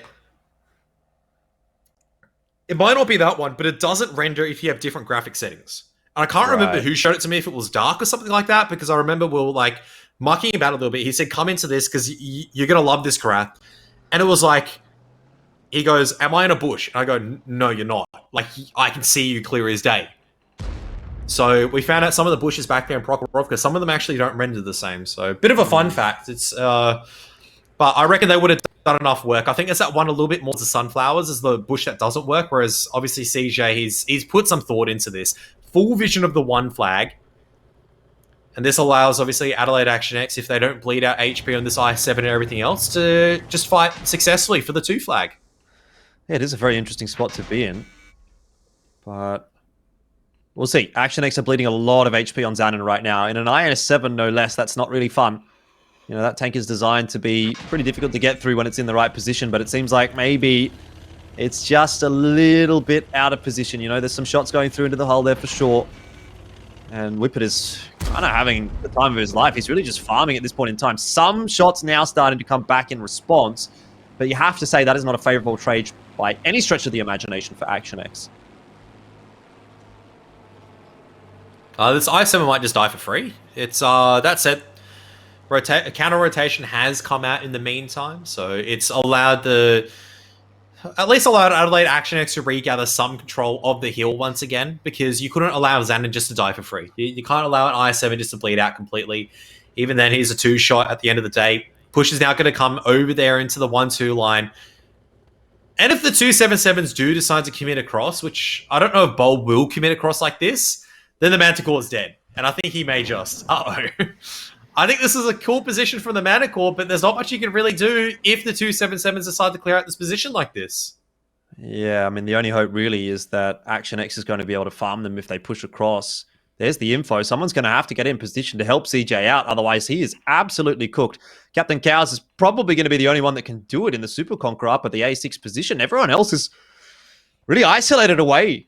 And this could be very problematic indeed. We'll see how long he can actually last. For now, Artie Noob and Bol are not pushing, but Now he is. so too soon. They're on their way. CJ, he's going to be spotted any second now.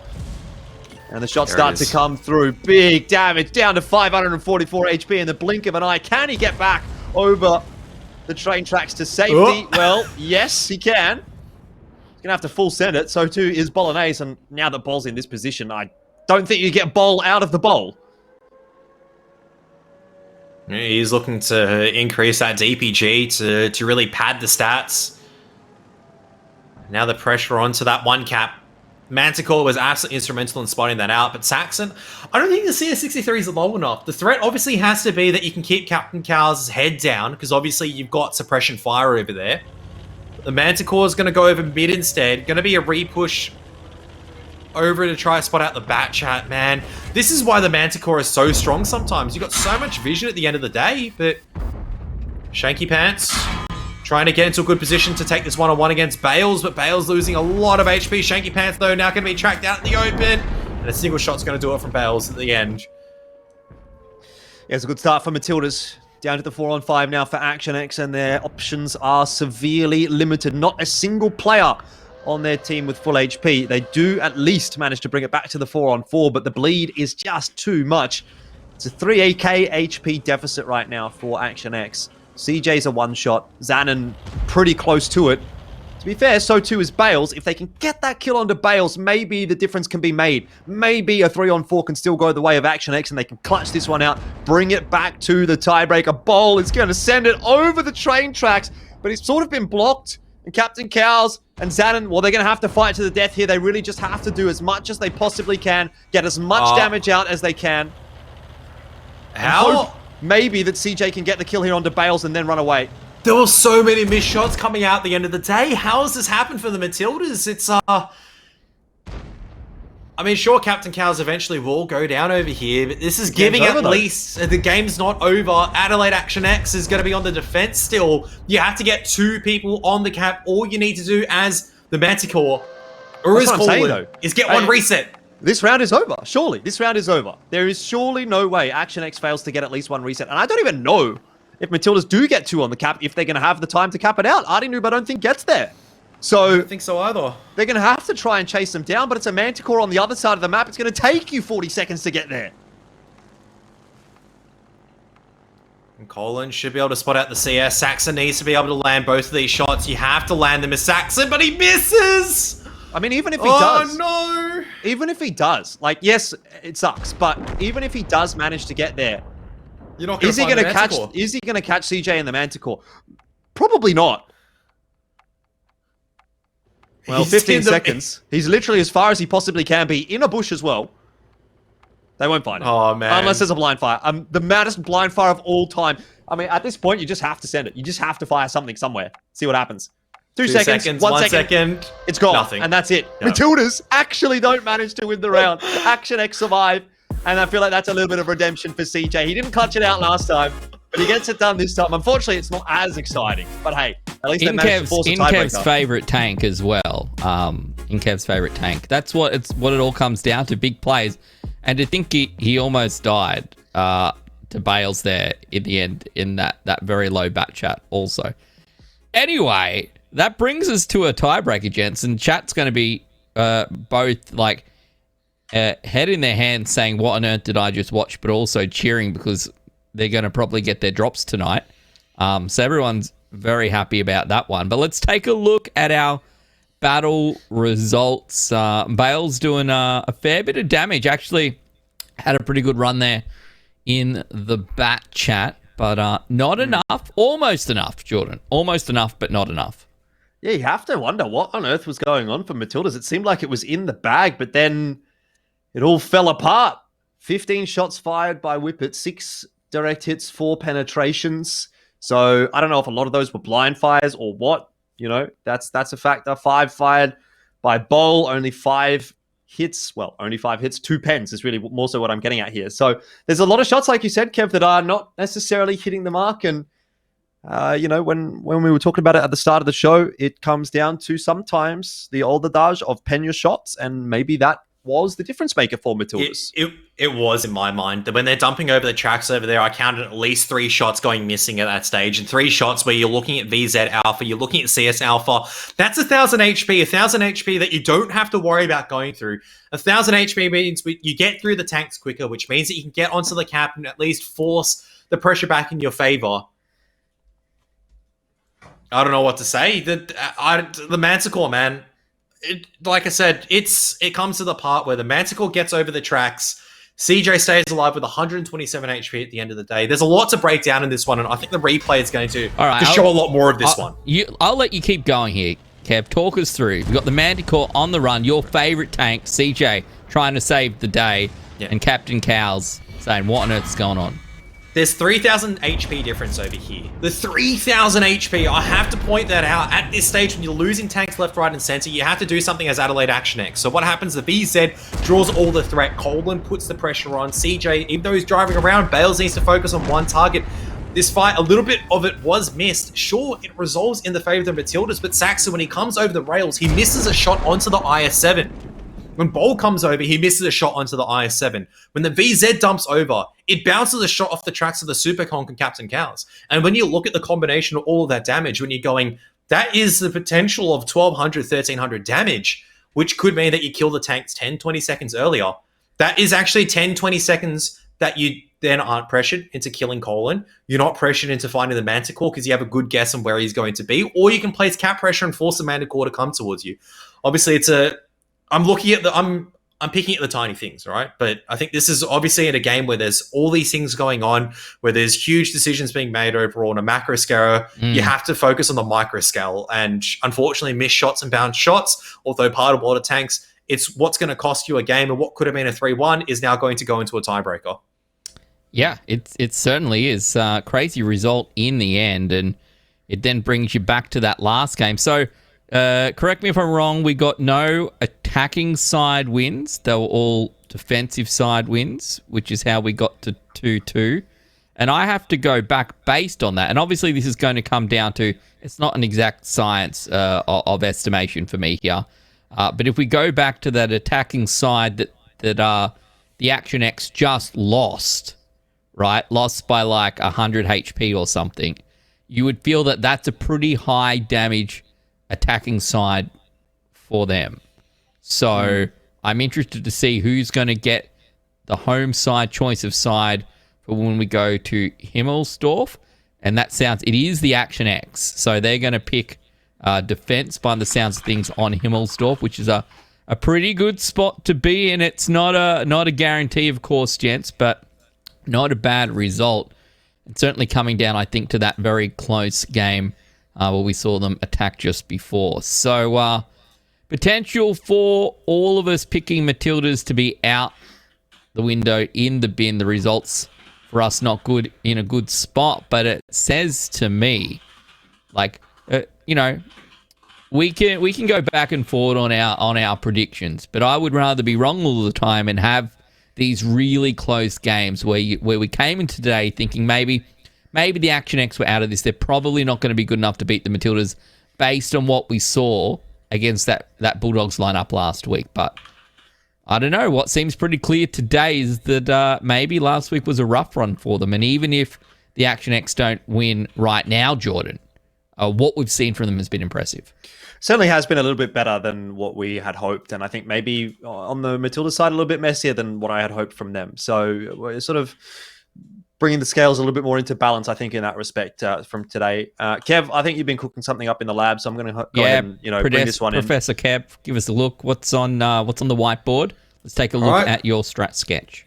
All right, so this is actually going a bit of a step back. So let's obviously a bit of madness over there, but this goes back to the 15 HP game, the difference between, I guess, victory and defeat once again, where CJ almost clutched out in the T1 at LT. Obviously, we can see him over here. So just the initial development of the map, right? I just wanted to quickly point out how it worked. Obviously, this was kind of set up, just designed as an overall, we can defend all the sectors at the end of the day. We don't have to stress about too much of anything else. But this is where the problem comes in for me, is when this Batchat commits into the river by himself and onto the island, and this VZ follows a little bit too late. Because over here, if you get rid of one of these tanks, it makes the threat of having a Batchat and a CS alive so much more harder to dig out versus just having a single tank. Even though you look at the HP, you'd rather actually have only a 1200 HP Batchat or 1200 HP CS 63 alive versus like a 600 HP Batchat and 600 HP CS, right? So this Batchat goes down for free pretty much early on. Right, hang on. I'm taking notes for the test later. Yep, keep going. So what should have happened over here? Obviously hard to see because there's different POVs going on, but these Super Conks obviously trying the best to get these shots onto the CS63 onto the Batchat. If they were able to convert the kill, it would have been a lot easier for them getting control over here. The VZ isn't on a 1-on-2 fight. He isn't going to be isolated. I think that was Colin inside the VZ. He's going to have a much easier time of maintaining the water control for the Super Kongs to then win the mid-fight. And I think what I wanted to point out as well is this 60 TP does like what a lot of people would consider is very foolish. So these Super Kongs come back over. I think one of these Super Kongs come across like this. Obviously, a lot of things were happening, so I'm not 100% across the exact rotations. And this one, obviously, Whip It. I can't remember who exactly was in the other Super Konk over here. But this 60 TP actually comes across the same time the Super Konks come. And even though it looks really foolish, I think there's a moment where probably people are going, why is Bold going across when he's getting farmed by Super Konks? He's losing like 2,000 HP from a 3,000 HP 60 TP. The truth of it is you need your tanks over on the right-hand side. A tank in the right position with less HP is better than a tank with lots of HP, but no position to actually get into a firing corridor. So this fight goes really awkward because, okay, let's just get rid of a tank. I don't know if you want to contribute anything, Jordan, as well. Feel free if you want to. No. But this T1 and LT obviously has this entire control. So he's going to come across into the fight. But the issue from this point is this fight at the middle over here. Is that this focus fire, even if you get rid of the VZ, notice it's like the overmatch isn't in the correct position. Even though you've lost a tank right now, even though you have a better tank, better HP, you're overmatched. And that's the problem that I had overall for the Adelaide Action X was they didn't have the tanks in the right position. If the Batchat was able to maybe stay a little bit higher to force a bit of a fight, if he stayed alive, maybe the VZ makes a bit of an earlier move, we would have seen a very different scenario where CJ wasn't forced into the 1-on-2. Obviously, I can shuffle the tanks around there from that point onwards, but I wanted to point this out because it's very important to understand in Prokhorovka why you cross the rails, even if it means you bleed out HP. Right, I think that's been we love it. Premise. Great work. Yada, yada, yada. We get ourselves in a 1v1 and the Action X almost come away with the victory. So I'm not sure if I'm going to get those notes right in the when it comes to the test later, but that was pretty close. I also can't wait for the story from production later when they put it up in the little corner bug that says, this one time, Kev learned a story about how if you sit in a certain bush on Prokhorovka, that you can't see that you're in the bush and the bush isn't there on some setting. That's gonna be a top tip. All right, we're on to Himmelsdorf. One battle, that's what it comes down to. The Action X have brought it back. They are defending because they had the best attacking side round. We'll see what they can do. They could take down the Matildas right now here, gents. It's been a pretty wild ride. Yeah, they very well could. This one, I mean, really could go either way. There's a change for Matildas as well, or a couple of them. Sax and Artie both moving out, 2+2, and Merry coming back in. Now, I think both 2+2 and Merry actually had a pretty good week last week, so not shabby substitutions if you ask me, and maybe they're a little bit more comfortable in those super heavy tanks. That could be a decision, or at least, maybe just a bit more comfortable on Himmelsdorf, something like that. So we'll have to see how that all sort of pans out, of course. Action X haven't really made too much of a change for themselves. Zanen, he's just chilling. He's max chilling, Kev. He's increasing the angle, so it's harder to pen the E100. He's hitting the lower plate. How are you going to pen that? You can't. He's angled the War Machine perfectly. I mean, this is a very... Like, E4. This is an interesting pickup. I don't know if I've actually seen the E4 prior to this season. We've seen the E3 like a couple of times, but I don't think I've actually seen the E4. I think we have seen the E4 like Maybe once or twice. It's always sort of floating around here and there on Himmelsdorf, especially on the defense. Like, it's something that is definitely not, your primary tank. It's not something you get every day of the week, but it has cropped up, for the past, 5 years in competitive World of Tanks. Like, it is not a bad tank on this map. It's got a lot of penetration. You can get through those super heavies, so it's able to, make the life a bit easier of the defenders, and see if Shanky Pants can make that ring true today. Yeah, plus actually having a turret helps a lot. Apparently being able to turn a turret and shoot someone is better than not having a turret when you get tracked, but the more that you know. Well, pretty standard development over here from the Matildas. I like describing Himmelsdorf like a chess game. It's going to be E100 to B7. Obviously, Adelaide Action X going to have to correspond with potentially a 60 TP to push forward. But it might just be checked from Matildas with the 277 and 50B ready to take down any tanks that come down through the D line. Yeah, I like this. I like this a lot more from Matildas than what I think we had from them last week. If I remember correctly, it was the E100 and the 50B on the cap where 2+2 is. Last time they tried this when that was against Action X. And I thought it was so egregious to have the 50B in that spot that as soon as Action X, or in that case, the Sentinels, were able to roll around the corner, they could just blow up a 50B. It's much better to have Whippet in that 50B. I mean, yes, he's in vision actually now. He's been spotted out, but essentially baiting. Maybe not like that. He's already copped a couple of shots back in response, so that's probably not ideal. But, he's able to really pick and choose his battles a little bit better than what he would be if he was the guy sitting on the cap. So I like that. I prefer that. How this is working out for the Matildas, though, I'm not really enjoying the way that that's going. Bale's in a bit of a spot of bother. Whippet as well, having taken some damage, and we're seeing the push come through from Matildas. So they're not even committing to the cap here, Kev. I think this is going to go poorly. But they're trying to find at least a couple of fights and isolate some of the targets, because once again, it doesn't matter if you're down on HP. As long as you've got the tank advantage, you can then start leveraging it. So it doesn't matter if you bleed out a little bit and you take a couple of shots. Zanen, they just got rid of 3,000 HP. That said, Bales is going to go down very quickly pretty soon. And then the E100s and the 113 are in a crossfire. And Whippet, even though he's trying to do his best to assist, I mean, he's not going to get enough shots across. He's trying his best, but the Super Conks are going to be farming up from behind. Shanky Pants is going to cop the damage into the ammo rack, which means the E4 is going to be no good whatsoever over here. That could actually be the saving grace for Matildas. It's going to mean that, well, obviously they had the 3-on-2. They would probably win that anyway, but they won't take an extra shot from that E4. Now, where does the focus of fire go into? That is the real question. The 60 TP, very, very healthy at this point in time. 2+2, Merry Turnip, both backing up. The 50B, nowhere to be seen.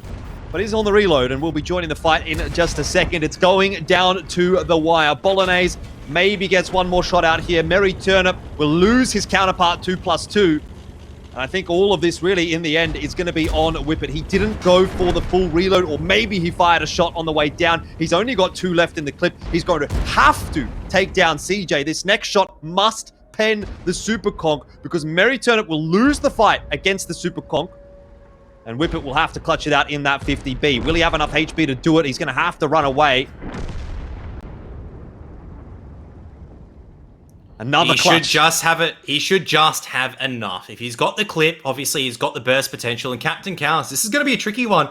I think his best option actually is to go into the keyhole and kind of just wait things out. He can't really chase down. Even with the turbocharger, Whippet will be able to clear the corner and get unlit as a result. So, although, Kev, what if Captain Cow somehow is able to juke this? You know, can he find an angle where he can actually escape the 50B? Remember, Action X on the defense. Obviously, the 50B is going to be able to catch the Super Conk. But if Captain Cow somehow makes a cross that Whippet is not expecting, similar to what we're seeing right now, let's say he just sends it down banana. Maybe Whippet doesn't quite get there in time. I mean, there's 2 minutes on the clock. Whippet's gone the wrong way. That's what I'm saying. Whippet has to get on the cap now, surely. The problem is if going onto the cap, it allows, I think, Captain Cows to get the first shot off. So you have to explore the map, try to figure out where you're going to go as a Super Conk. And this is where you have to dive deep and go, all right, is he going to maybe take hill? Do I wrap all the way back around to hill? Do I go back to base? What do I clear out? Do I start a bit of cap pressure? I don't think the cap pressure is going to work because, as I said, the problem is that it gives the Super Conk the initiative. The 50B player is the one that needs to take the initiative right now to catch the Super Conk by surprise, and the Super Conk might just get lit through the window as Whippet's going to come across. Oh, maybe not. Looks like Captain Cows has managed to get across, and again, Whippet's going to go back up to the north. He's going to go to that 2 flag. Captain Cows will not see him, but Whippet, at this point, is starting to run out of options. 1 minute and 20 seconds left on the clock. Captain Cows in the Super Conqueror. Like I said, he's kind of swindled him. He's just bamboozled him. Whippet has no idea where this Super Conqueror has gone. He's still searching. He's going to go look at the hill. That's the wrong place, Kev. And you're going to watch this replay back as Whippet, and you're going to be thinking, why have I gone hill? I mean, it's not an unreasonable decision to make when you're in this situation, to be fair, but obviously from the bird's eye view, it's not the right decision at this point in time, and I think he's going to be a little bit unlucky now. 50 seconds, even if he starts to get on the right track, time is running out. He might not be able to catch that Super Conqueror anyway. And capping is no longer an option. Yeah.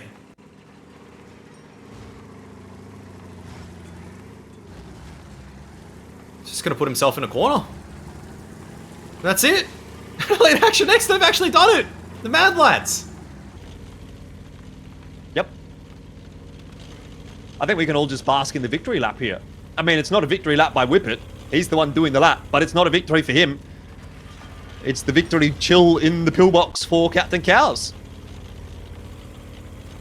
11 seconds. There is no way. Whippet, even if he found him right now, would not have enough time to shoot him, and he knows it. And so he's not very happy with himself. I mean, I guess it's not really Whippet's fault at the end of the day. Many things could have gone better for Matildas there. Many things could have gone worse for Action X, but at the end of the day, Action X pulls off the clutch in the tiebreaker.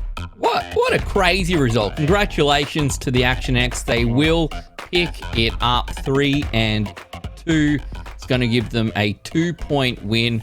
We'll add that one to their to the scoreboard a little bit later on. But what an incredible result. Some of the closest games I think we've seen. How often we've had 2 1v1s in this particular match, and we've had is that like the 3rd or the 4th 1v1 that we've seen tonight as well. So many of these matches coming down to the wire, and you have to say it was the choice of side that got it there for the Action X in the end. So they'll be very happy that they were able to grab that defensive side, and will give them the victory. The Matildas just missing out in the end.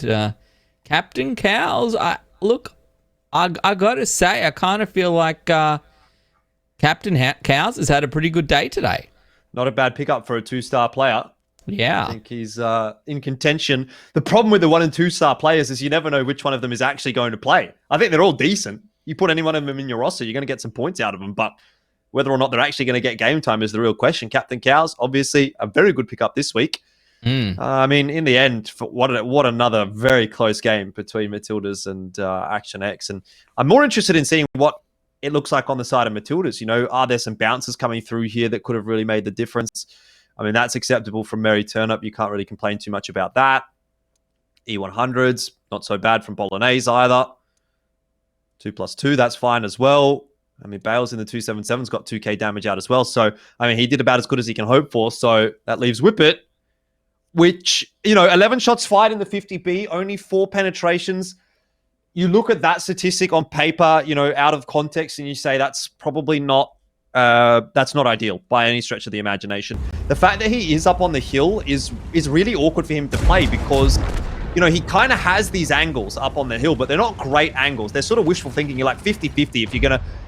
if you're going to hit, yeah, you're probably going to hit. But are you going to pen realistically is the real question at that kind of a range. And it's always a bit difficult when you're up on that hill to be penning the tanks down the bottom if they're firing back at you and you're sort of trying to wiggle and they're sort of playing hull down here and they're dancing around and whatnot. And the question you have to ask yourself when you're up on that hill is like, do I, right now, just send it down the hill? And maybe at the end of the day, that was the better choice for it, but we can only say in hindsight. But at the time, it's a very difficult decision to make. And I wonder, had Whippet just sacrificed a bit of extra time in the fight up on the hill and gotten down 30 seconds faster, would that have, been the ultimate if he change finds for Matildas? cows at any point, you probably say Whippet played this well. It's just the fact that he can't see him, he doesn't get the spot there. And I think, for me, Kev, like a roller coaster of emotions for Whippet today, right? He wins the 1v1 in the water in the Super Kong to save the day, then isn't able to win the 1v1 later on down the track in the tiebreaker. I guess the reality is you can't rely on one player to win the 1v1 every time. If you let it get to that, you're going to lose some of them, and that's exactly what we saw. Yeah, you can't. I mean, it's like the hindsight.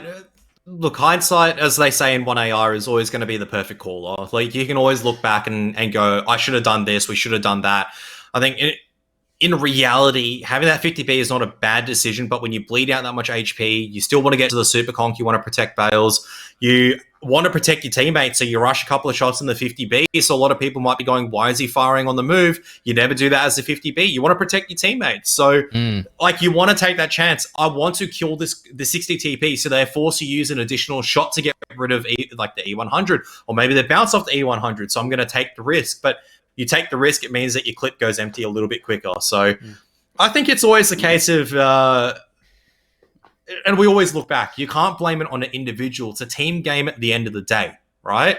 You can go, maybe this individual can do a little bit better in a different scenario, but overall, you still have to praise the Adelaide Action X for playing that very, very well, and especially Captain Cows. A lot of like kind of balls just to kind of go, all right, I'm just going to do this. I'm going to do the simple thing that's going to win me the game and just commit to it time and time again. And the thing for me here is that in the context of last week, right, the Adelaide Action X got absolutely dumpstered last week. They got dumpstered by RNG and they got dumpstered by the Bulldogs. And to come back, bring this back up against the Matildas, who were potentially a grand final team in Season 2, and to bring it all the way down to the tiebreaker, win the tiebreaker, what a great result for the Action X.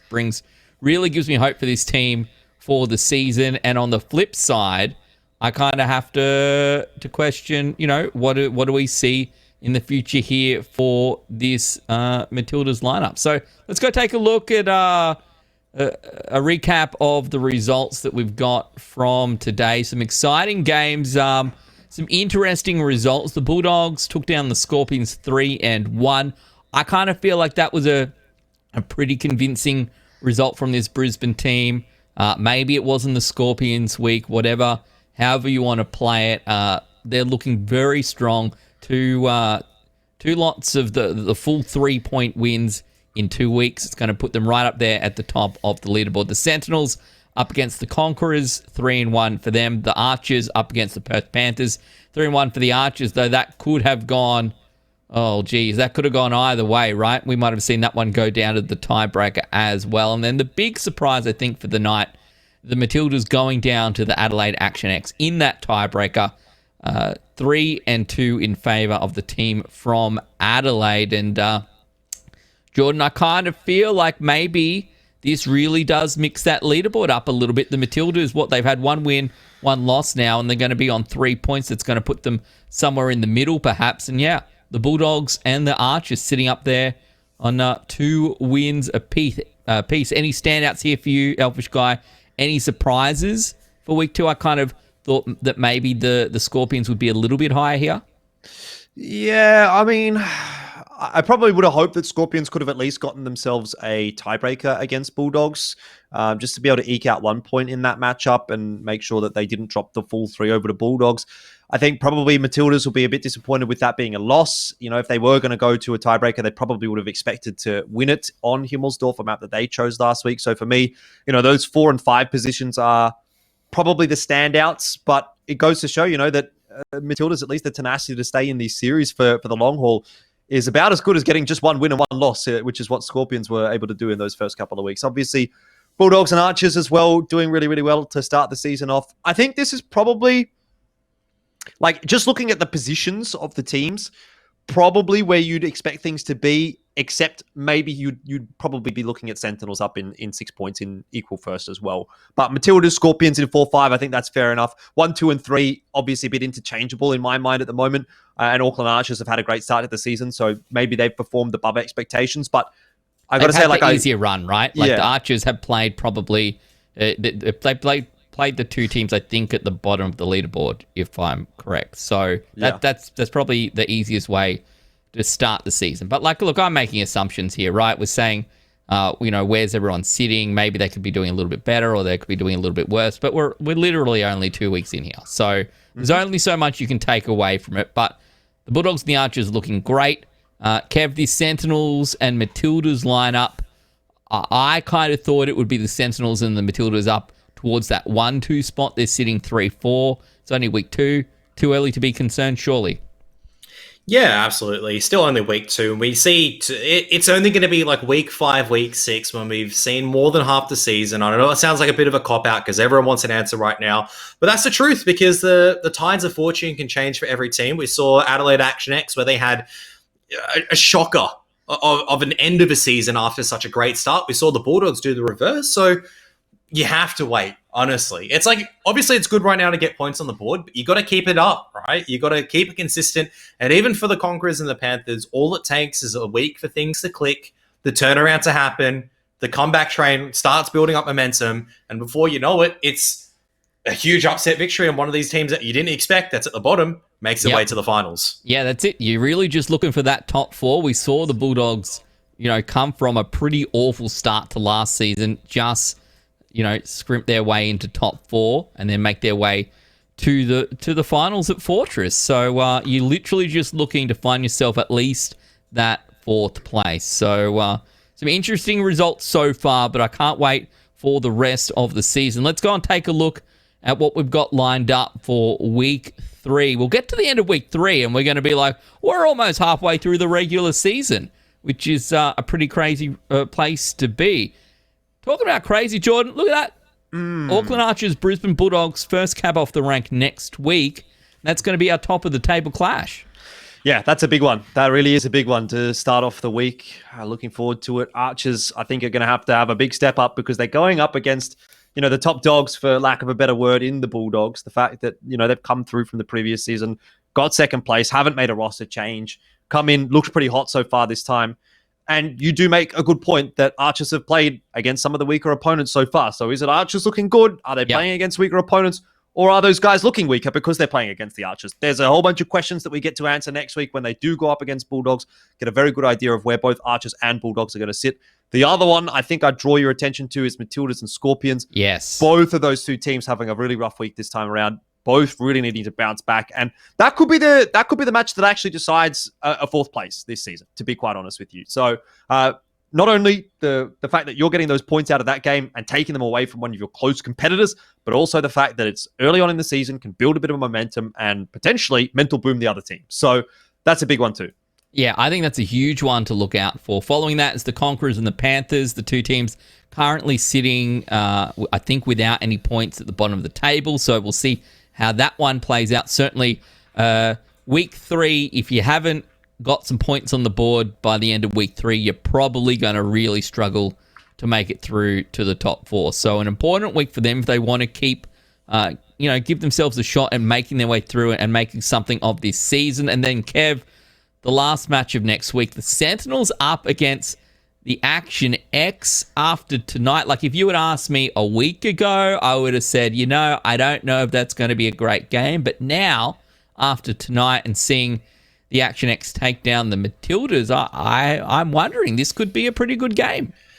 You know what? Even though it may not be the, how do I say it, the best clinical water tanks, that was the best entertaining water tanks I've watched in a long time. If we have another series like that to end off next week, I'll be very, very, very happy, man. Yeah, I think that's. I think it's going to be an interesting game. I think, honestly, this week's been what would you say? It's been pretty poggers, right, Jordan? It hasn't been cringe at all. It's been pretty poggers. Is that what you'd say? I would say it has been pretty poggers. Kev, you know you love it. You're the one that came up with this whole thing, mate. So just embrace it. It's the whole energy, man. It's like, you know, like the whole "how you doing, fellow kids." I'm sorry to do this here, Ben, but you saying that just really reminds me that it's how you going, fellow kids. If you think that I actually mean it, I think poggers is cringe, by the way. Can I just put that out there? I think if you say poggers, it's cringe, and I think if you say cringe, it's cringe. So, Elfish Guy, you're cringe. Okay, cool. Whatever you reckon. Yeah. Anyway, I had a pretty good week this week. I'm excited for what next week's going to bring because it's honestly, like, sometimes I hype it up and like, wow, that's been a pretty good week. I can't wait for next week. I genuinely mean it. This has been a crazy season. These teams are getting better and better every week. The format shift, I'm excited to see how the meta changes through the season. I'm excited to see what the Bulldogs can bring. I'm excited to see what these teams like the Skorpions, Matildas, we want to see them make the way through to finals. What have they got in store for us? Can the Sentinels go back-to-back? And perhaps are the Action X going to be the team to throw a spanner in the works for all of these teams that in the past have done really well and made their way through to top 4? Anyway, don't forget, tanks are invisible until spotted. Happy tanking, have a great weekend, and we'll see you next Friday.